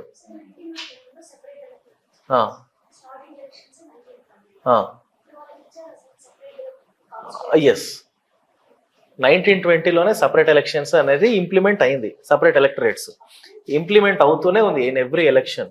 Now 1928 Nehru says, Motilal Nehru says, no separate electorate for Muslims, but reservations for Muslims in general electorate. అర్థమైందా? There shall be no 2 electorates, there shall be only 1 election. In general election, you give 1/3 reservation for Muslims. So there is a difference between, this is what you call joint electorate అంటాం దీన్నే. అర్థమైందా? No separate electorate for Muslims, but Muslims shall be granted 1/3 reservation in general electorate, not separate electorate. Okay? And Muslims shall be granted 1/3 reservation in general electorate.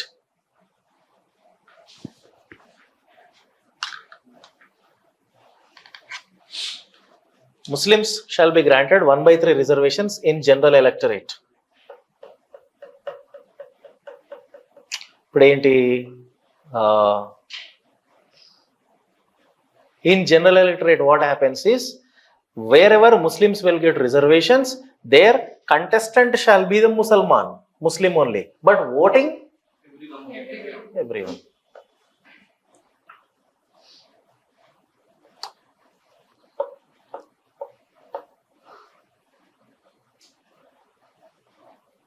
Strong center. Next point. Strong center, central government. States with minimum powers. అంటే అదంతా ఒకటే point. Strong centre and states with minimum powers.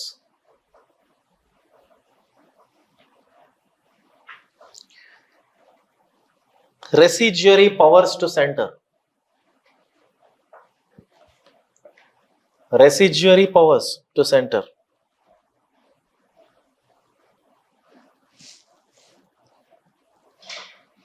Now, this is Nehru report. This was presented in all party meeting. In this, everyone accepted for Motilal Nehru report because you know what is the amount of time taken for preparing this report? 10 months. 10 months, sir. Time waste అయింది ఈ report పైన. ఇప్పుడు మోకాలు అడ్డం పెట్టాడు జిన్నా. అర్థమైందా? Jinnah says, Jinnah also accepted actually, but Jinnah have some objections with some points. Aim points ke? Definitely separate electorate. And also Jinnah have objection with strong center. Jinnah says strong state governments, not strong center. And also Jinnah says residuary powers shall be given to states. And also Jinnah says autonomous for the states, minority states. Minority states evaithe untayo, they have to get the power to amend their own laws on the religious subjects. Ardhamainda? Jinnah had objections with which point? Separate electorates, strong center, residuary powers. Yeah, ivi ante. Clear?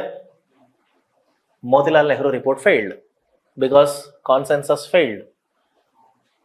Clear? Now Jinnah comes with his report, Jinnah 14-point formula. Jinnah's 14-point formula revolves around only two things. One is reservations for Muslims and another one is strong state governments. Jinnah always demands strong state governments but not strong center.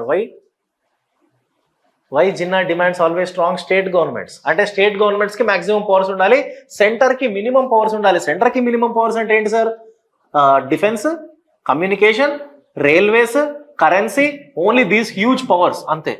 Rest of all the power shall be to states. ఎందుకు? Because he know very well that in the center Congress will come to power. India's majority party, largest party. No one can stop the Congress sitting in power in center. Because he is having a insecurity that Congress is a Hindu party. Adi. So ఈ ideology dominate చేస్తుంది. So powers అని వాళ్ళకి ఉంటాయి. Now there is a insecurity among minority. So Jinnah demanding minority states shall have its own powers even though centre Congress is sitting in centre. క్లియరా? Now Jinnah 14-point formula, same points, separate electorates for Muslims, strong state governments, residuary powers to states, 1/3 reservations for Muslims in central cabinet, 1/3 reservations for Muslims in Viceroy's executive council, 50% reservation for Muslims in ICS. ICS la 50% reservation అడిగాడు Jinnah Muslims. ये क्या है भाई?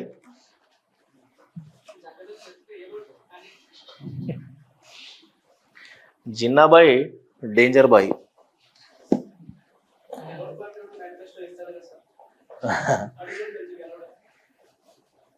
అంటే ఇవన్నీ జిన్నా ఎందుకు చెప్తున్నాడు? Because he will win the hearts of Muslims. Appeasement కదా ఇది. Reservation, Muslim Muslim Muslim Muslim reservation.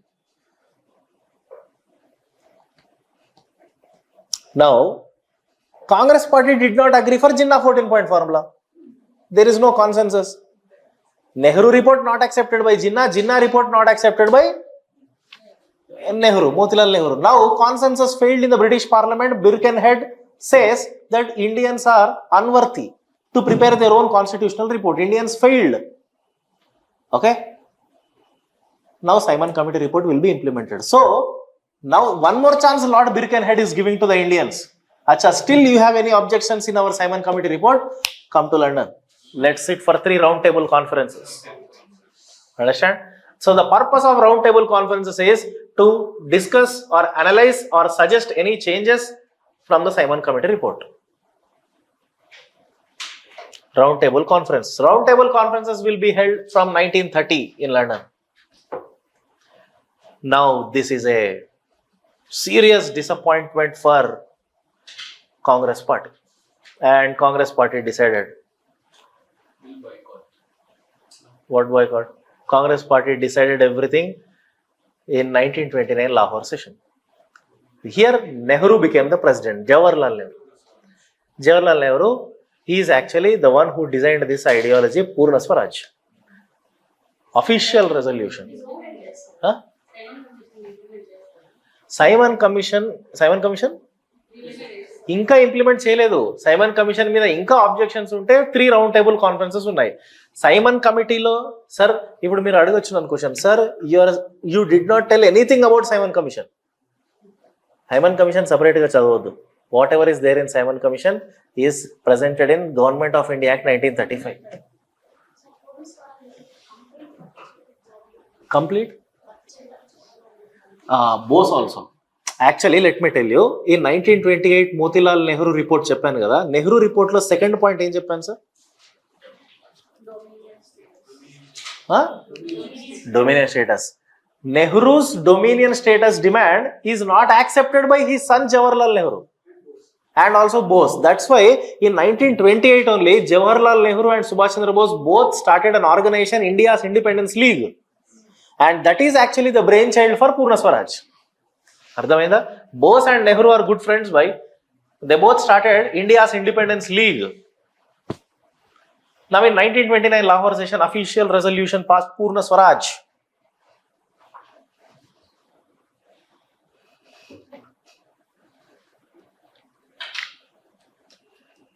Okay? 1929 Lahore session, they decided to boycott roundtable conferences. Congress decided to boycott in the sense not attending.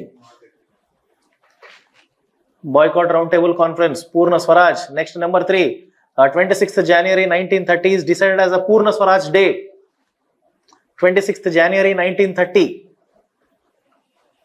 It is decided as Purna Swaraj day. Why 26th January is decided as Purna Swaraj day? I told you this. Why they have chosen 26th January? Because on that day, once upon a time, Ilbert Bill was amended. It was a black day. That deliberately they have chosen that particular day as a Purna Swaraj day. And one more reason is Congress decided to launch a mass satyagraha under the leadership of Gandhi, which is called as CDM, Civil Disobedience Movement.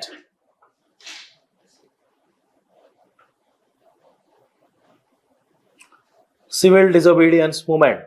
But actually, let me tell you, even before the Lahore session ఎప్పుడు జరుగుతుంది sir? December 1929. Okay, in October 1929, Lord Irwin passed Deepavali declaration. Understand? On the day of Deepavali, he passed Deepavali declaration by Lord Irwin on October 29th, 1929. Right? Lord Irwin, Deepavali declaration.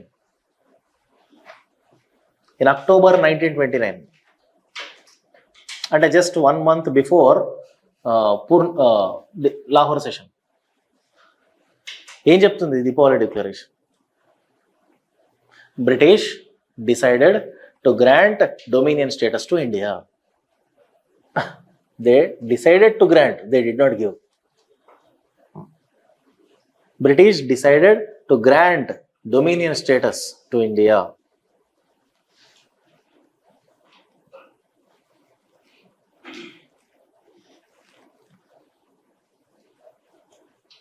ఎందుకు ఇది?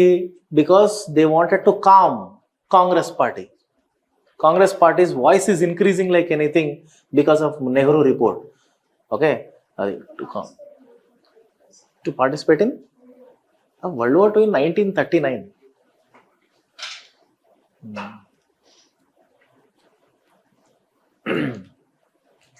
So now next, CDM, civil disobedience movement.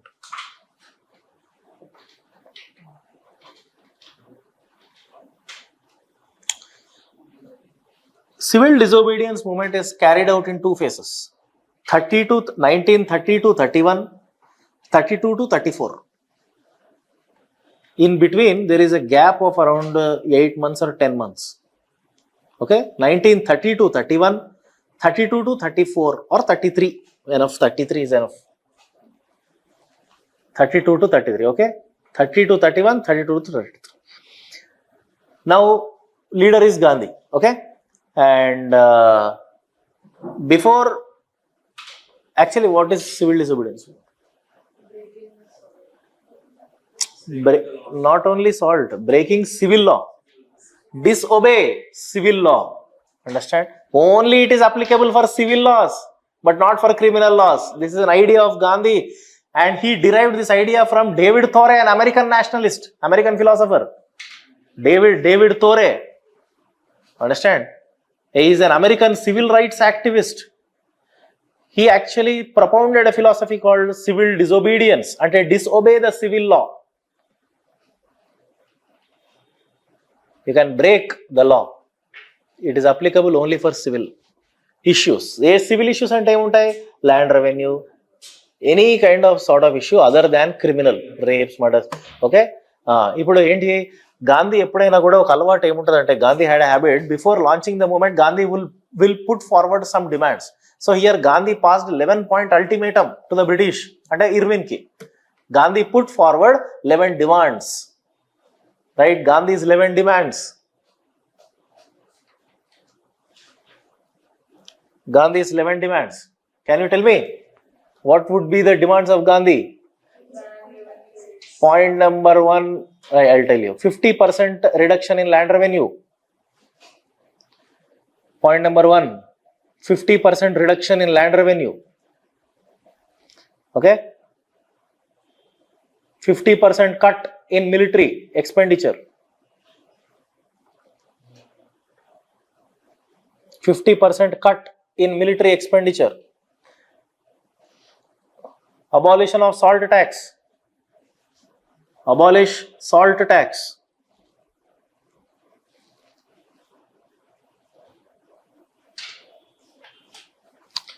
Okay? Protection of khadi, textile industry. Ban liquor. Here Gandhi is very serious on this. ఆయన తాగనివాడు, ఆయన తాగడు. ఏమిరా? Ban liquor. Amend Arms Act. Amend Arms Act.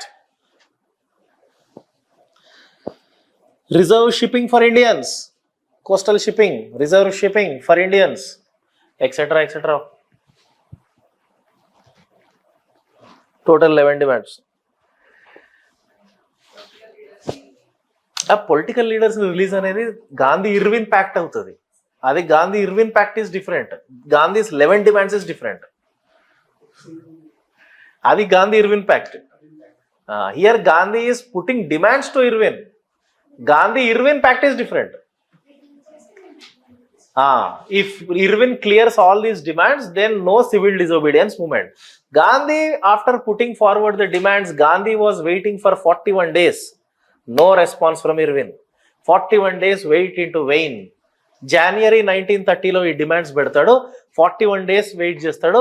March వచ్చింది, March 1930లో then Gandhi decided to start salt satyagraha. అర్థమైందా?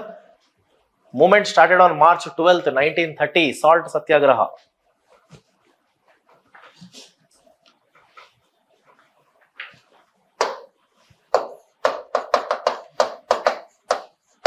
Salt Satyagraha program started from 12th March and it should end on 6th April.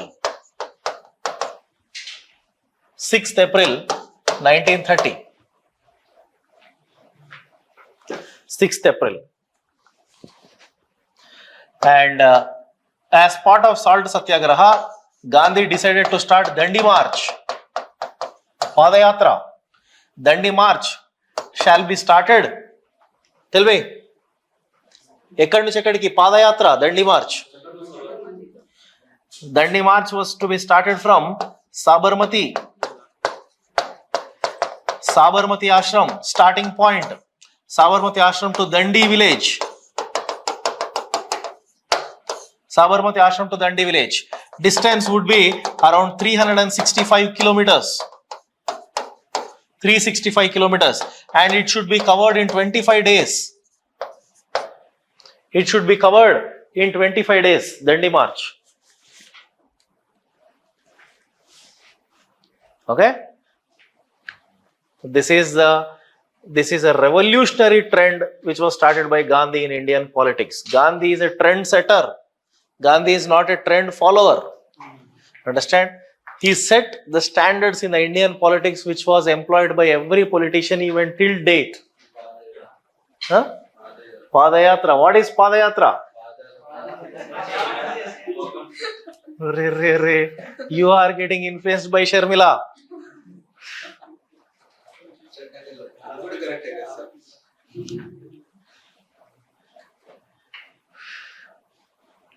ఎందుకు ఇది revolutionary పాదయాత్ర? కదలేచుకుంటా పోతావా?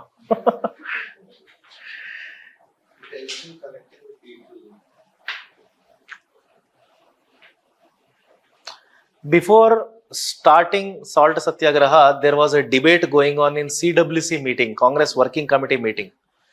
So we are going to start civil disobedience. Then which civil act are we going to choose? Gandhi started a debate. Then response from Sardar Patel advised Gandhi, let us choose land revenue as a issue.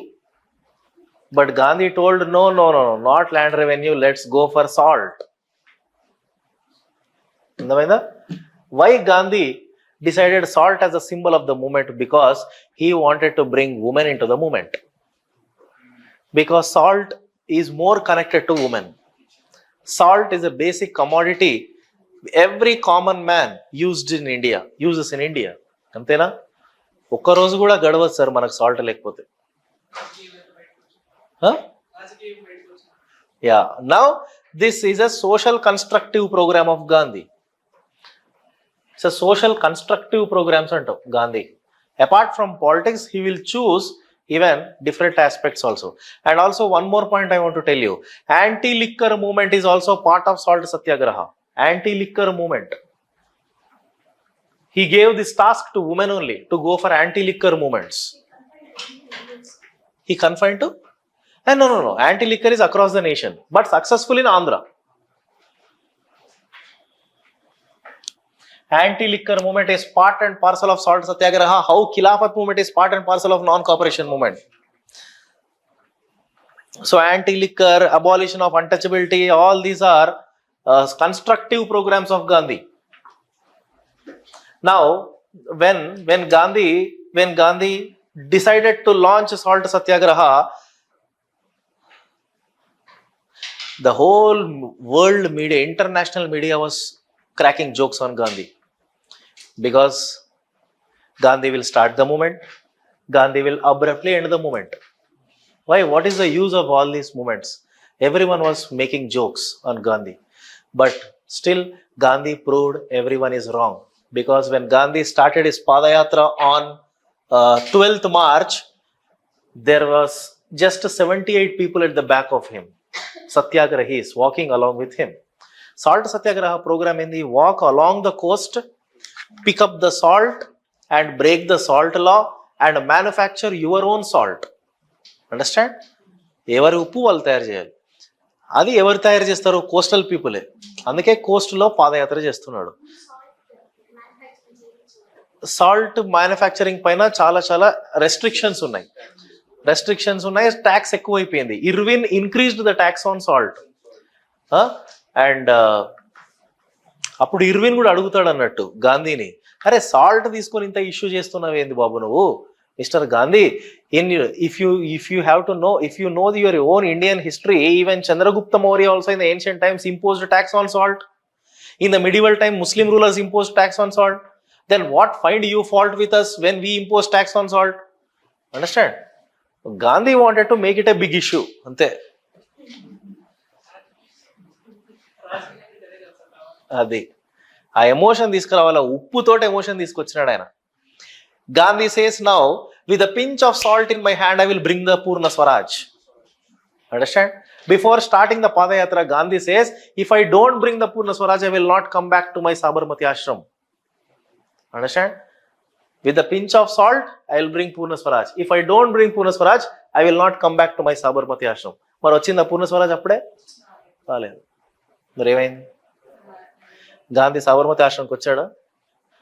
రాలేదు. పోయి వేరే ఆశ్రమం కట్టుకున్నాడు.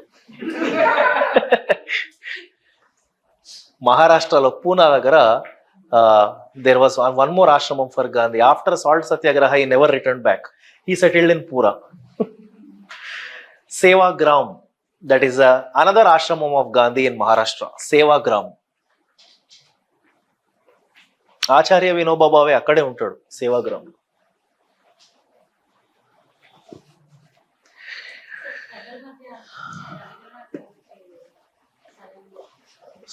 साबरमती आश्रम की रवींद्रनाथ ठाकुर తెస్తాడు, maybe donations ఇచ్చి ఉంటారు. ఎస్, సాబర్మతి ఆశ్రమంకి రవీంద్రనాథ్ ఠాగూర్ ఒక్కడే కాదు, అనసూయ బేన్ అని ఒక లేడీ ఉంటుంది. She also made donations. There are lot of industrialists in India who made donations to Sabarmati ashram. అదే సార్, మీకు అర్థం కావాల్సిన విషయం ఏంటి తెలుసా? గాంధీ ఎందుకంత మాస్ లీడర్, పాపులర్ లీడర్ అయినాడంటే he is having a backing of richest people. Why Modi won 2014 election? Why Modi became prime minister? Richest big shots anta backing undi. Whole media support to Modi. Understand? Tycoon supportive to Modi. Print media supportive to Modi. Appuda wave vachesindi ante. And nobody can stop him. And Modi says, catch me if you can. To Rahul Gandhi. ఇప్పుడు అంతే కదా sir, ఎవరు గెలుస్తారు, ఎవరు chief ministers అవుతున్నారు, ఎవరు prime minister అవుతున్నారు, ఎవరితో బ్యాకింగ్ ఉంటుందో వాళ్ళు అవుతారు. అంబేద్కర్కు ఉందా ఆ backing? He is from depressed class. He is genuinely fought for upliftment of Dalits. Understand? అంబేద్కర్కి లేదా బ్యాకింగ్? అంబేద్కర్ కూడా అంత క్యాలిబర్ ఉంది ఆయనకి, కానీ అవ్వరు. గాంధీ అయ్యాడు. ఎందుకంటే గాంధీ అపీజ్డ్ ఎవ్రీ కమ్యూనిటీ. ఇట్లా ఎక్కడ ఇండస్ట్రియలిస్ట్ కి సపోర్ట్ చేయాలో అక్కడ గాంధీ ఇండస్ట్రియలిస్ట్ కి సపోర్ట్ చేశాడు. చెప్పండి మీరు ఇప్పుడు, ఎక్కడ గాంధీ ఇండస్ట్రియలిస్ట్ కి సపోర్ట్ చేశాడు? That's why industrialist also backed Gandhi. Tell me. Non cooperation movement sir, as part of non cooperation movement Gandhi promoted local goods. Now local goods means local manufacturers comes into picture. అంతేనా? Now they pass donations. The same Gandhi now will fight for Dalits also. Untouchability. He even appeased the Dalit community. He became the leader of Dalits. He became the leader of rich. He became the leader of poor. He became the leader of Jamindars also when he is anti-Bose. He is against Bose. అర్థమైందా? సోషలిజంలో తేడా వస్తుంది. జమీందార్ section మొత్తం గాంధీకే backing. ఎందుకంటే Gandhi supported landlords. Gandhi says trusteeship theory. Gandhi says there must be trust between landlord and peasant. With change he should distribute his own property. అక్కడ జమీందారులు backing చేసినారు, ఇదేదో మనకు సపోర్ట్గా చెప్పినాడు అని. అర్థమైందా? The same Gandhi became the leader of Muslim community in Khilafat movement. Tell me which section he did not appease, he did not touch. Equality ఉన్న లీడర్ ఎవరు లేరు. అదే రాజకీయమే సార్, అది ప్యూర్ పాలిటిక్స్. అది అర్థమైందా? Even today also in 21st century there is no politician like Gandhi. Even you take the mass figure ఉన్న ఇప్పుడు లీడర్ ఎవరు? మోదీ. మోదీకి అన్ని సెక్షన్స్ ఆఫ్ సొసైటీ సపోర్ట్ ఉందా? ఎవరిది లేదు. మరి ఫెయిల్ అయినాడు కదా. ఇది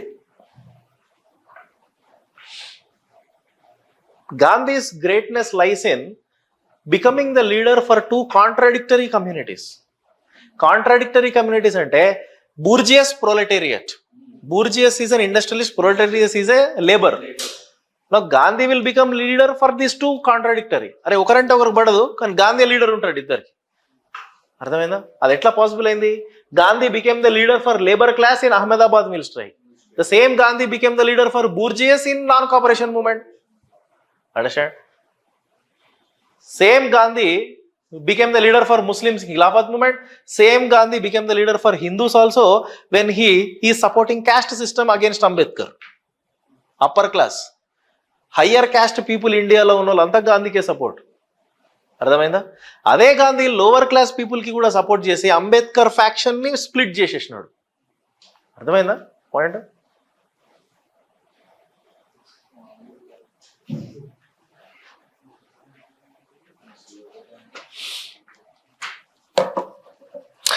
When whole media is cracking jokes on Gandhi, Gandhi proved everyone wrong because within 4 days, the moment when he started Satyagraha, Padayatra, within 4 days, number reached to 60,000. Understand? 60,000 followers వచ్చేసినారు ఆయన వెనకాల. The question before the world is, did Gandhi really reach Dandi village? 25 days target కదా, చేస్తున్నాడు పోతున్నాడు. దండి village reach అవుతాడా లేదా? ఇప్పుడున్న media ఎట్లా చేస్తుంది? ఒపీనియన్ పోల్స్, ఓటింగ్, ఇన్స్టాగ్రామ్లో, అన్నిట్లలో. అప్పుడు కూడా మీడియా క్వశ్చన్ చేసింది, గాంధీ రీచ్ అవుతాడా? గాంధీని రీచ్ అవ్వనిస్తే ఇక బ్రిటిష్ పోయినట్టే సామ్రాజ్యం. అర్థమైందా? ఇప్పుడు ఇండియా మొత్తం ఎమోషనల్ అయిపోతుంది. ఎందుకంటే Gandhi throwed challenge, stop me if you can before I go to Dandi. Understand? But British arrested Gandhi. Understand? British arrested Gandhi, and at the same point of time, and even though Gandhi is in jail, Salt Satyagraha is continued by local leaders. Kerala, Salt Satyagraha is continued by Kelappan. Madras, Vedaranyam Coast, Rajagopalchari. Machilipatnam, Andhra Pradesh, Konda Venkatapaya. Bombay coast, Sarojini Naidu. Gujarat coast, even Durgabai Deshmukh, Sarojini Naidu are there. Understand? Everywhere, these people are dictators. Even in Peshawar coast also there is one leader, Khan Abdul Ghaffar Khan, a Muslim, a secular Muslim, who is called as Frontier Gandhi. Understand? Ilanta local leaders. ఈ leaders ని ఏమంటారు తెలుసా? Dictators అంటారు. Dictator means in the absence of Gandhi, these people should run the movement. అర్థమైందా?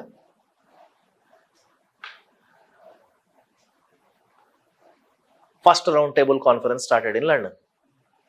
Salt Satyagraha in India, first round table conference in London.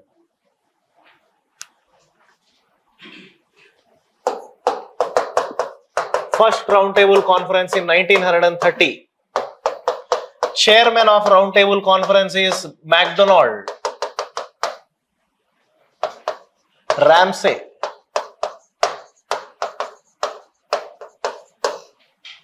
First round table conference 1930. Chairman of all the round table conferences is Ramsay MacDonald. He is a British Prime Minister.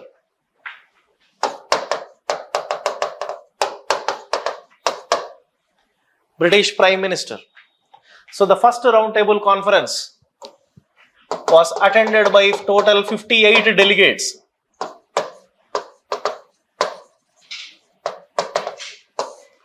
It was attended by 58 delegates. All parties accepted the attending the conference except no INC. No INC. No result in first RTC. First roundtable conference does not achieve any results. Conference failed because of the absence of INC. Ramsay MacDonald abruptly suspended the first roundtable conference and he passed message to Lord Irwin to bring Gandhi or to convince Gandhi to attend the second roundtable conference. But Gandhi is in jail. Now, in this circumstance, Gandhi-Irwin Pact was signed on March 5th, 1931. Ardhamainda? March 5th, 1931, Gandhi-Irwin Pact.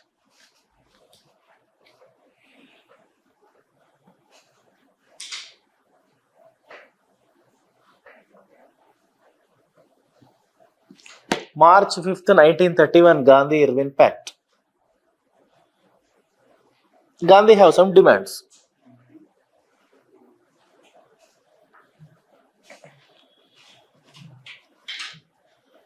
Okay? What is the demand of Gandhi? Ban liquor, abolish salt law, salt tax. And coastal people of salt manufacturing. Adi kuda 3 kilometer radius.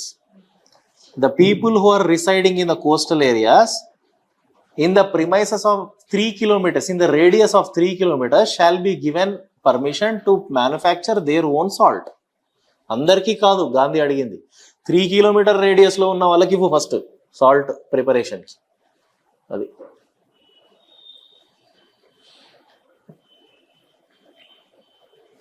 Political prisoners shall be released, restore there properties.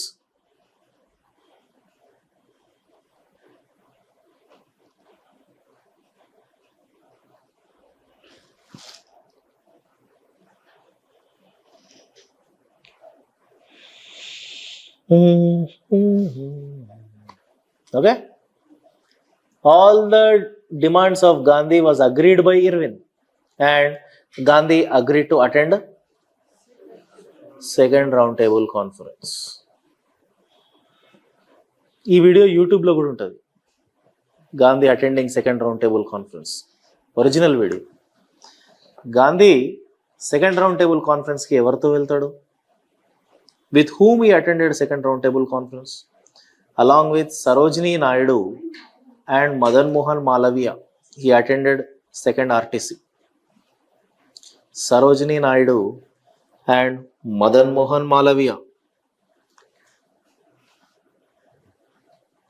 Everyone was shocked by looking at this man when he went to London, because London expected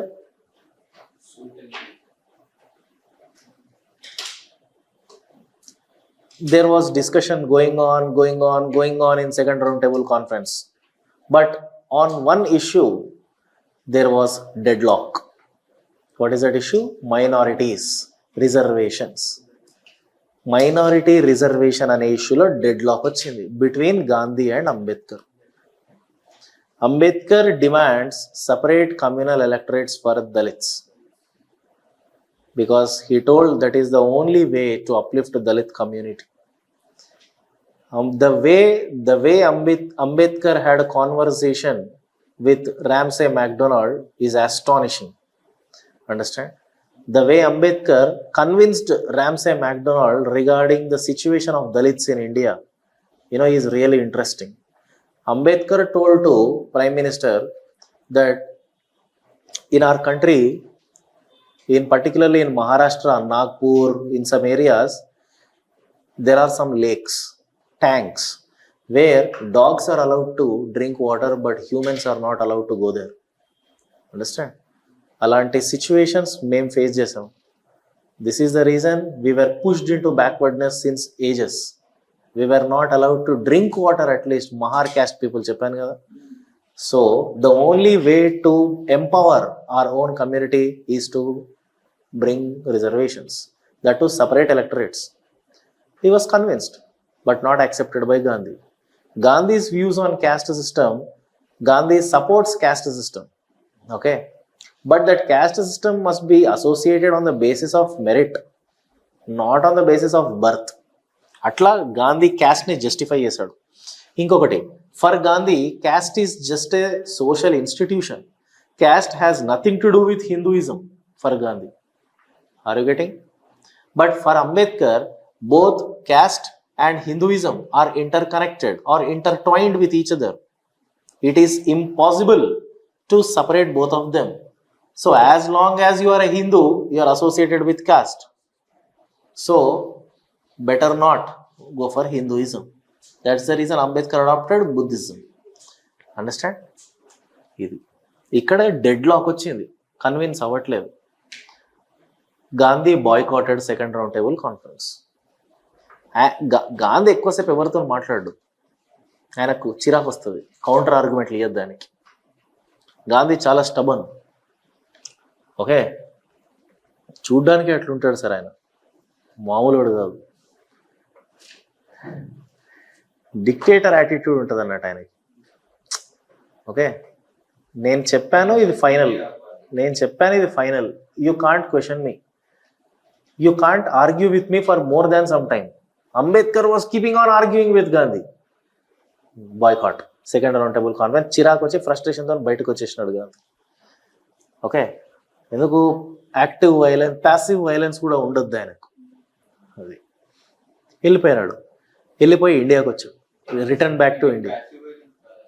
అంటే anger, అంటే ఆయన వేసినటువంటి boycott చేయడం అంటే వెళ్ళిపోతాను. అంతే. అక్కడి నుంచి నాకు సంబంధం లేదు, మీరు ఏదైనా చేసుకొని వచ్చేసినాడు కదా, వచ్చి నేను చేసేది నేను చేసుకుంటా అంటాడు. అట్లా Gandhi came back to India and Gandhi revived second phase of civil disobedience movement.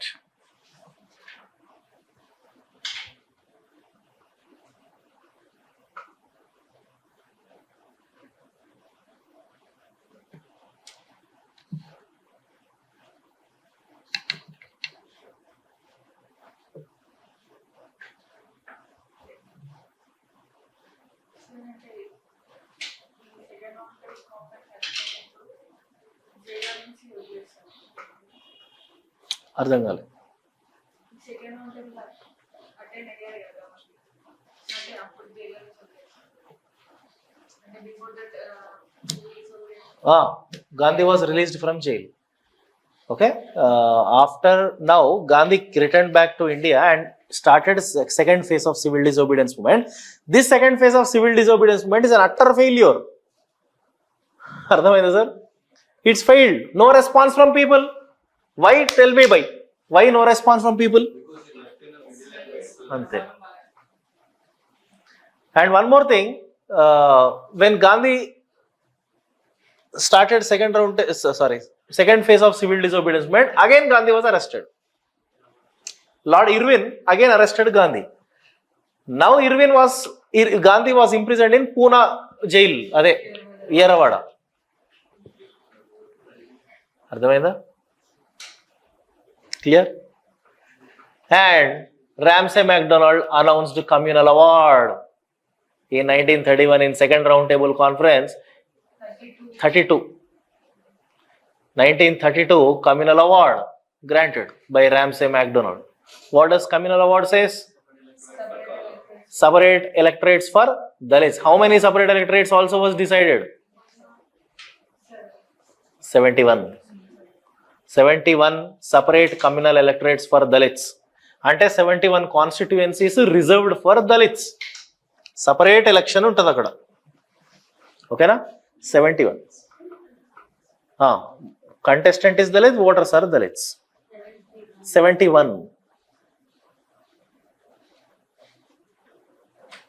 ఓకేనా? ఇది communal award. Now knowing this, I think Gandhi started fast unto death. Fast unto death led to Pune Pact. Pune Pact led to now or change in the communal award. What is Pune Pact now? Tell me. Gandhi says to Ambedkar, Gandhi says to Ambedkar, Mr. Ambedkar, you are not understanding the gravity of the situation. Okay, I am not against Dalit reservation. I am not against Dalit community, upliftment of Dalit community. I am supporting Dalits, but don't ask for separate electorates. So, better not 71, take more, double than 71. Double to 71, ante inta 142. More than 142, 148. తీసుకోండి. కానీ ఆ 148 ఏంటి? Joint electorates are general electorate లో దళిత్ కి reservation. అర్థమైందా?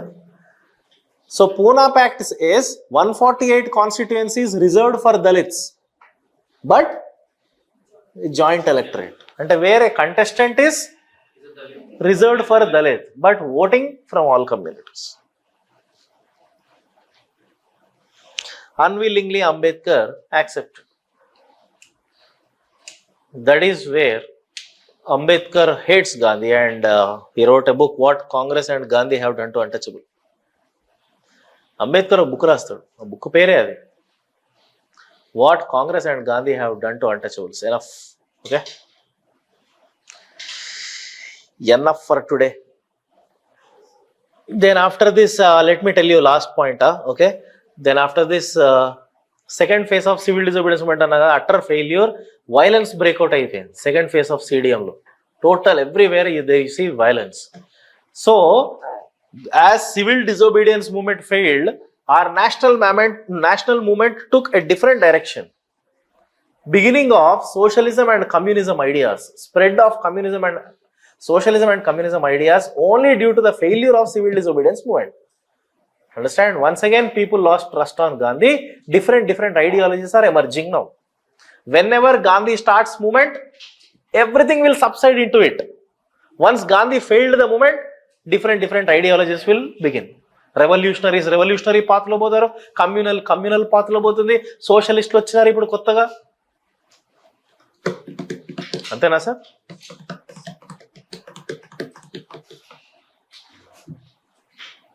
If you are learning something new when compared to your previous classes, it is good. I will be satisfied. Or if you think everything is same, sir, ante antem undadu.